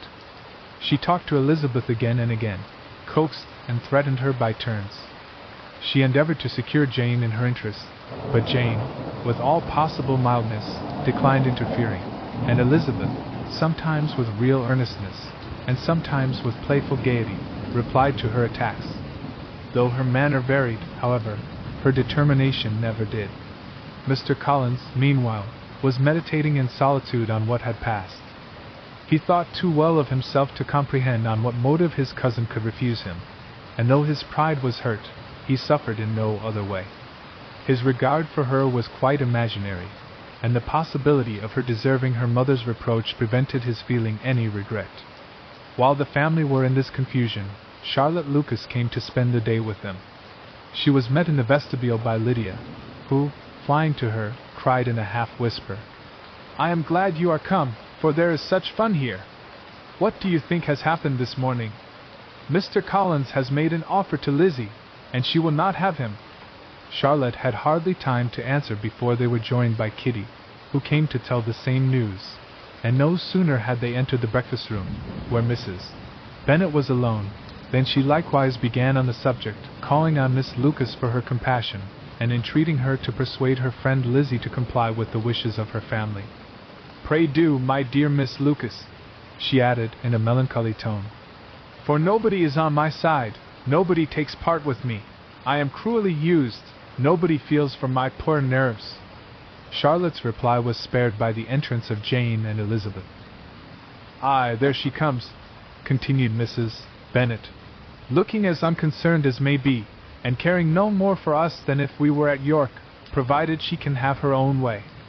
But I tell you what, Miss Lizzie, if you take it into your head to go on refusing every offer of marriage in this way, you will never get a husband at all, and I am sure I do not know who is to maintain you when your father is dead. I shall not be able to keep you, and so I warn you. I have done with you from this very day. I told you in the library, you know, that I should never speak to you again, and you will find me as good as my word. I have no pleasure in talking to undutiful children. Not that I have much pleasure, indeed, in talking to anybody. People who suffer as I do from nervous complaints can have no great inclination for talking. Nobody can tell what I suffer. But it is always so. Those who do not complain are never pitied. Her daughters listened in silence to this effusion, sensible that any attempt to reason with or soothe her would only increase the irritation. She talked on, therefore, without interruption from any of them till they were joined by Mr. Collins, who entered with an air more stately than usual, sensible that any attempt to reason with or soothe her would only increase the irritation. She talked on, therefore, without interruption from any of them till they were joined by Mr. Collins, who entered with an air more stately than usual, and on perceiving whom, she said to the girls, Now I do insist upon it that you, all of you, hold your tongues, and let Mr. Collins and me have a little conversation together. Elizabeth passed quietly out of the room, Jane and Kitty followed, but Lydia stood her ground, determined to hear all she could, and Charlotte, detained first by the civility of Mr. Collins, whose inquiries after herself and all her family were very minute, and then by a little curiosity, satisfied herself with walking to the window and pretending not to hear. In a doleful voice, Mrs. Bennet thus began the projected conversation. "Oh, Mr. Collins!" "My dear madam," replied he, "let us be forever silent on this point. Far be it from me," he presently continued, in a voice that marked his displeasure, "to resent the behavior of your daughter.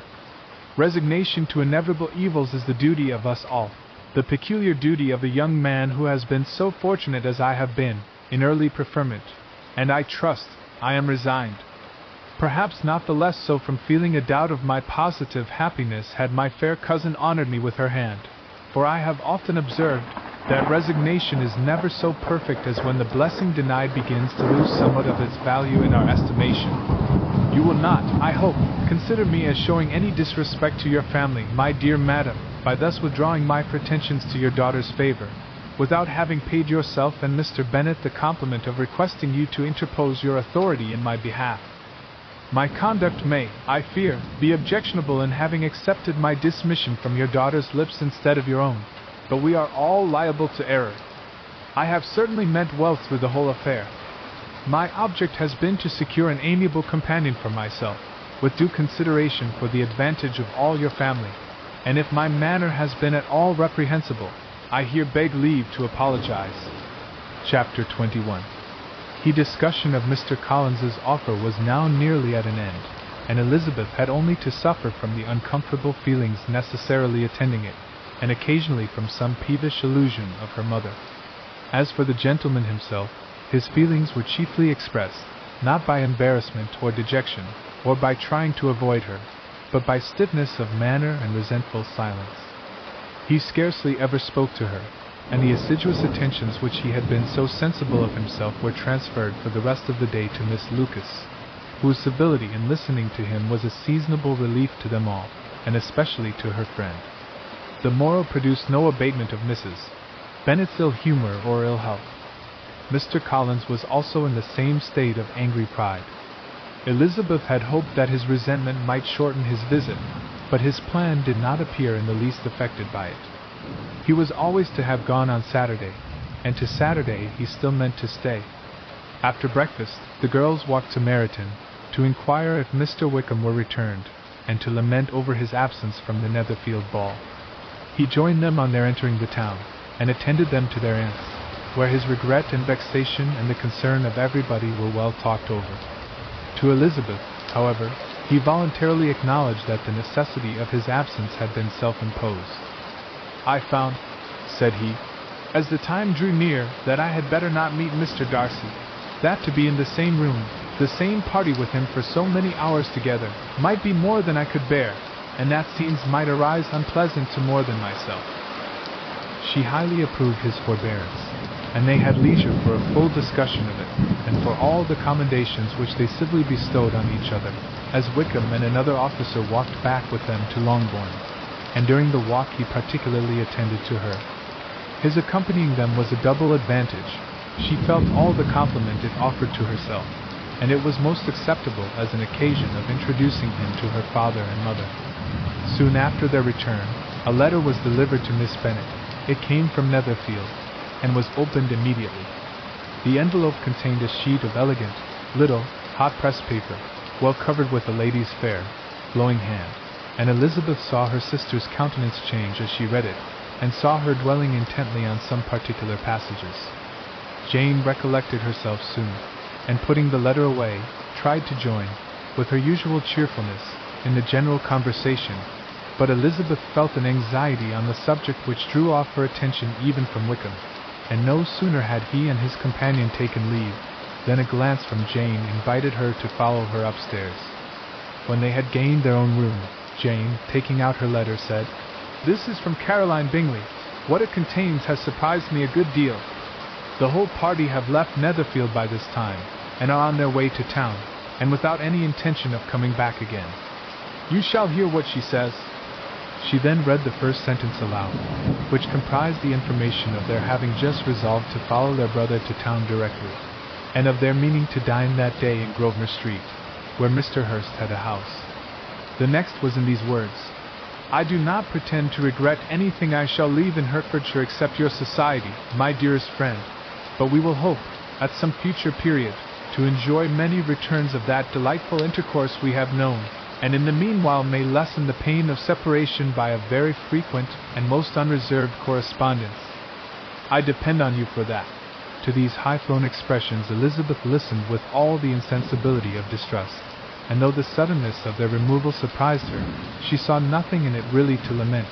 It was not to be supposed that their absence from Netherfield would prevent Mr. Bingley's being there, and as to the loss of their society, she was persuaded that Jane must soon cease to regard it in the enjoyment of his. "It is unlucky," said she, after a short pause, "that you should not be able to see your friends before they leave the country. But may we not hope that the period of future happiness, to which Miss Bingley looks forward, may arrive earlier than she is aware, and that the delightful intercourse you have known as friends will be renewed with yet greater satisfaction as sisters? Mr. Bingley will not be detained in London by them. Caroline decidedly says that none of the party will return into Hertfordshire this winter. I will read it to you. When my brother left us yesterday, he imagined that the business which took him to London might be concluded in 3 or 4 days. But as we are certain it cannot be so, and at the same time convinced that when Charles gets to town he will be in no hurry to leave it again, we have determined on following him thither, that he may not be obliged to spend his vacant hours in a comfortless hotel. Many of my acquaintance are already there for the winter. I wish I could hear that you, my dearest friend, had any intention of making one in the crowd, but of that I despair.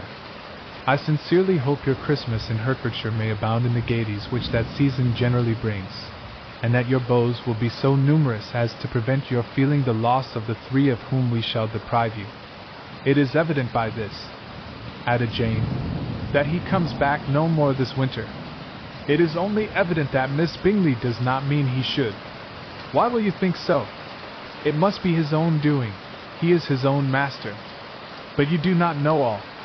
I will read you the passage which particularly hurts me. I will have no reserves from you. Mr.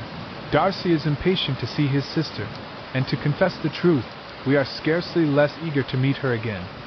I really do not think Georgiana Darcy has her equal for beauty, elegance, and accomplishments, and the affection she inspires in Louisa and myself is heightened into something still more interesting from the hope we dare to entertain of her being hereafter our sister. I do not know whether I ever before mentioned to you my feelings on this subject, but I will not leave the country without confiding them, and I trust you will not esteem them unreasonable. My brother admires her greatly already. He will have frequent opportunity now of seeing her on the most intimate footing.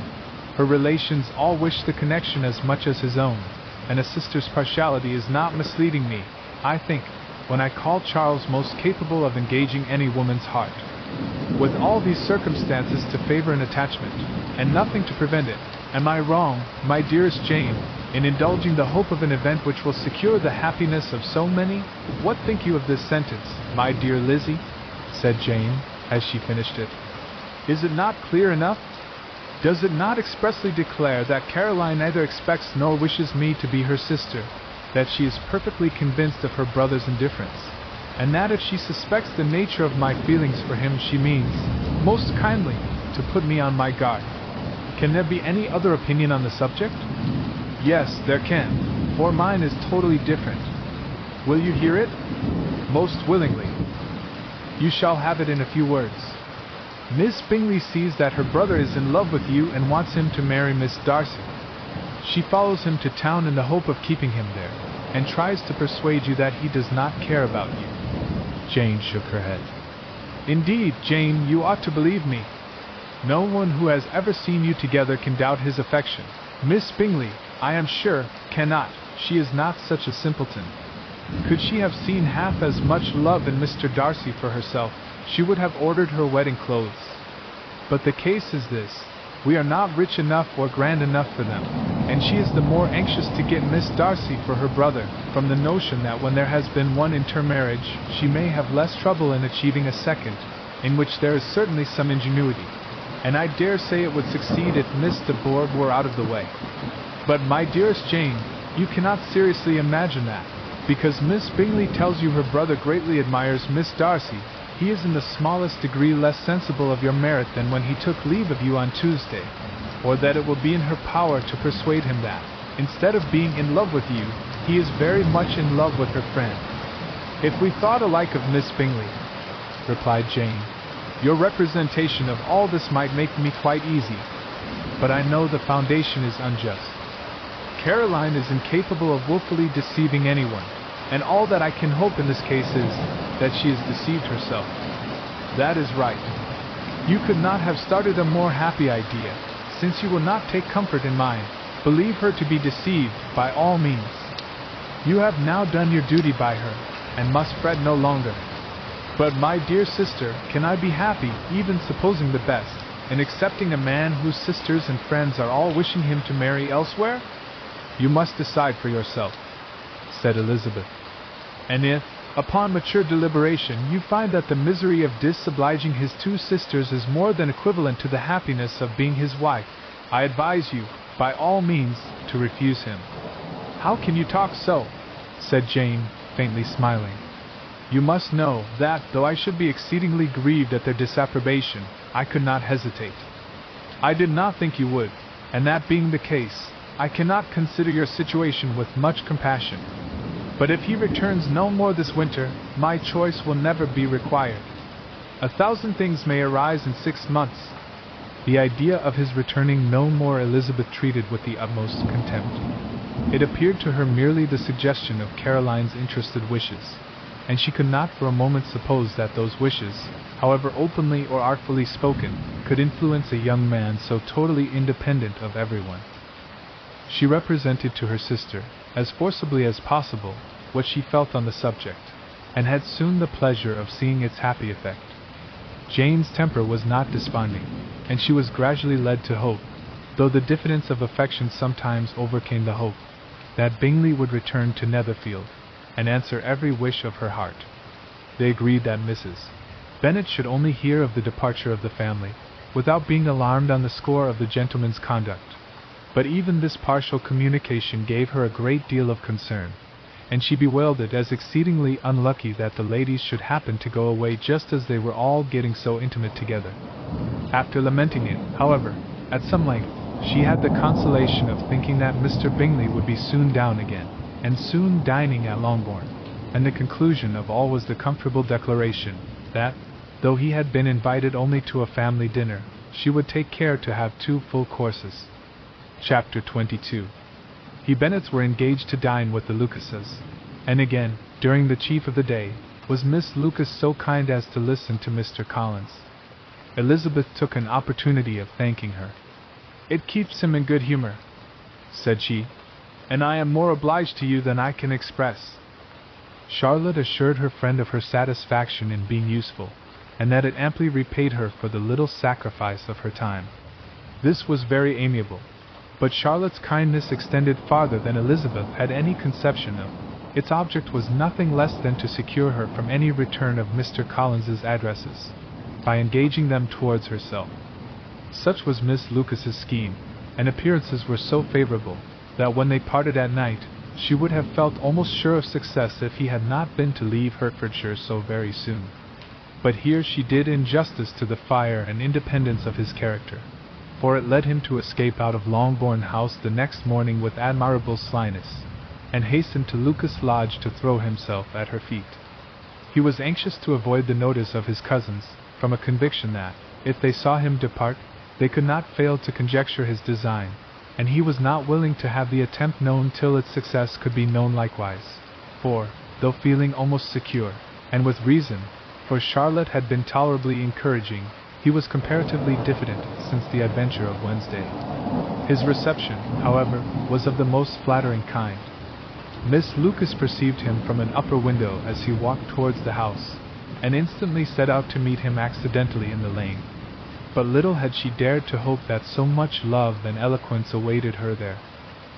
In as short a time as Mr. Collins's long speeches would allow, everything was settled between them to the satisfaction of both, and as they entered the house, he earnestly entreated her to name the day that was to make him the happiest of men, and though such a solicitation must be waived for the present, the lady felt no inclination to trifle with his happiness.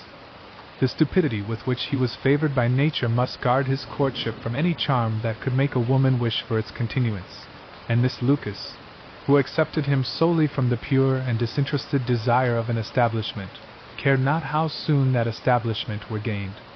Sir William and Lady Lucas were speedily applied to for their consent, and it was bestowed with a most joyful alacrity. Mr. Collins's present circumstances made it a most eligible match for their daughter, to whom they could give little fortune, and his prospects of future wealth were exceedingly fair. Lady Lucas began directly to calculate, with more interest than the matter had ever excited before, how many years longer Mr. Bennet was likely to live, and Sir William gave it as his decided opinion that whenever Mr. Collins should be in possession of the Longbourn estate, it would be highly expedient that both he and his wife should make their appearance at St. James's. The whole family, in short, were properly overjoyed on the occasion. The younger girls formed hopes of coming out a year or two sooner than they might otherwise have done, and the boys were relieved from their apprehension of Charlotte's dying an old maid. Charlotte herself was tolerably composed. She had gained her point, and had time to consider of it. Her reflections were in general satisfactory. Mr. Collins, to be sure, was neither sensible nor agreeable. His society was irksome, and his attachment to her must be imaginary. But still he would be her husband.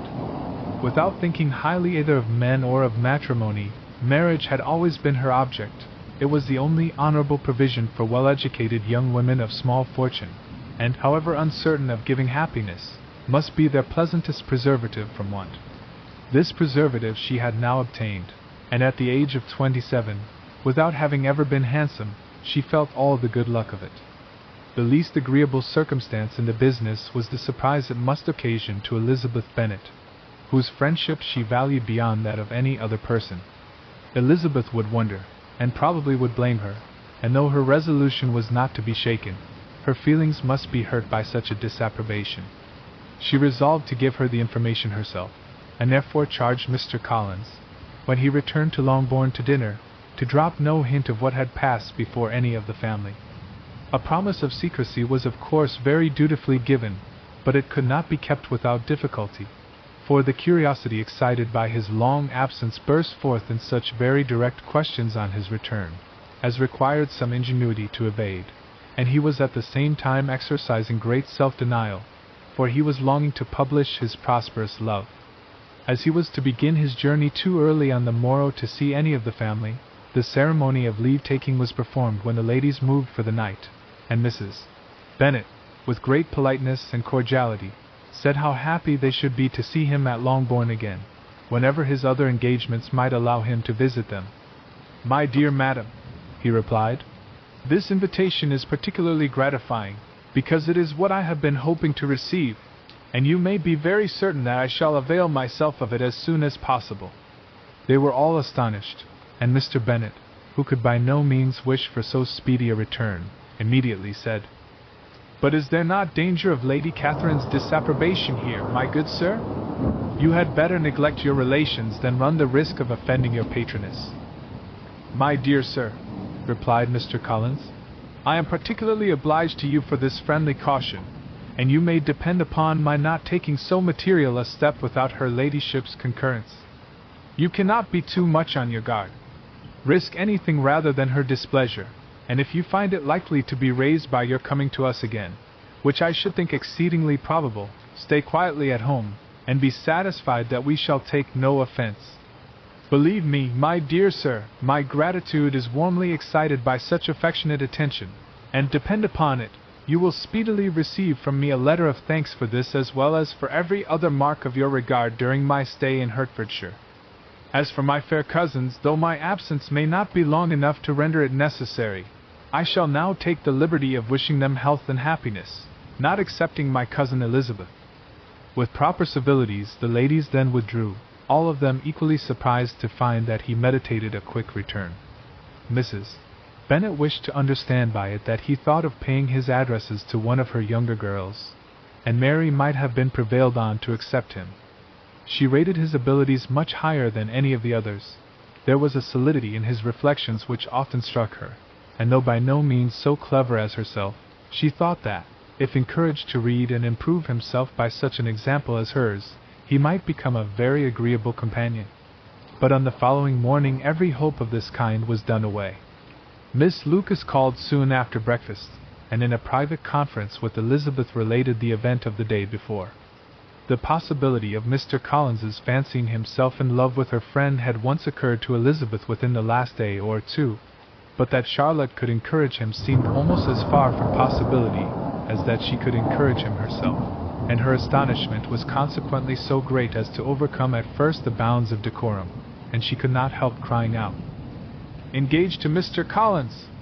My dear Charlotte, impossible!" The steady countenance which Miss Lucas had commanded in telling her story gave way to a momentary confusion here on receiving so direct a reproach, though, as it was no more than she expected, she soon regained her composure, and calmly replied, "Why should you be surprised, my dear Eliza?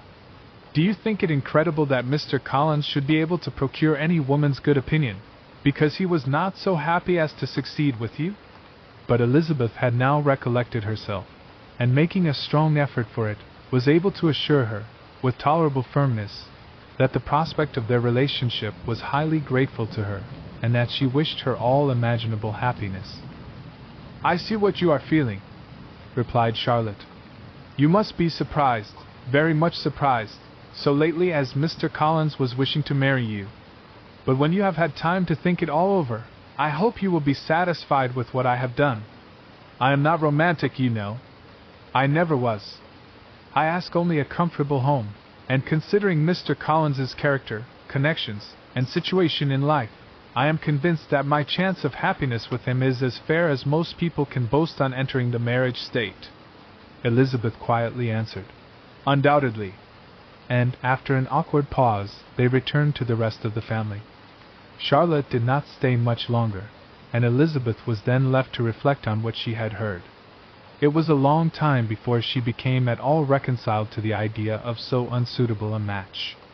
The strangeness of Mr. Collins's making 2 offers of marriage within 3 days was nothing in comparison of his being now accepted.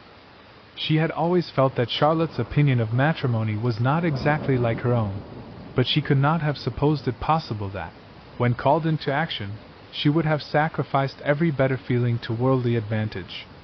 Charlotte, the wife of Mr. Collins, was a most humiliating picture, and to the pang of a friend disgracing herself, and sunk in her esteem, was added the distressing conviction that it was impossible for that friend to be tolerably happy in the lot she had chosen. Chapter 23. Elizabeth was sitting with her mother and sisters, reflecting on what she had heard, and doubting whether she was authorized to mention it, when Sir William Lucas himself appeared, sent by his daughter to announce her engagement to the family. With many compliments to them, and much self-gratulation on the prospect of a connection between the houses, he unfolded the matter to an audience not merely wondering, but incredulous, for Mrs. Bennet, with more perseverance than politeness, protested he must be entirely mistaken, and Lydia, always unguarded and often uncivil, boisterously exclaimed, "Good Lord! Sir William, how can you tell such a story? Do not you know that Mr. Collins wants to marry Lizzie?"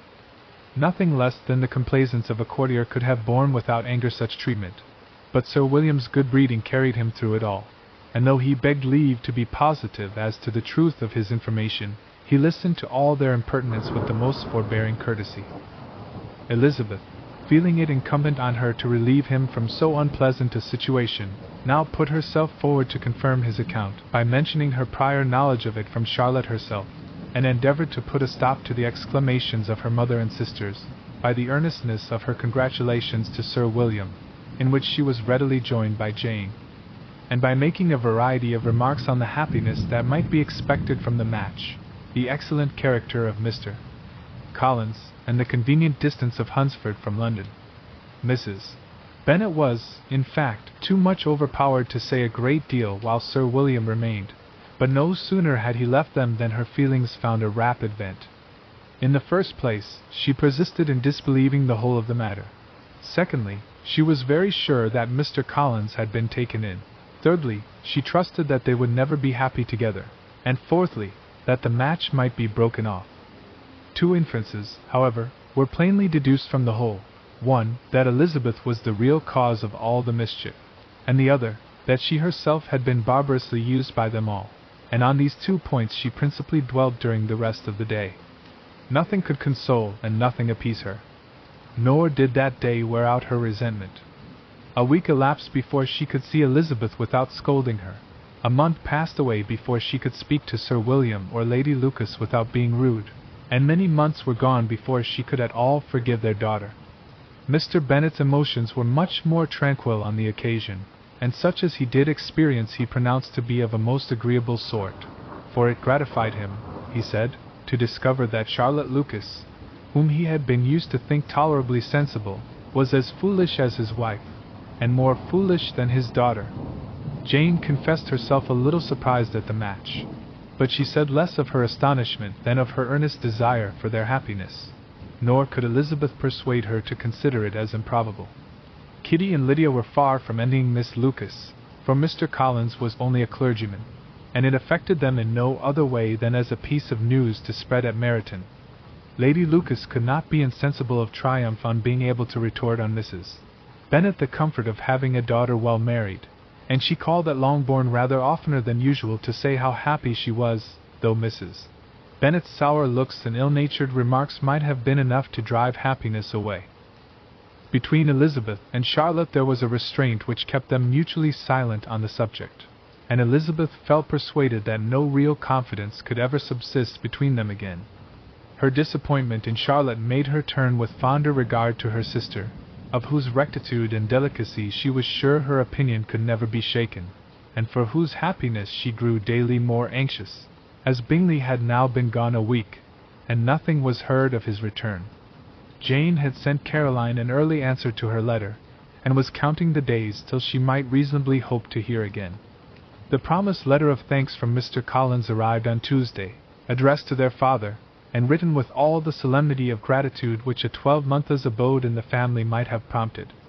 After discharging his conscience on that head, he proceeded to inform them, with many rapturous expressions, of his happiness in having obtained the affection of their amiable neighbour, Miss Lucas, and then explained that it was merely with the view of enjoying her society that he had been so ready to close with their kind wish of seeing him again at Longbourn, whither he hoped to be able to return on Monday fortnight.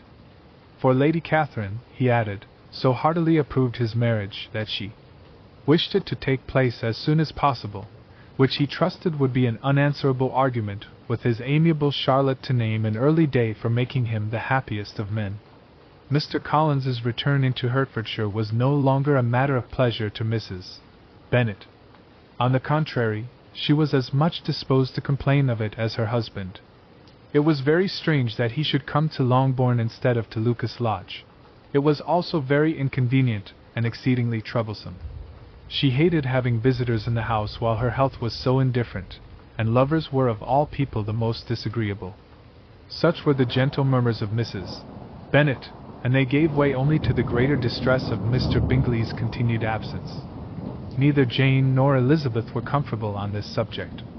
Day after day passed away without bringing any other tidings of him than the report which shortly prevailed in Meryton of his coming no more to Netherfield the whole winter, a report which highly incensed Mrs. Bennet, and which she never failed to contradict as a most scandalous falsehood. Even Elizabeth began to fear, not that Bingley was indifferent, but that his sisters would be successful in keeping him away. Unwilling as she was to admit an idea so destructive to Jane's happiness, and so dishonorable to the stability of her lover, she could not prevent its frequently recurring. The united efforts of his two unfeeling sisters, and of his overpowering friend, assisted by the attractions of Miss Darcy and the amusements of London, might be too much, she feared, for the strength of his attachment. As for Jane, her anxiety under this suspense was, of course, more painful than Elizabeth's, but whatever she felt she was desirous of concealing, and between herself and Elizabeth, therefore, the subject was never alluded to. But as no such delicacy restrained her mother, an hour seldom passed in which she did not talk of Bingley, express her impatience for his arrival, or even require Jane to confess that if he did not come back she should think herself very ill-used. It needed all Jane's steady mildness to bear these attacks with tolerable tranquillity.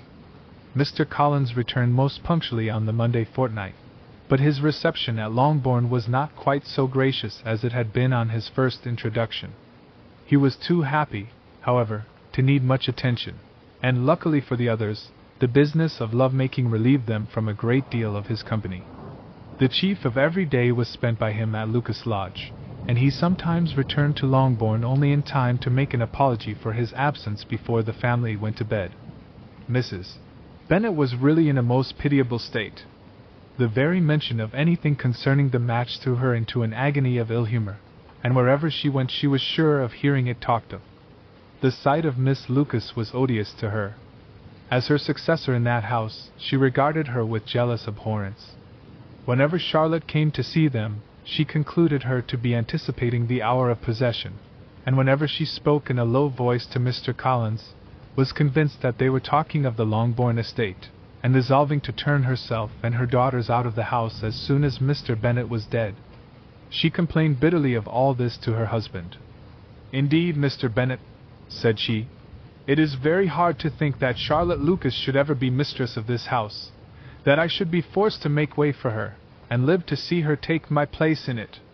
My dear, do not give way to such gloomy thoughts. Let us hope for better things. Let us flatter ourselves that I may be the survivor." This was not very consoling to Mrs. Bennet, and therefore, instead of making any answer, she went on as before. "I cannot bear to think that they should have all this estate. If it was not for the entail, I should not mind it." "What should not you mind?" "I should not mind anything at all. Let us be thankful that you are preserved from a state of such insensibility." "I never can be thankful, Mr. Bennet, for anything about the entail.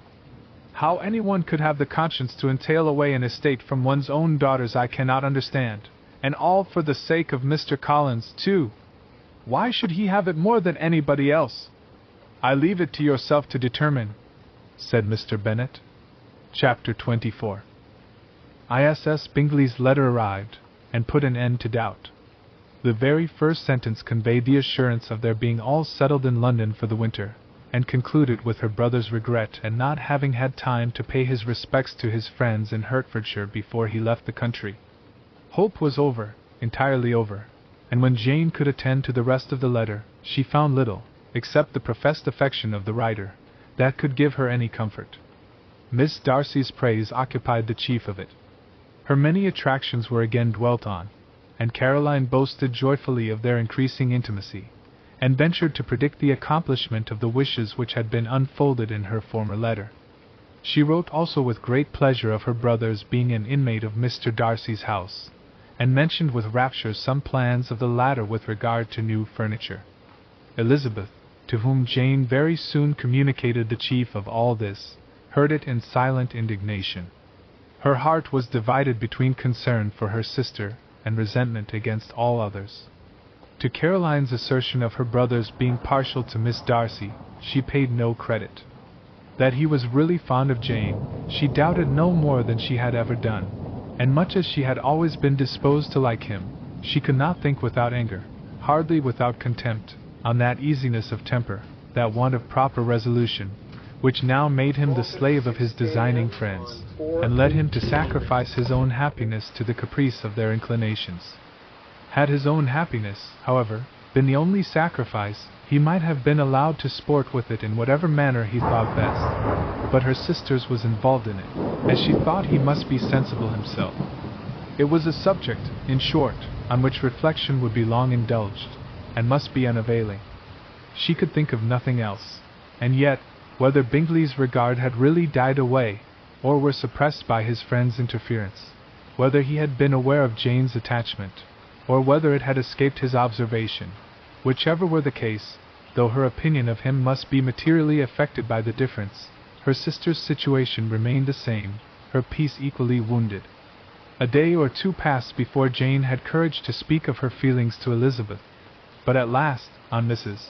Bennet's leaving them together, after a longer irritation than usual about Netherfield and its master, she could not help saying, "Oh, that my dear mother had more command over herself! She can have no idea of the pain she gives me by her continual reflections on him. But I will not repine. It cannot last long. He will be forgot, and we shall all be as we were before." Elizabeth looked at her sister with incredulous solicitude, but said nothing. "You doubt me," cried Jane, slightly coloring. Indeed, you have no reason. He may live in my memory as the most amiable man of my acquaintance, but that is all. I have nothing either to hope or fear, and nothing to reproach him with. Thank God I have not that pain. A little time, therefore, I shall certainly try to get the better. With a stronger voice she soon added, I have this comfort immediately, that it has not been more than an error of fancy on my side, and that it has done no harm to anyone but myself. My dear Jane, exclaimed Elizabeth, you are too good. Your sweetness and disinterestedness are really angelic. I do not know what to say to you. I feel as if I had never done you justice, or loved you as you deserved. Miss Bennet eagerly disclaimed all extraordinary merit, and threw back the praise on her sister's warm affection. Nay, said Elizabeth, this is not fair. You wish to think all the world respectable, and are hurt if I speak ill of anybody. I only want to think you perfect, and you set yourself against it. Do not be afraid of my running into any excess, of my encroaching on your privilege of universal goodwill. You need not. There are few people whom I really love, and still fewer of whom I think well. The more I see of the world, the more am I dissatisfied with it, and every day confirms my belief of the inconsistency of all human characters, and of the little dependence that can be placed on the appearance of either merit or sense. I have met with 2 instances lately. One I will not mention, the other is Charlotte's marriage. It is unaccountable. In every view it is unaccountable. My dear Lizzie, do not give way to such feelings as these.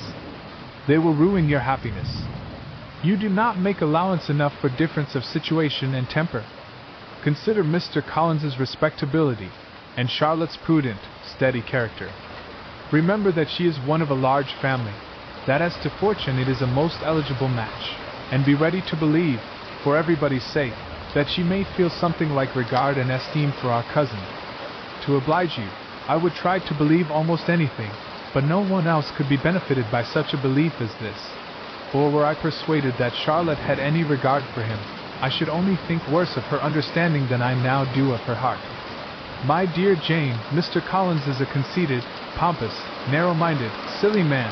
You know he is, as well as I do, and you must feel, as well as I do, that the woman who marries him cannot have a proper way of thinking.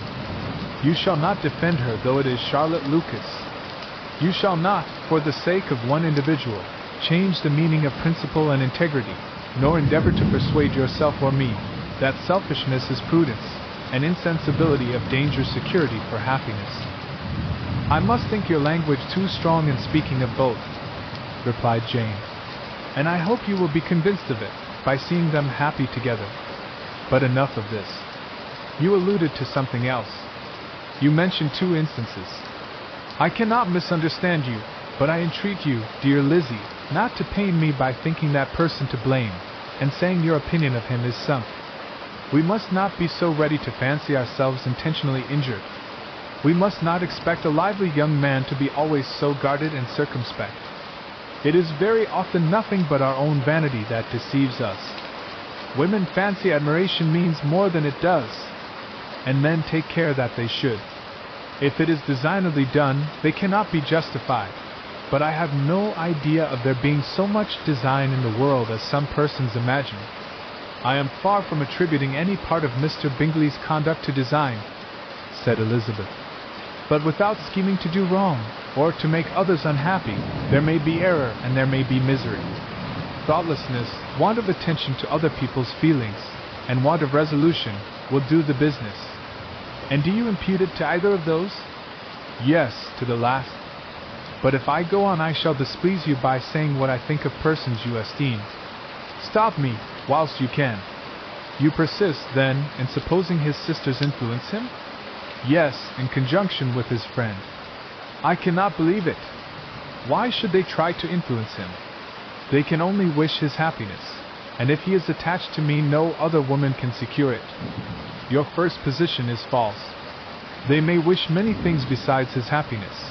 They may wish his increase of wealth and consequence. They may wish him to marry a girl who has all the importance of money, great connections, and pride. Beyond a doubt they do wish him to choose Miss Darcy, replied Jane. But this may be from better feelings than you are supposing. They have known her much longer than they have known me. No wonder if they love her better. But whatever may be their own wishes, it is very unlikely they should have opposed their brothers. What sister would think herself at liberty to do it, unless there was something very objectionable? If they believed him attached to me, they would not try to part us. If he were so, they could not succeed. By supposing such an affection, you make everybody acting unnaturally and wrong, and me most unhappy. Do not distress me by the idea. I am not ashamed of having been mistaken, or at least it is slight. It is nothing in comparison of what I should feel in thinking ill of him or his sisters. Let me take it in the best light, in the light in which it may be understood. Elizabeth could not oppose such a wish, and from this time Mr. Bingley's name was scarcely ever mentioned between them. Mrs. Bennet still continued to wonder and repine at his returning no more, and though a day seldom passed in which Elizabeth did not account for it clearly, there seemed little chance of her ever considering it with less perplexity. Her daughter endeavored to convince her of what she did not believe herself, that his attentions to Jane had been merely the effect of a common and transient liking, which ceased when he saw her no more. But though the probability of the statement was admitted at the time, she had the same story to repeat every day. Mrs. Bennet's best comfort was that Mr. Bingley must be down again in the summer. Mr. Bennet treated the matter differently. "So, Lizzie," said he one day, "your sister is crossed in love, I find. I congratulate her. Next to being married, a girl likes to be crossed in love a little now and then. It is something to think of, and gives her a sort of distinction among her companions. When is your turn to come? You will hardly bear to be long outdone by Jane. Now is your time. Here are officers enough at Meryton to disappoint all the young ladies in the country. Let Wickham be your man. He is a pleasant fellow, and would jilt you creditably. Thank you, sir, but a less agreeable man would satisfy me. We must not all expect Jane's good fortune." "True," said Mr. Bennet, "but it is a comfort to think that, whatever of that kind may befall you, you have an affectionate mother who will always make the most of it." Mr. Wickham's society was of material service in dispelling the gloom which the late perverse occurrences had thrown on many of the Longbourn family. They saw him often, and to his other recommendations was now added that of general unreserve. The whole of what Elizabeth had already heard, his claims on Mr. Darcy, and all that he had suffered from him, was now openly acknowledged and publicly canvassed, and everybody was pleased to think how much they had always disliked Mr. Darcy before they had known anything of the matter. Miss Bennet was the only creature who could suppose there might be any extenuating circumstances in the case unknown to the society of Hertfordshire. Her mild and steady candour always pleaded for allowances, and urged the possibility of mistakes. But by everybody else Mr. Darcy was condemned as the worst of men. Chapter 25. After a week spent in professions of love and schemes of felicity, Mr. Collins was called from his amiable Charlotte by the arrival of Saturday. The pain of separation, however, might be alleviated on his side by preparations for the reception of his bride, as he had reason to hope that shortly after his next return into Hertfordshire, the day would be fixed that was to make him the happiest of men. He took leave of his relations at Longbourn with as much solemnity as before, wished his fair cousin's health and happiness again, and promised their father another letter of thanks. On the following Monday, Mrs. Bennet had the pleasure of receiving her brother and his wife, who came, as usual, to spend the Christmas at Longbourn. Mr. Gardiner was a sensible, gentlemanlike man, greatly superior to his sister, as well by nature as education. The Netherfield ladies would have had difficulty in believing that a man who lived by trade, and within view of his own warehouses, could have been so well-bred and agreeable. Mrs. Gardiner, who was several years younger than Mrs. Bennet and Mrs. Phillips, was an amiable, intelligent, elegant woman, and a great favorite with her Longbourn nieces. Between the two eldest and herself especially, there subsisted a very particular regard. They had frequently been staying with her in town. The first part of Mrs. Gardiner's business, on her arrival, was to distribute her presents and describe the newest fashions. When this was done, she had a less active part to play. It became her turn to listen. Mrs.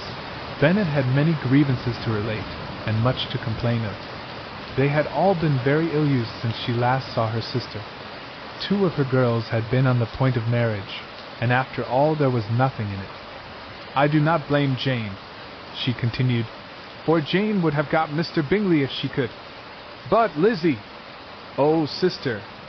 It is very hard to think that she might have been Mr. Collins's wife by this time, had not it been for her own perverseness. He made her an offer in this very room, and she refused him. The consequence of it is that Lady Lucas will have a daughter married before I have, and that Longbourn estate is just as much entailed as ever. The Lucases are very artful people, indeed, sister.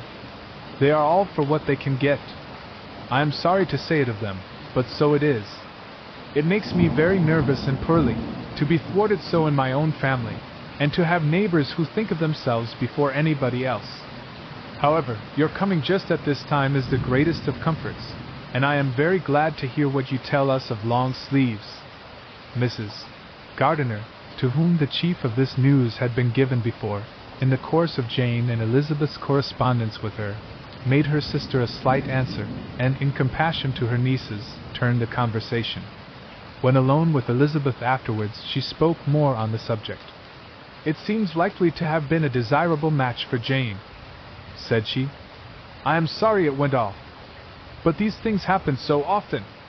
A young man, such as you describe Mr. Bingley, so easily falls in love with a pretty girl for a few weeks, and when accident separates them, so easily forgets her, that these sort of inconstancies are very frequent." "An excellent consolation in its way," said Elizabeth. "But it will not do for us. We do not suffer by accident. It does not often happen that the interference of friends will persuade a young man of independent fortune to think no more of a girl whom he was violently in love with only a few days before. But that expression of violently in love is so hackneyed, so doubtful, so indefinite, that it gives me very little idea. It is as often applied to feelings which arise only from a half-hour's acquaintance, as to a real, strong attachment.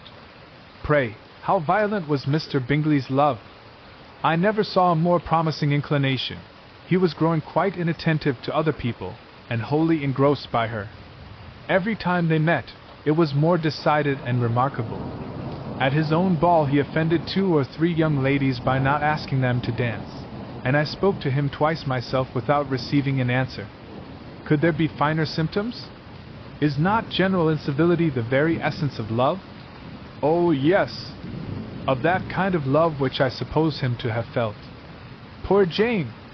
I am sorry for her, because, with her disposition, she may not get over it immediately. It had better have happened to you, Lizzie. You would have laughed yourself out of it sooner. But do you think she would be prevailed on to go back with us? Change of scene might be of service, and perhaps a little relief from home may be as useful as anything." Elizabeth was exceedingly pleased with this proposal, and felt persuaded of her sister's ready acquiescence. "I hope," added Mrs. Gardiner, "that no consideration with regard to this young man will influence her. We live in so different a part of town, all our connections are so different, and, as you well know, we go out so little, that it is very improbable they should meet at all, unless he really comes to see her. And that is quite impossible, for he is now in the custody of his friend, and Mr. Darcy would no more suffer him to call on Jane in such a part of London. My dear aunt, how could you think of it? Mr. Darcy may, perhaps, have heard of such a place as Grassetchett Street, but he would hardly think a month's ablution enough to cleanse him from its impurities, were he once to enter it, and depend upon it, Mr. Bingley never stirs without him. So much the better. I hope they will not meet at all. But does not Jane correspond with his sister? She will not be able to help calling. She will drop the acquaintance entirely." But, in spite of the certainty in which Elizabeth affected to place this point, as well as the still more interesting one of Bingley's being withheld from seeing Jane, she felt a solicitude on the subject which convinced her, on examination, that she did not consider it entirely hopeless. It was possible, and sometimes she thought it probable, that his affection might be reanimated, and the influence of his friends successfully combated by the more natural influence of Jane's attractions. Miss Bennet accepted her aunt's invitation with pleasure, and the Bingleys were no otherwise in her thoughts at the same time than as she hoped. by Caroline's not living in the same house with her brother, she might occasionally spend a morning with her, without any danger of seeing him. The Gardiners stayed a week at Longbourn, and what with the Phillipses, the Lucases, and the officers, there was not a day without its engagement. Mrs. Bennet had so carefully provided for the entertainment of her brother and sister that they did not once sit down to a family dinner. When the engagement was for home, some of the officers always made part of it, of which officers Mr. Wickham was sure to be one, and on these occasions Mrs. Gardiner, rendered suspicious by Elizabeth's warm commendation of him, narrowly observed them both. Without supposing them, from what she saw, to be very seriously in love, their preference of each other was plain enough to make her a little uneasy, and she resolved to speak to Elizabeth on the subject before she left Hertfordshire, and represent to her the imprudence of encouraging such an attachment. To Mrs. Gardiner, Wickham had one means of affording pleasure, unconnected with his general powers. About 10 or a dozen years ago, before her marriage, she had spent a considerable time in that very part of Derbyshire to which he belonged. They had, therefore, many acquaintance in common, and though Wickham had been little there since the death of Darcy's father, 5 years before, it was yet in his power to give her fresher intelligence of her former friends than she had been in the way of procuring. Mrs. Gardiner had seen Pemberley, and known the late Mr. Darcy by character perfectly well. Here, consequently, was an inexhaustible subject of discourse. In comparing her recollection of Pemberley with the minute description which Wickham could give, and in bestowing her tribute of praise on the character of its late possessor, she was delighting both him and herself. On being made acquainted with the present Mr. Darcy's treatment of him, she tried to remember something of that gentleman's reputed disposition, when quite a lad, which might agree with it, and was confident, at last, that she recollected having heard Mr. Fitzwilliam Darcy formerly spoken of as a very proud, ill-natured boy. Chapter 26. R.S. Gardiner's caution to Elizabeth was punctually and kindly given on the first favorable opportunity of speaking to her alone. After honestly telling her what she thought, she thus went on. "You are too sensible a girl, Lizzie, to fall in love merely because you are warned against it, and therefore, I am not afraid of speaking openly. Seriously, I would have you be on your guard. Do not involve yourself, or endeavor to involve him, in an affection which the want of fortune would make so very imprudent. I have nothing to say against him. He is a most interesting young man, and if he had the fortune he ought to have, I should think you could not do better. But as it is, you must not let your fancy run away with you.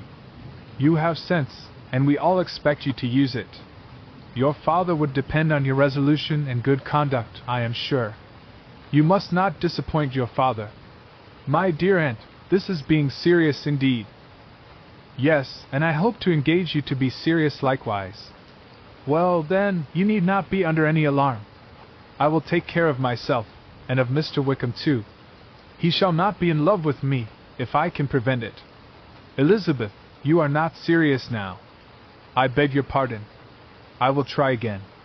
At present I am not in love with Mr. Wickham. No, I certainly am not.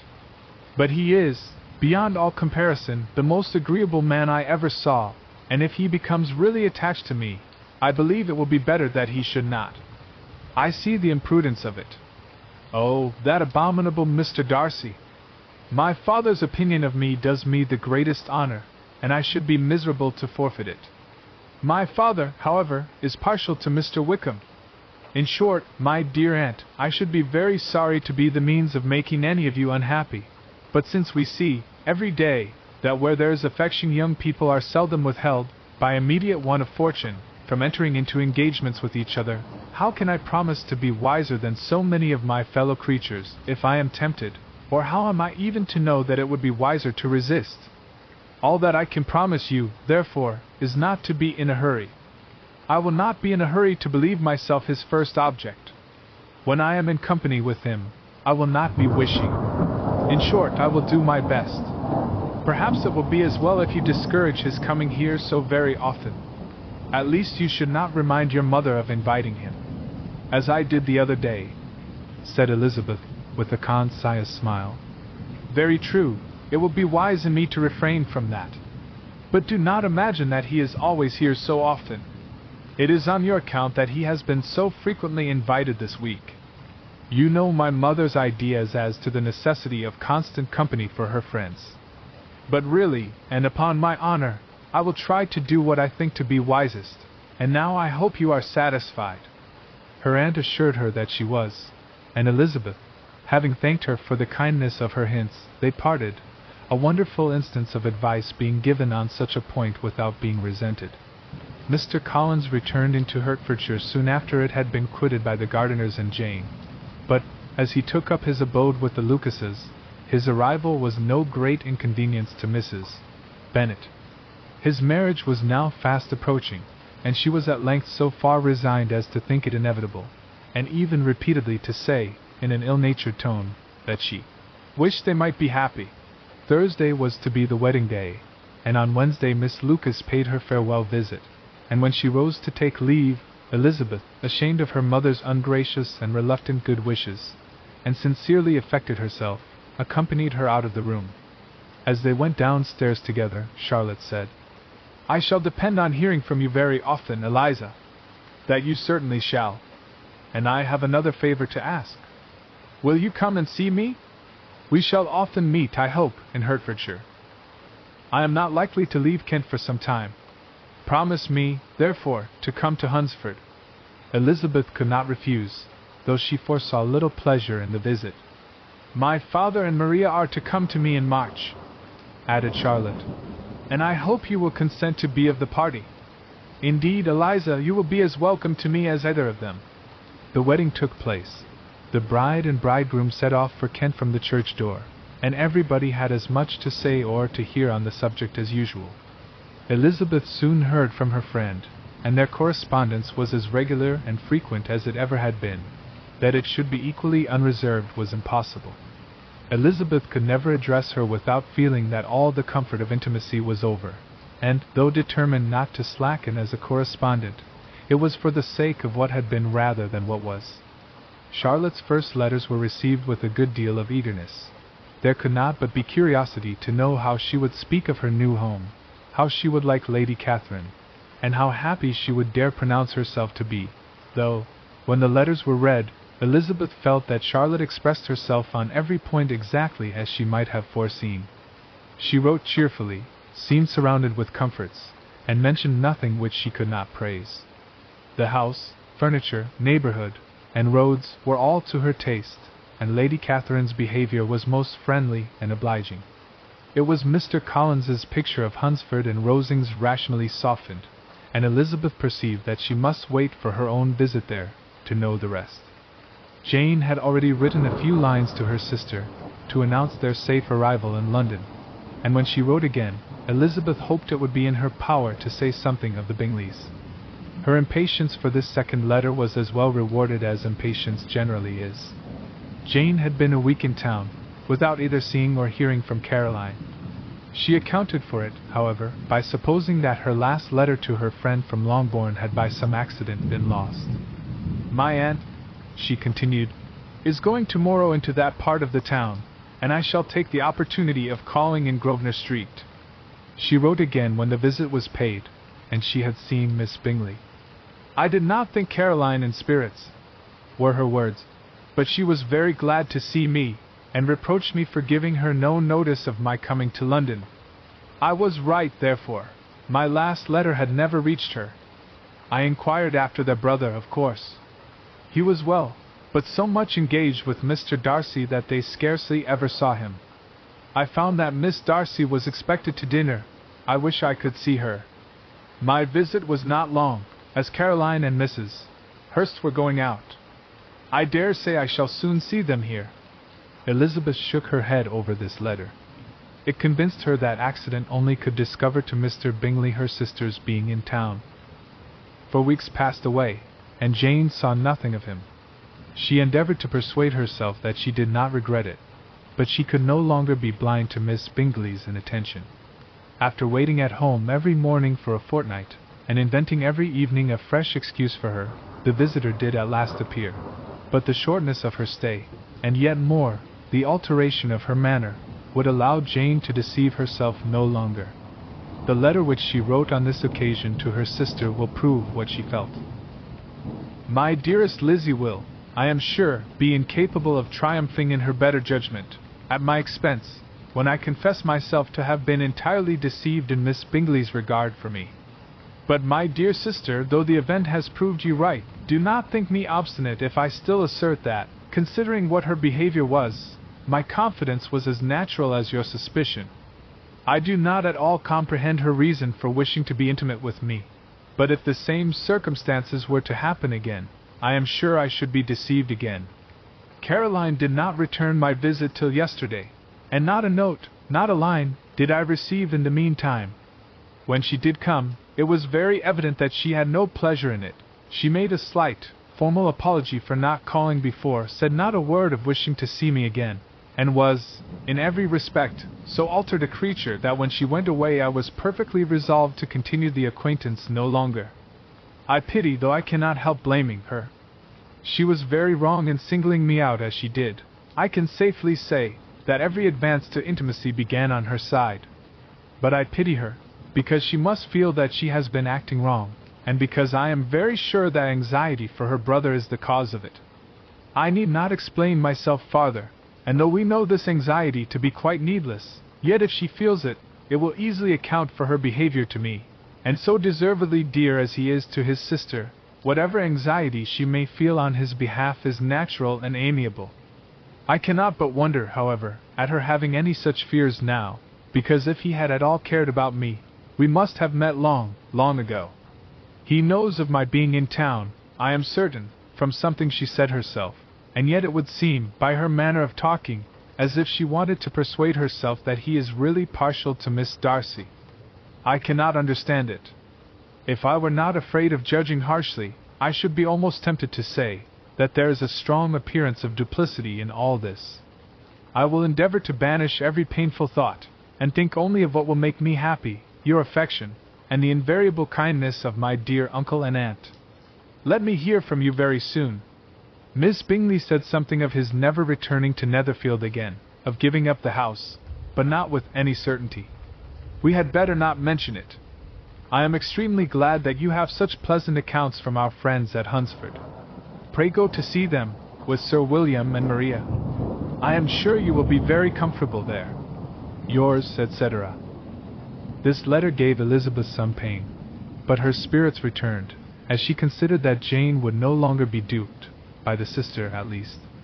All expectation from the brother was now absolutely over. She would not even wish for any renewal of his attentions.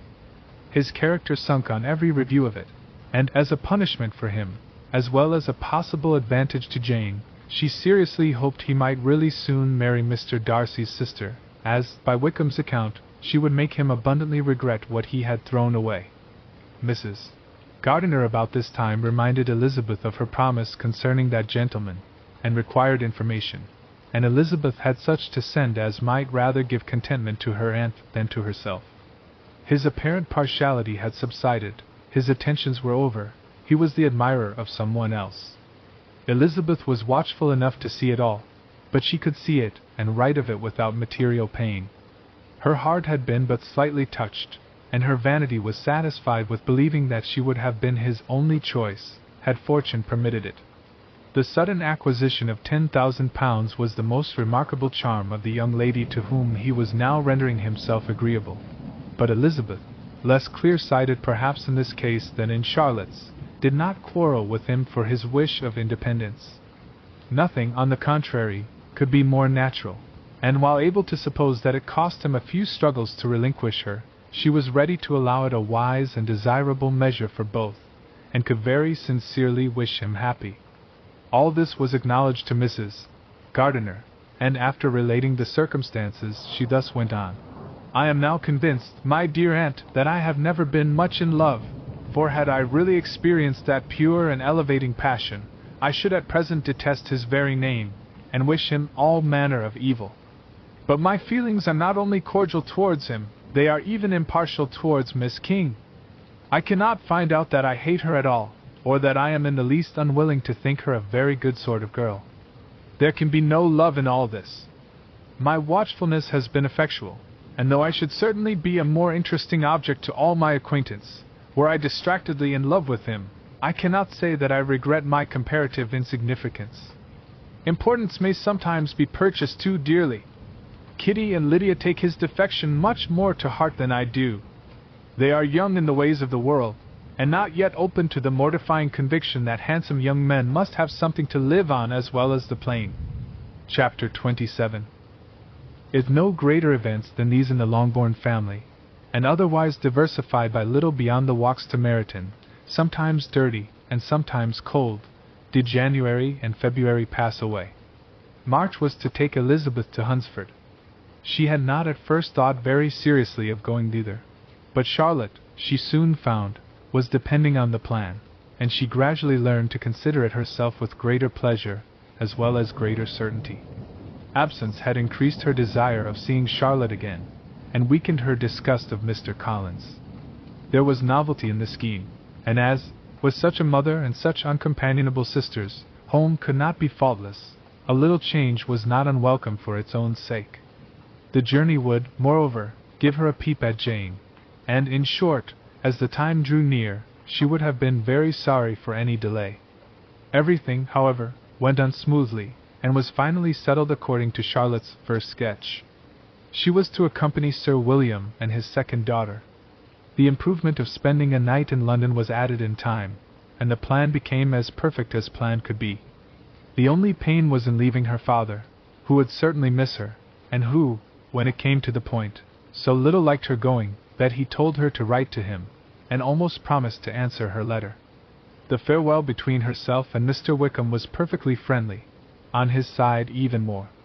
His present pursuit could not make him forget that Elizabeth had been the first to excite and to deserve his attention, the first to listen and to pity, the first to be admired, and in his manner of bidding her adieu, wishing her every enjoyment, reminding her of what she was to expect in Lady Catherine de Bourgh, and trusting their opinion of her, their opinion of everybody, would always coincide, there was a solicitude, an interest, which she felt must ever attach her to him with a most sincere regard, and she parted from him convinced that, whether married or single, he must always be her model of the amiable and pleasing. Her fellow travellers the next day were not of a kind to make her think him less agreeable. Sir William Lucas, and his daughter Maria, a good-humoured girl, but as empty-headed as himself, had nothing to say that could be worth hearing, and were listened to with about as much delight as the rattle of the chaise. Elizabeth loved absurdities, but she had known Sir William's too long. He could tell her nothing new of the wonders of his presentation and knighthood, and his civilities were worn out, like his information. It was a journey of only 24 miles, and they began it so early as to be in Grassetchett Street by noon. As they drove to Mr. Gardiner's door, Jane was at a drawing-room window watching their arrival. When they entered the passage, she was there to welcome them, and Elizabeth, looking earnestly in her face, was pleased to see it healthful and lovely as ever. On the stairs were a troop of little boys and girls, whose eagerness for their cousin's appearance would not allow them to wait in the drawing-room, and whose shyness, as they had not seen her for a 12-month, prevented their coming lower. All was joy and kindness. The day passed most pleasantly away, the morning in bustle and shopping, and the evening at one of the theatres. Elizabeth then contrived to sit by her aunt. Their first subject was her sister, and she was more grieved than astonished to hear, in reply to her minute inquiries, that though Jane always struggled to support her spirits, there were periods of dejection. It was reasonable, however, to hope that they would not continue long. Mrs. Gardiner gave her the particulars also of Miss Bingley's visit in Grassetchett Street, and repeated conversations occurring at different times between Jane and herself, which proved that the former had, from her heart, given up the acquaintance. Mrs. Gardiner then rallied her niece on Wickham's desertion, and complimented her on bearing it so well. "But, my dear Elizabeth," she added, "what sort of girl is Miss King? I should be sorry to think our friend mercenary. Pray, my dear aunt, what is the difference in matrimonial affairs between the mercenary and the prudent motive? Where does discretion end, and avarice begin? Last Christmas you were afraid of his marrying me, because it would be imprudent, and now, because he is trying to get a girl with only £10,000, You want to find out that he is mercenary. If you will only tell me what sort of girl Miss King is, I shall know what to think. She is a very good kind of girl, I believe. I know no harm of her. But he paid her not the smallest attention till her grandfather's death made her mistress of this fortune? No, why should he? If it were not allowable for him to gain my affections, because I had no money, what occasion could there be for making love to a girl whom he did not care about, and who was equally poor? But there seems indelicacy in directing his attentions towards her so soon after this event. A man in distressed circumstances has not time for all those elegant decorums which other people may observe. If she does not object to it, why should we? Her not objecting does not justify him. It only shows her being deficient in something herself, sense or feeling. Well, cried Elizabeth, have it as you choose. He shall be mercenary, and she shall be foolish. No, Lizzie, that is what I do not choose. I should be sorry, you know, to think ill of a young man who has lived so long in Derbyshire. Oh, if that is all, I have a very poor opinion of young men who live in Derbyshire, and their intimate friends who live in Hertfordshire are not much better. I am sick of them all. Thank heaven! I am going tomorrow where I shall find a man who has not one agreeable quality, who has neither manners nor sense to recommend him. Stupid men are the only ones worth knowing, after all. Take care, Lizzie. That speech savors strongly of disappointment. Before they were separated by the conclusion of the play, she had the unexpected happiness of an invitation to accompany her uncle and aunt in a tour of pleasure which they proposed taking in the summer. We have not quite determined how far it shall carry us, said Mrs. Gardiner, but perhaps to the lakes. No scheme could have been more agreeable to Elizabeth, and her acceptance of the invitation was most ready and grateful. My dear, dear aunt, she rapturously cried. What delight! What felicity! You give me fresh life and vigor. Adieu to disappointment and spleen. What a men to rocks and mountains! Oh, what hours of transport we shall spend! And when we do return, it shall not be like other travelers, without being able to give one accurate idea of anything. We will know where we have gone. We will recollect what we have seen. Lakes, mountains, and rivers shall not be jumbled together in our imaginations, nor, when we attempt to describe any particular scene, will we begin quarreling about its relative situation. Let our first effusions be less insupportable than those of the generality of travelers. Chapter 28. Very object in the next day's journey was new and interesting to Elizabeth, and her spirits were in a state of enjoyment, for she had seen her sister looking so well as to banish all fear for her health, and the prospect of her northern tour was a constant source of delight. When they left the high road for the lane to Hunsford, every eye was in search of the parsonage, and every turning expected to bring it in view. The paling of Rosings Park was their boundary on one side. Elizabeth smiled at the recollection of all that she had heard of its inhabitants. At length the parsonage was discernible. The garden sloping to the road, the house standing in it, the green pales and the laurel hedge, everything declared they were arriving. Mr. Collins and Charlotte appeared at the door, and the carriage stopped at the small gate, which led by a short gravel walk to the house, amidst the nods and smiles of the whole party. In a moment they were all out of the chaise, rejoicing at the sight of each other. Mrs. Collins welcomed her friend with the liveliest pleasure, and Elizabeth was more and more satisfied with coming, when she found herself so affectionately received. She saw instantly that her cousin's manners were not altered by his marriage. His formal civility was just what it had been, and he detained her some minutes at the gate to hear and satisfy his inquiries after all her family.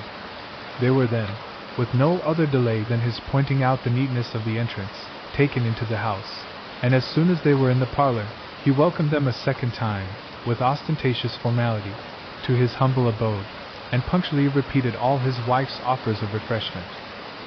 Elizabeth was prepared to see him in his glory, and she could not help fancying that in displaying the good proportion of the room, its aspect, and its furniture, he addressed himself particularly to her, as if wishing to make her feel what she had lost in refusing him.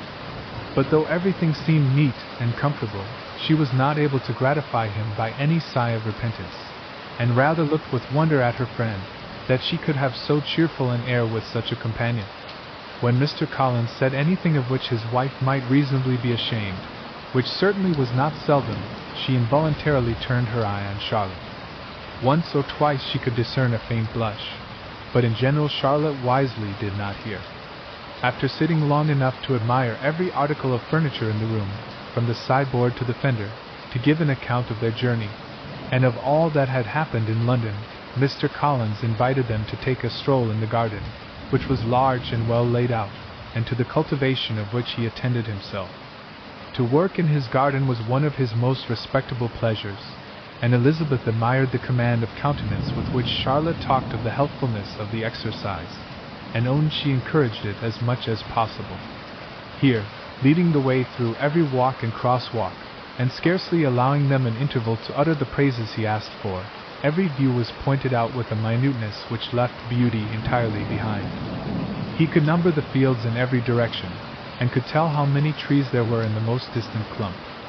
But of all the views which his garden, or which the country or the kingdom could boast, none were to be compared with the prospect of Rosings, afforded by an opening in the trees that bordered the park nearly opposite the front of his house. It was a handsome modern building, well situated on rising ground. From his garden, Mr. Collins would have led them round his 2 meadows, but the ladies, not having shoes to encounter the remains of a white frost, turned back, and while Sir William accompanied him, Charlotte took her sister and friend over the house, extremely well pleased, probably, to have the opportunity of showing it without her husband's help. It was rather small, but well built and convenient, and everything was fitted up and arranged with a neatness and consistency, of which Elizabeth gave Charlotte all the credit. When Mr. Collins could be forgotten, there was really a great air of comfort throughout, and by Charlotte's evident enjoyment of it, Elizabeth supposed he must be often forgotten. She had already learnt that Lady Catherine was still in the country. It was spoken of again while they were at dinner, when Mr. Collins, joining in, observed, "Yes, Miss Elizabeth, you will have the honor of seeing Lady Catherine de Bourgh on the ensuing Sunday at church, and I need not say you will be delighted with her.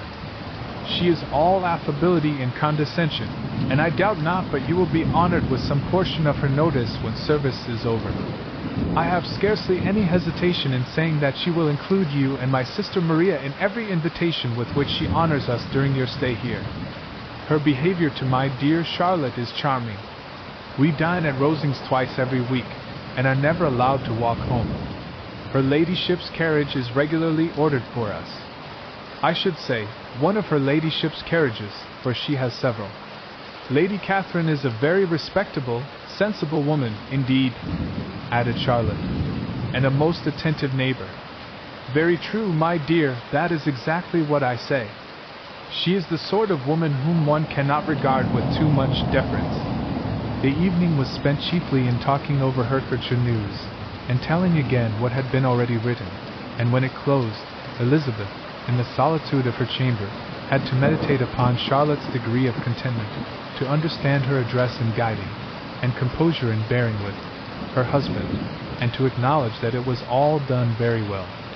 She had also to anticipate how her visit would pass, the quiet tenor of their usual employments, the vexatious interruptions of Mr. Collins, and the gaieties of their intercourse with Rosings. A lively imagination soon settled it all. About the middle of the next day, as she was in her room getting ready for a walk, a sudden noise below seemed to speak the whole house in confusion, and, after listening a moment, she heard somebody running upstairs in a violent hurry, and calling loudly after her. She opened the door, and met Maria in the landing-place, who, breathless with agitation, cried out, "Oh, my dear Eliza! Pray make haste and come into the dining-room, for there is such a sight to be seen. I will not tell you what it is. Make haste, and come down this moment." Elizabeth asked questions in vain. Maria would tell her nothing more, and down they ran into the dining-room which fronted the lane, in quest of this wonder. It was 2 ladies, stopping in a low phaeton at the garden gate. "And is this all?" cried Elizabeth. "I expected at least that the pigs were got into the garden, and here is nothing but Lady Catherine and her daughter." "La, my dear," said Maria, quite shocked at the mistake, "it is not Lady Catherine. The old lady is Mrs. Jenkinson, who lives with them. The other is Miss de Bourgh. Only look at her. She is quite a little creature. Who would have thought she could be so thin and small? She is abominably rude to keep Charlotte out of doors in all this wind. Why does she not come in? Oh, Charlotte says she hardly ever does. It is the greatest of favors when Miss de Bourgh comes in. I like her appearance, said Elizabeth, struck with other ideas. She looks sickly and cross. Yes, she will do for him very well. She will make him a very proper wife. Mr. Collins and Charlotte were both standing at the gate in conversation with the ladies, and Sir William, to Elizabeth's high diversion, was stationed in the doorway, in earnest contemplation of the greatness before him, and constantly bowing whenever Miss de Bourgh looked that way. At length there was nothing more to be said. The ladies drove on, and the others returned into the house. Mr. Collins no sooner saw the two girls than he began to congratulate them on their good fortune, which Charlotte explained by letting them know that the whole party was asked to dine at Rosings the next day. Chapter 29. R. Collins's triumph, in consequence of this invitation, was complete. The power of displaying the grandeur of his patroness to his wondering visitors, and of letting them see her civility towards himself and his wife, was exactly what he had wished for, and that an opportunity of doing it should be given so soon was such an instance of Lady Catherine's condescension as he knew not how to admire enough.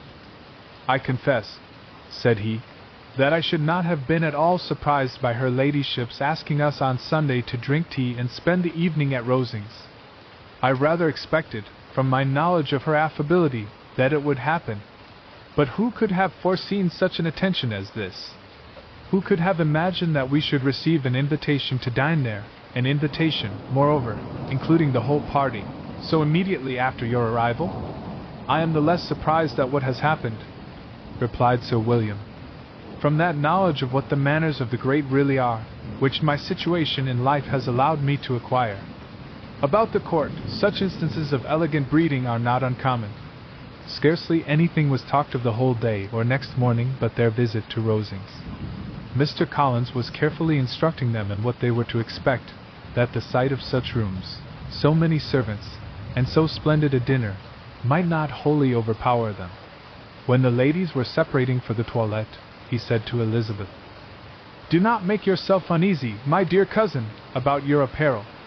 Lady Catherine is far from requiring that elegance of dress in us which becomes herself and daughter. I would advise you merely to put on whatever of your clothes is superior to the rest. There is no occasion for anything more. Lady Catherine will not think the worse of you for being simply dressed. She likes to have the distinction of rank preserved." While they were dressing, he came 2 or 3 times to their different doors, to recommend their being quick, as Lady Catherine very much objected to be kept waiting for her dinner. Such formidable accounts of her ladyship, and her manner of living, quite frightened Maria Lucas, who had been little used to company, and she looked forward to her introduction at Rosings with as much apprehension as her father had done to his presentation at St. James's. As the weather was fine, they had a pleasant walk of about half a mile across the park. Every park has its beauty and its prospects, and Elizabeth saw much to be pleased with, though she could not be in such raptures as Mr. Collins expected the scene to inspire, and was but slightly affected by his enumeration of the windows in front of the house, and his relation of what the glazing altogether had originally cost Sir Louis de Bourgh. When they ascended the steps to the hall, Maria's alarm was every moment increasing, and even Sir William did not look perfectly calm. Elizabeth's courage did not fail her. She had heard nothing of Lady Catherine that spoke her awful from any extraordinary talents or miraculous virtue, and the mere stateliness of money and rank she thought she could witness without trepidation. From the entrance hall, of which Mr. Collins pointed out, with a rapturous air, the fine proportion and finished ornaments, they followed the servants through an antechamber to the room where Lady Catherine, her daughter, and Mrs. Jenkinson were sitting. Her ladyship, with great condescension, arose to receive them, and as Mrs. Collins had settled it with her husband that the office of introduction should be hers, it was performed in a proper manner, without any of those apologies and thanks which he would have thought necessary. In spite of having been at St. James's, Sir William was so completely awed by the grandeur surrounding him, that he had but just courage enough to make a very low bow, and take his seat without saying a word, and his daughter, frightened almost out of her senses, sat on the edge of her chair, not knowing which way to look. Elizabeth found herself quite equal to the scene, and could observe the three ladies before her composedly. Lady Catherine was a tall, large woman, with strongly marked features, which might once have been handsome. Her air was not conciliating, nor was her manner of receiving them such as to make her visitors forget their inferior rank. She was not rendered formidable by silence, but whatever she said was spoken in so authoritative a tone as marked her self-importance, and brought Mr. Wickham immediately to Elizabeth's mind, and from the observation of the day altogether, she believed Lady Catherine to be exactly what he had represented. When, after examining the mother, in whose countenance and deportment she soon found some resemblance of Mr. Darcy, she turned her eyes on the daughter, she could almost have joined in Maria's astonishment at her being so thin and so small. There was neither in figure nor face any likeness between the ladies. Miss de Bourgh was pale and sickly. Her features, though not plain, were insignificant, and she spoke very little, except in a low voice, to Mrs. Jenkinson, in whose appearance there was nothing remarkable, and who was entirely engaged in listening to what she said, and placing a screen in the proper direction before her eyes. After sitting a few minutes, they were all sent to one of the windows to admire the view, Mr. Collins attending them to point out its beauties, and Lady Catherine kindly informing them that it was much better worth looking at in the summer. The dinner was exceedingly handsome, and there were all the servants, and all the articles of plate which Mr. Collins had promised, and, as he had likewise foretold, he took his seat at the bottom of the table, by her ladyship's desire, and looked as if he felt that life could furnish nothing greater. He carved and ate and praised with delighted alacrity, and every dish was commended first by him, and then by Sir William, who was now enough recovered to echo whatever his son-in-law said, in a manner which Elizabeth wondered Lady Catherine could bear. But Lady Catherine seemed gratified by their excessive admiration, and gave most gracious smiles, especially when any dish on the table proved a novelty to them. The party did not supply much conversation. Elizabeth was ready to speak whenever there was an opening, but she was seated between Charlotte and Miss de Bourgh, the former of whom was engaged in listening to Lady Catherine, and the latter said not a word to her all the dinner time. Mrs. Jenkinson was chiefly employed in watching how little Miss de Bourgh ate, pressing her to try some other dish and fearing she was indisposed. Maria thought speaking out of the question, and the gentlemen did nothing but eat and admire. When the ladies returned to the drawing-room, there was little to be done but to hear Lady Catherine talk, which she did without any intermission till coffee came in, delivering her opinion on every subject in so decisive a manner as proved that she was not used to have her judgment controverted.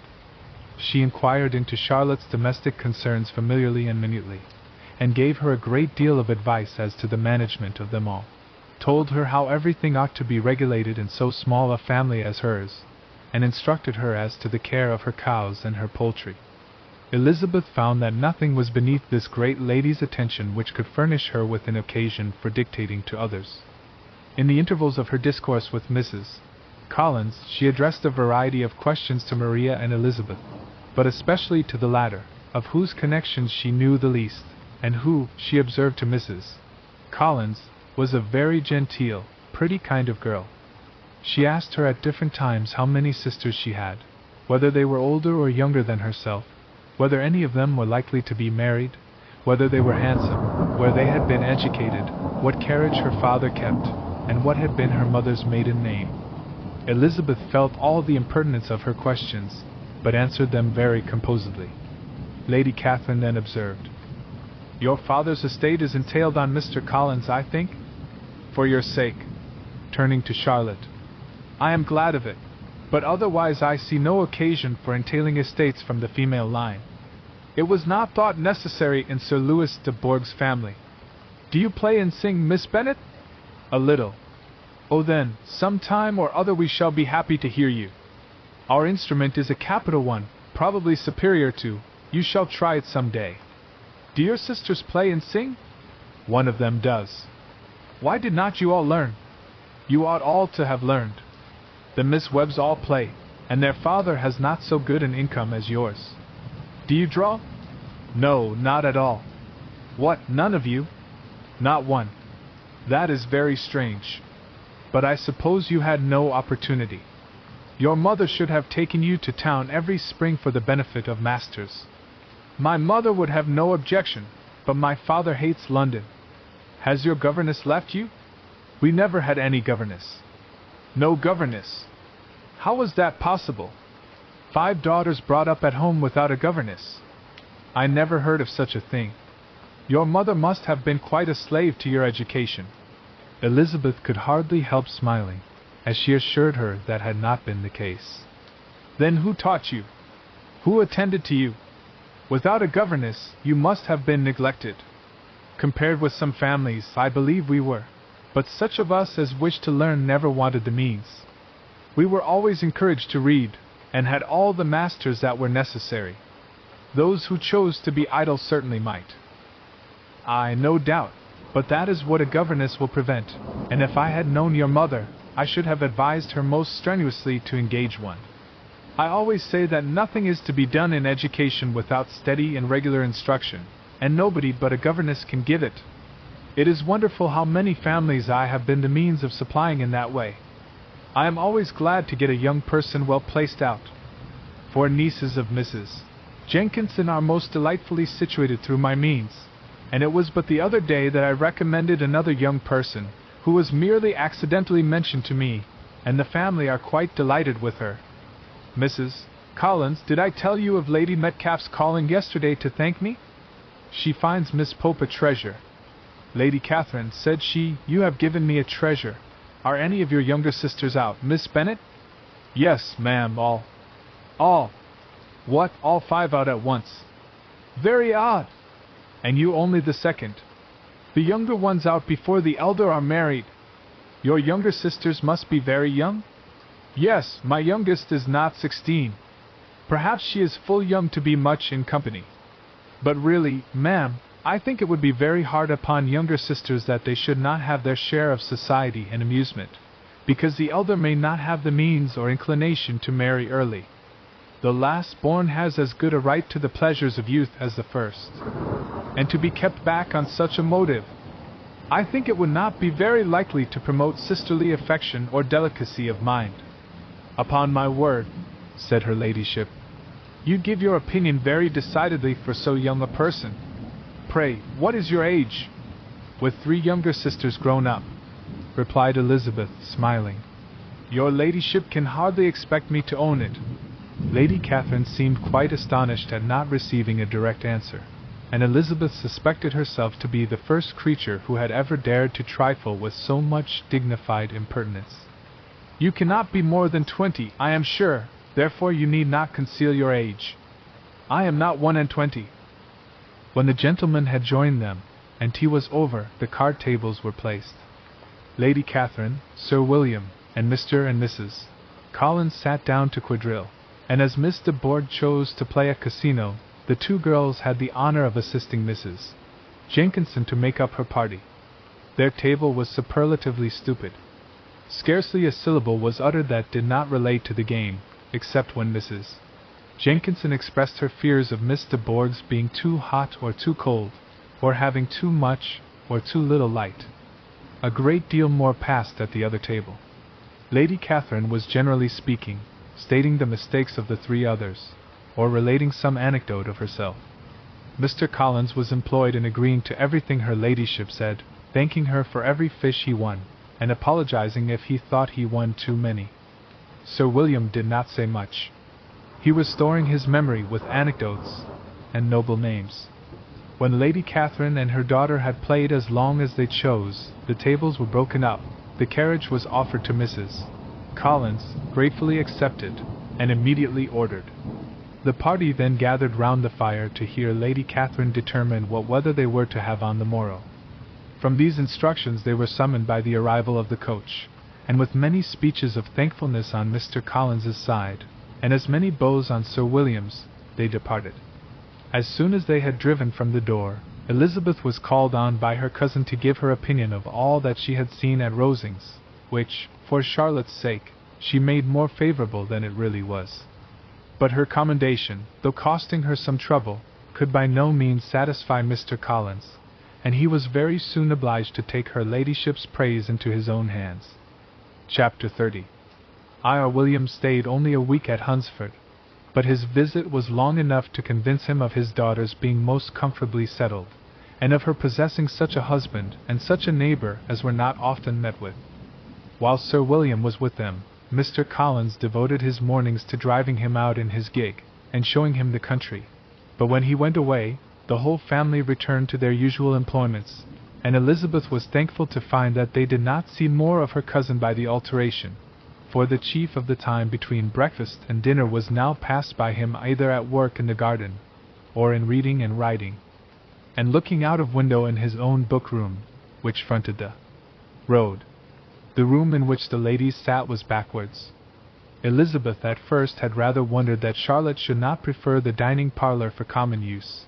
It was a better-sized room, and had a pleasanter aspect, but she soon saw that her friend had an excellent reason for what she did, for Mr. Collins would undoubtedly have been much less in his own apartment had they sat in one equally lively, and she gave Charlotte credit for the arrangement.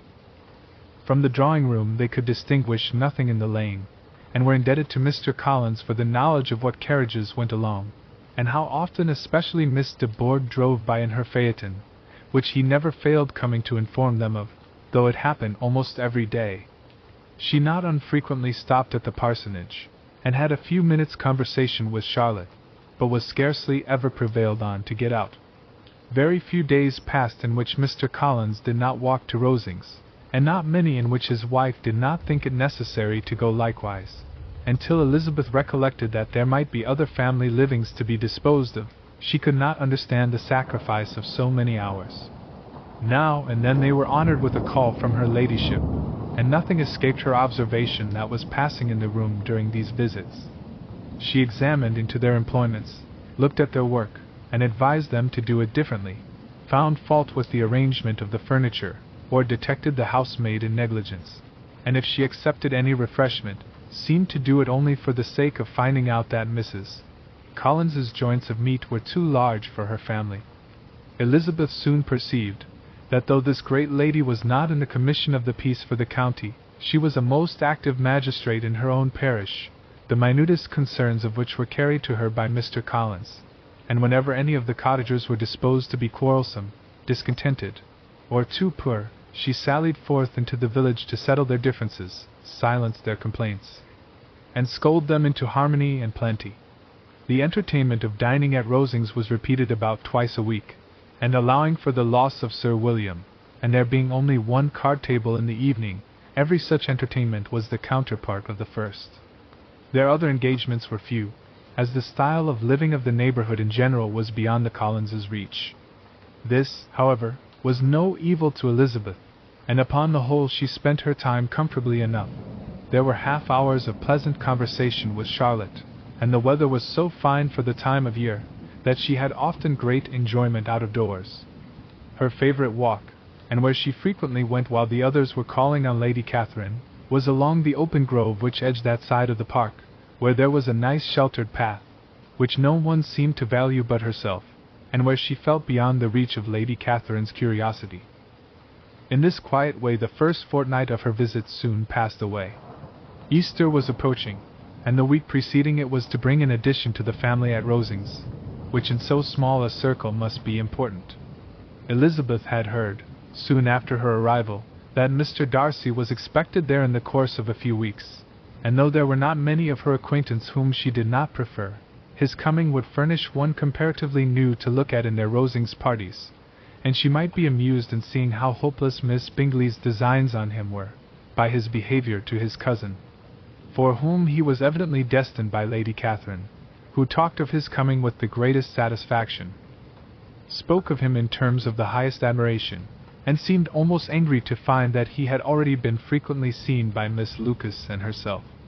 His arrival was soon known at the parsonage, for Mr. Collins was walking the whole morning within view of the lodges opening into Hunsford Lane, in order to have the earliest assurance of it, and after making his bow as the carriage turned into the park, hurried home with the great intelligence. On the following morning he hastened to Rosings to pay his respects. There were 2 nephews of Lady Catherine to require them, for Mr. Darcy had brought with him a Colonel Fitzwilliam, the younger son of his uncle, Lord, and to the great surprise of all the party, when Mr. Collins returned, the gentleman accompanied him. Charlotte had seen them from her husband's room, crossing the road, and immediately running into the other, told the girls what an honor they might expect, adding, "I may thank you, Eliza, for this piece of civility. Mr. Darcy would never have come so soon to wait upon me." Elizabeth had scarcely time to disclaim all right to the compliment before their approach was announced by the doorbell, and shortly afterwards the 3 gentlemen entered the room. Colonel Fitzwilliam, who led the way, was about 30, not handsome, but in person and address most truly the gentleman. Mr. Darcy looked just as he had been used to look in Hertfordshire, paid his compliments, with his usual reserve, to Mrs. Collins, and whatever might be his feelings towards her friend, met her with every appearance of composure.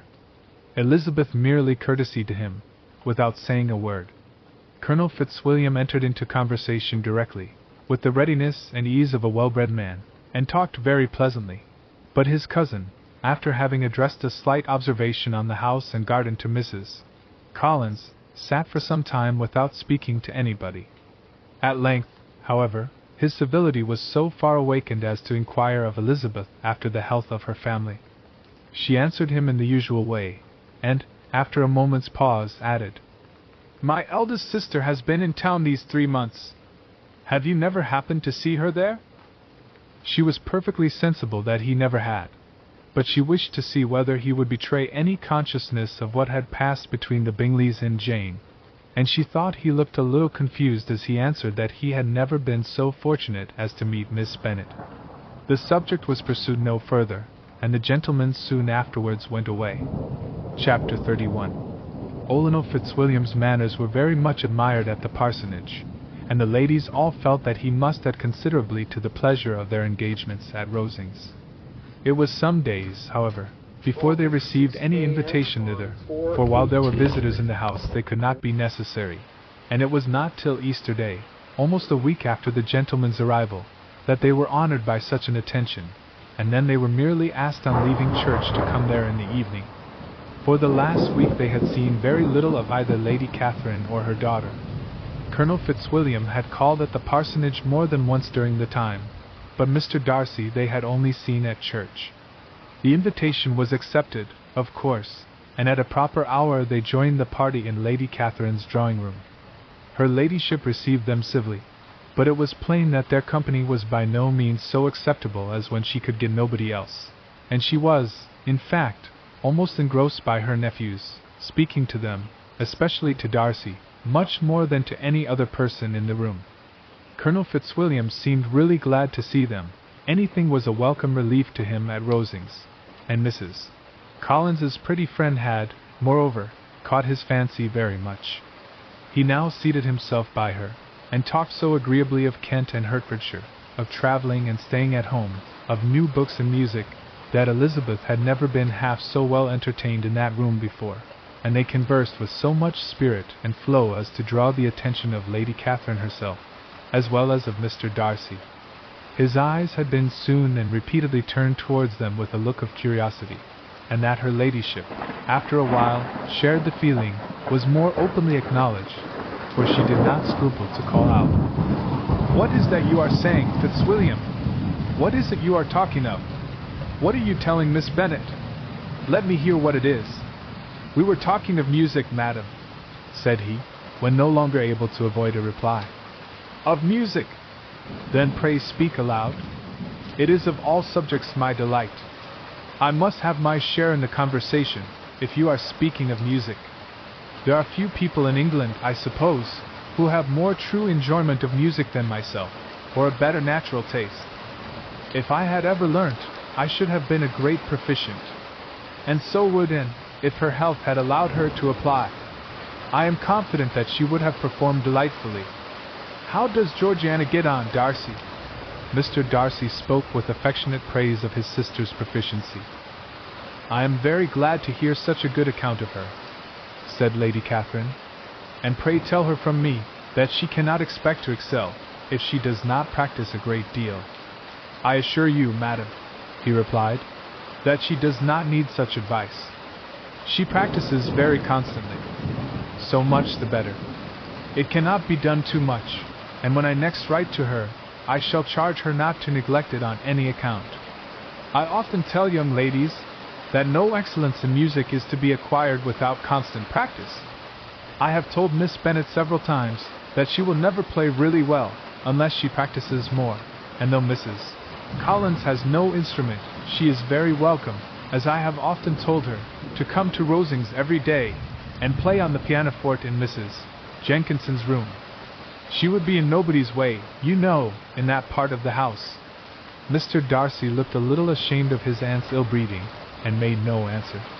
When coffee was over, Colonel Fitzwilliam reminded Elizabeth of having promised to play to him, and she sat down directly to the instrument. He drew a chair near her.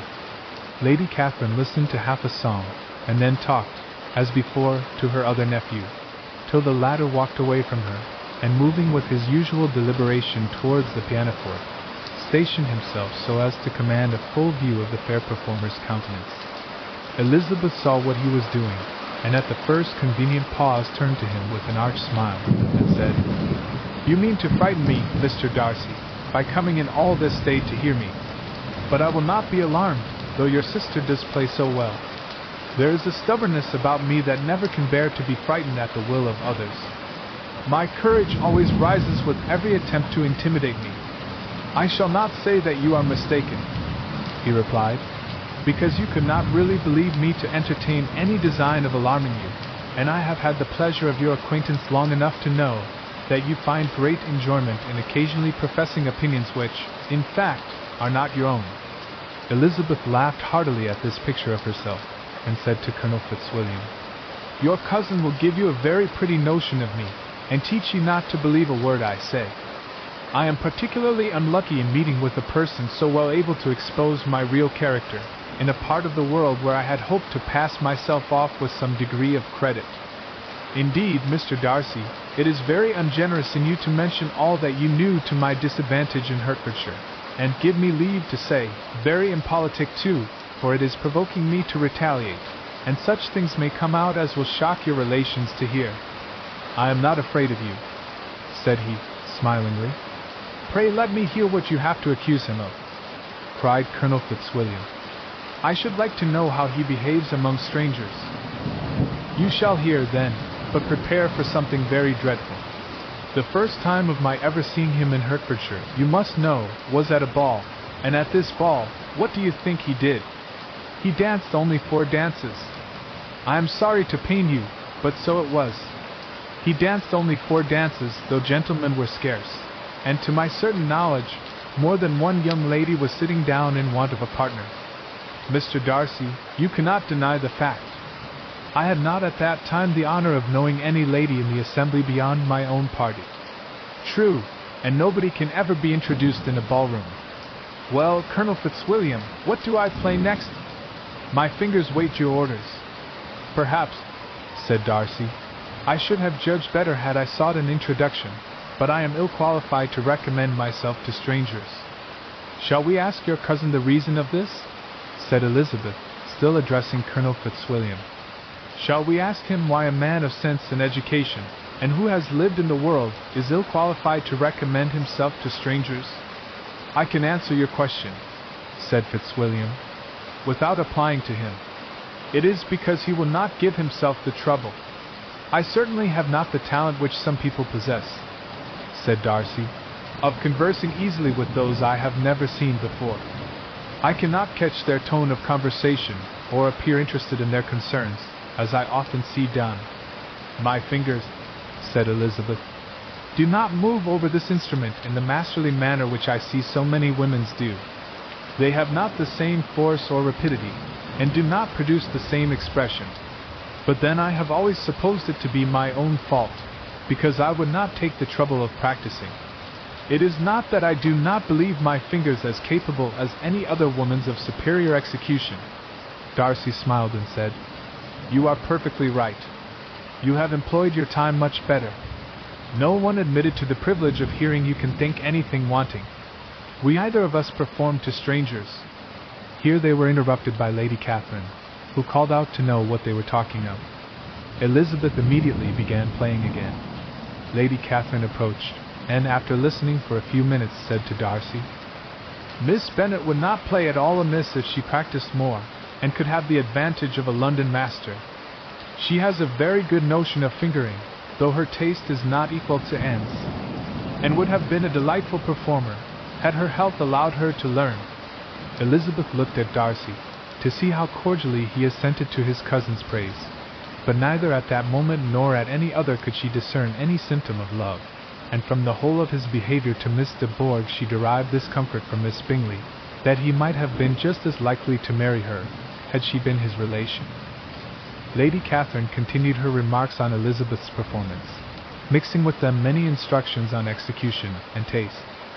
Elizabeth received them with all the forbearance of civility, and at the request of the gentleman remained at the instrument till her ladyship's carriage was ready to take them all home. Chapter 32. Elizabeth was sitting by herself the next morning, and writing to Jane, while Mrs.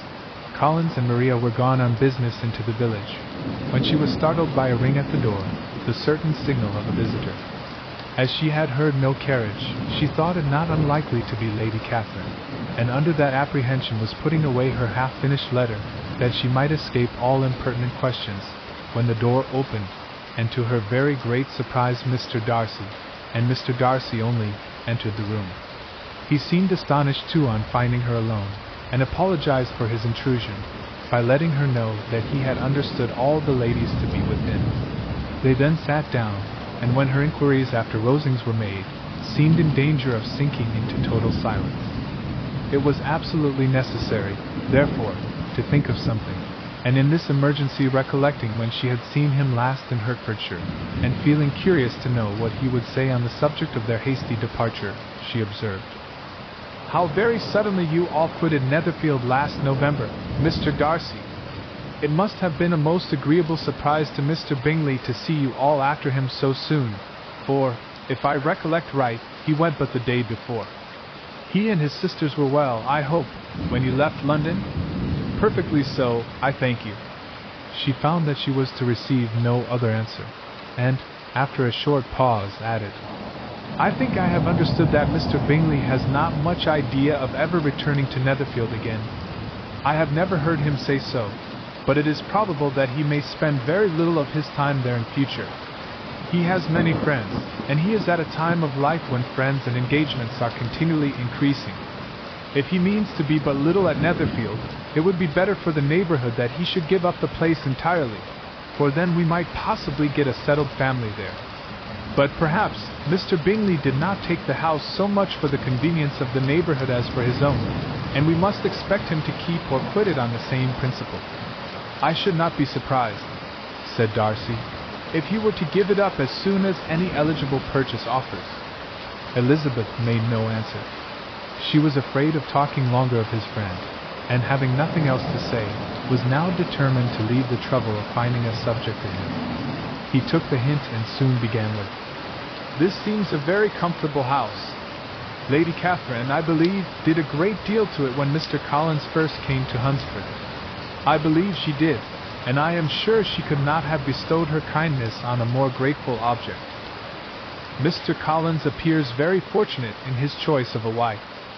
Yes, indeed, his friends may well rejoice in his having met with one of the very few sensible women who would have accepted him, or have made him happy if they had. My friend has an excellent understanding, though I am not certain that I consider her marrying Mr. Collins as the wisest thing she ever did. She seems perfectly happy, however, and in a prudential light, it is certainly a very good match for her.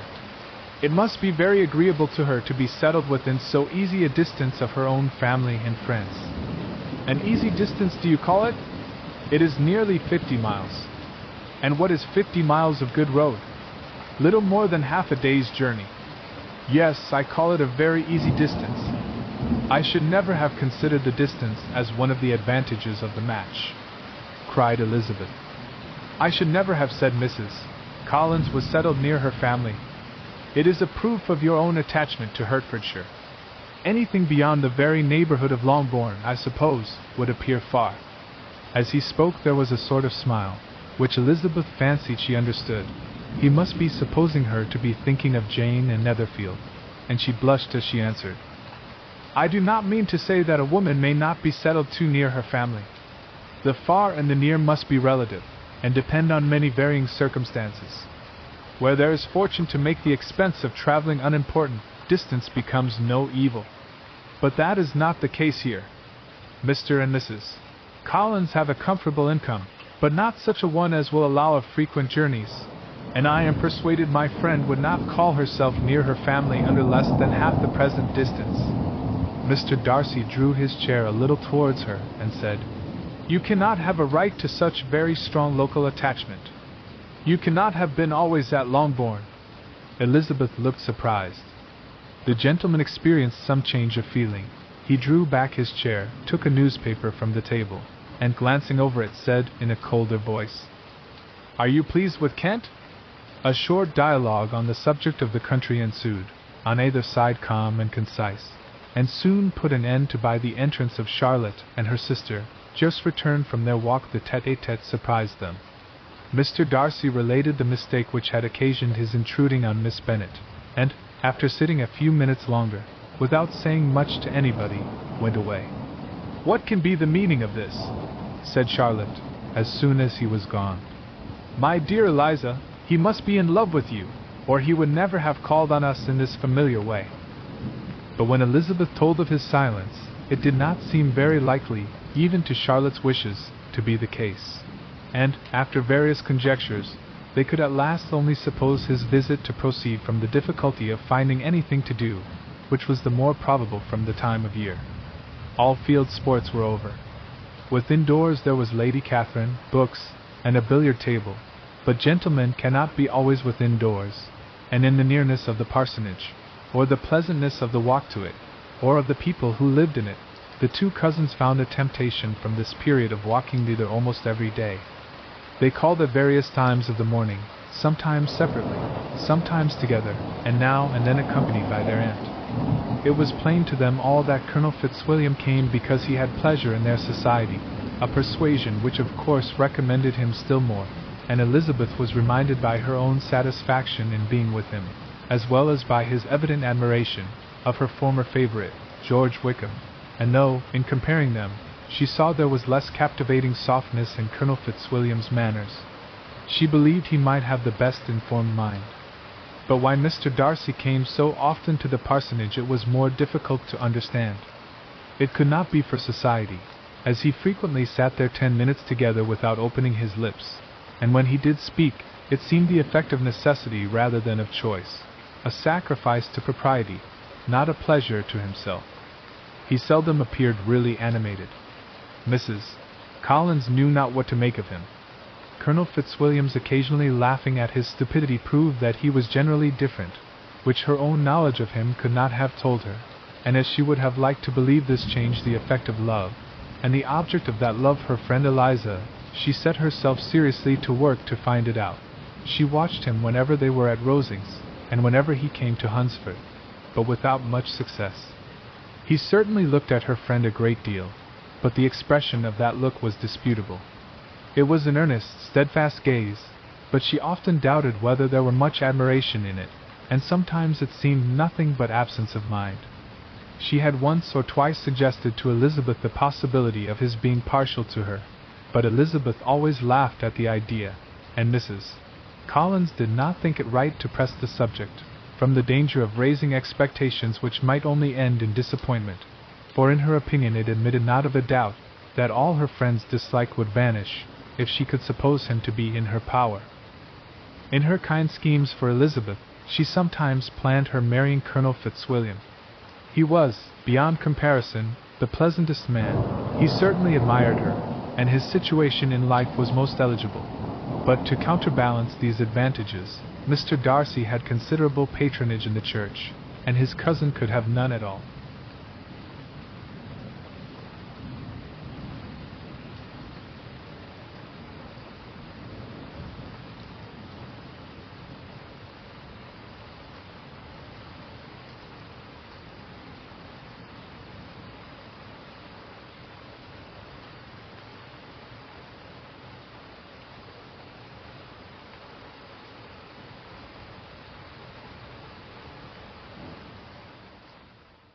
Every story leaves a trace, some in history, others in the shadows.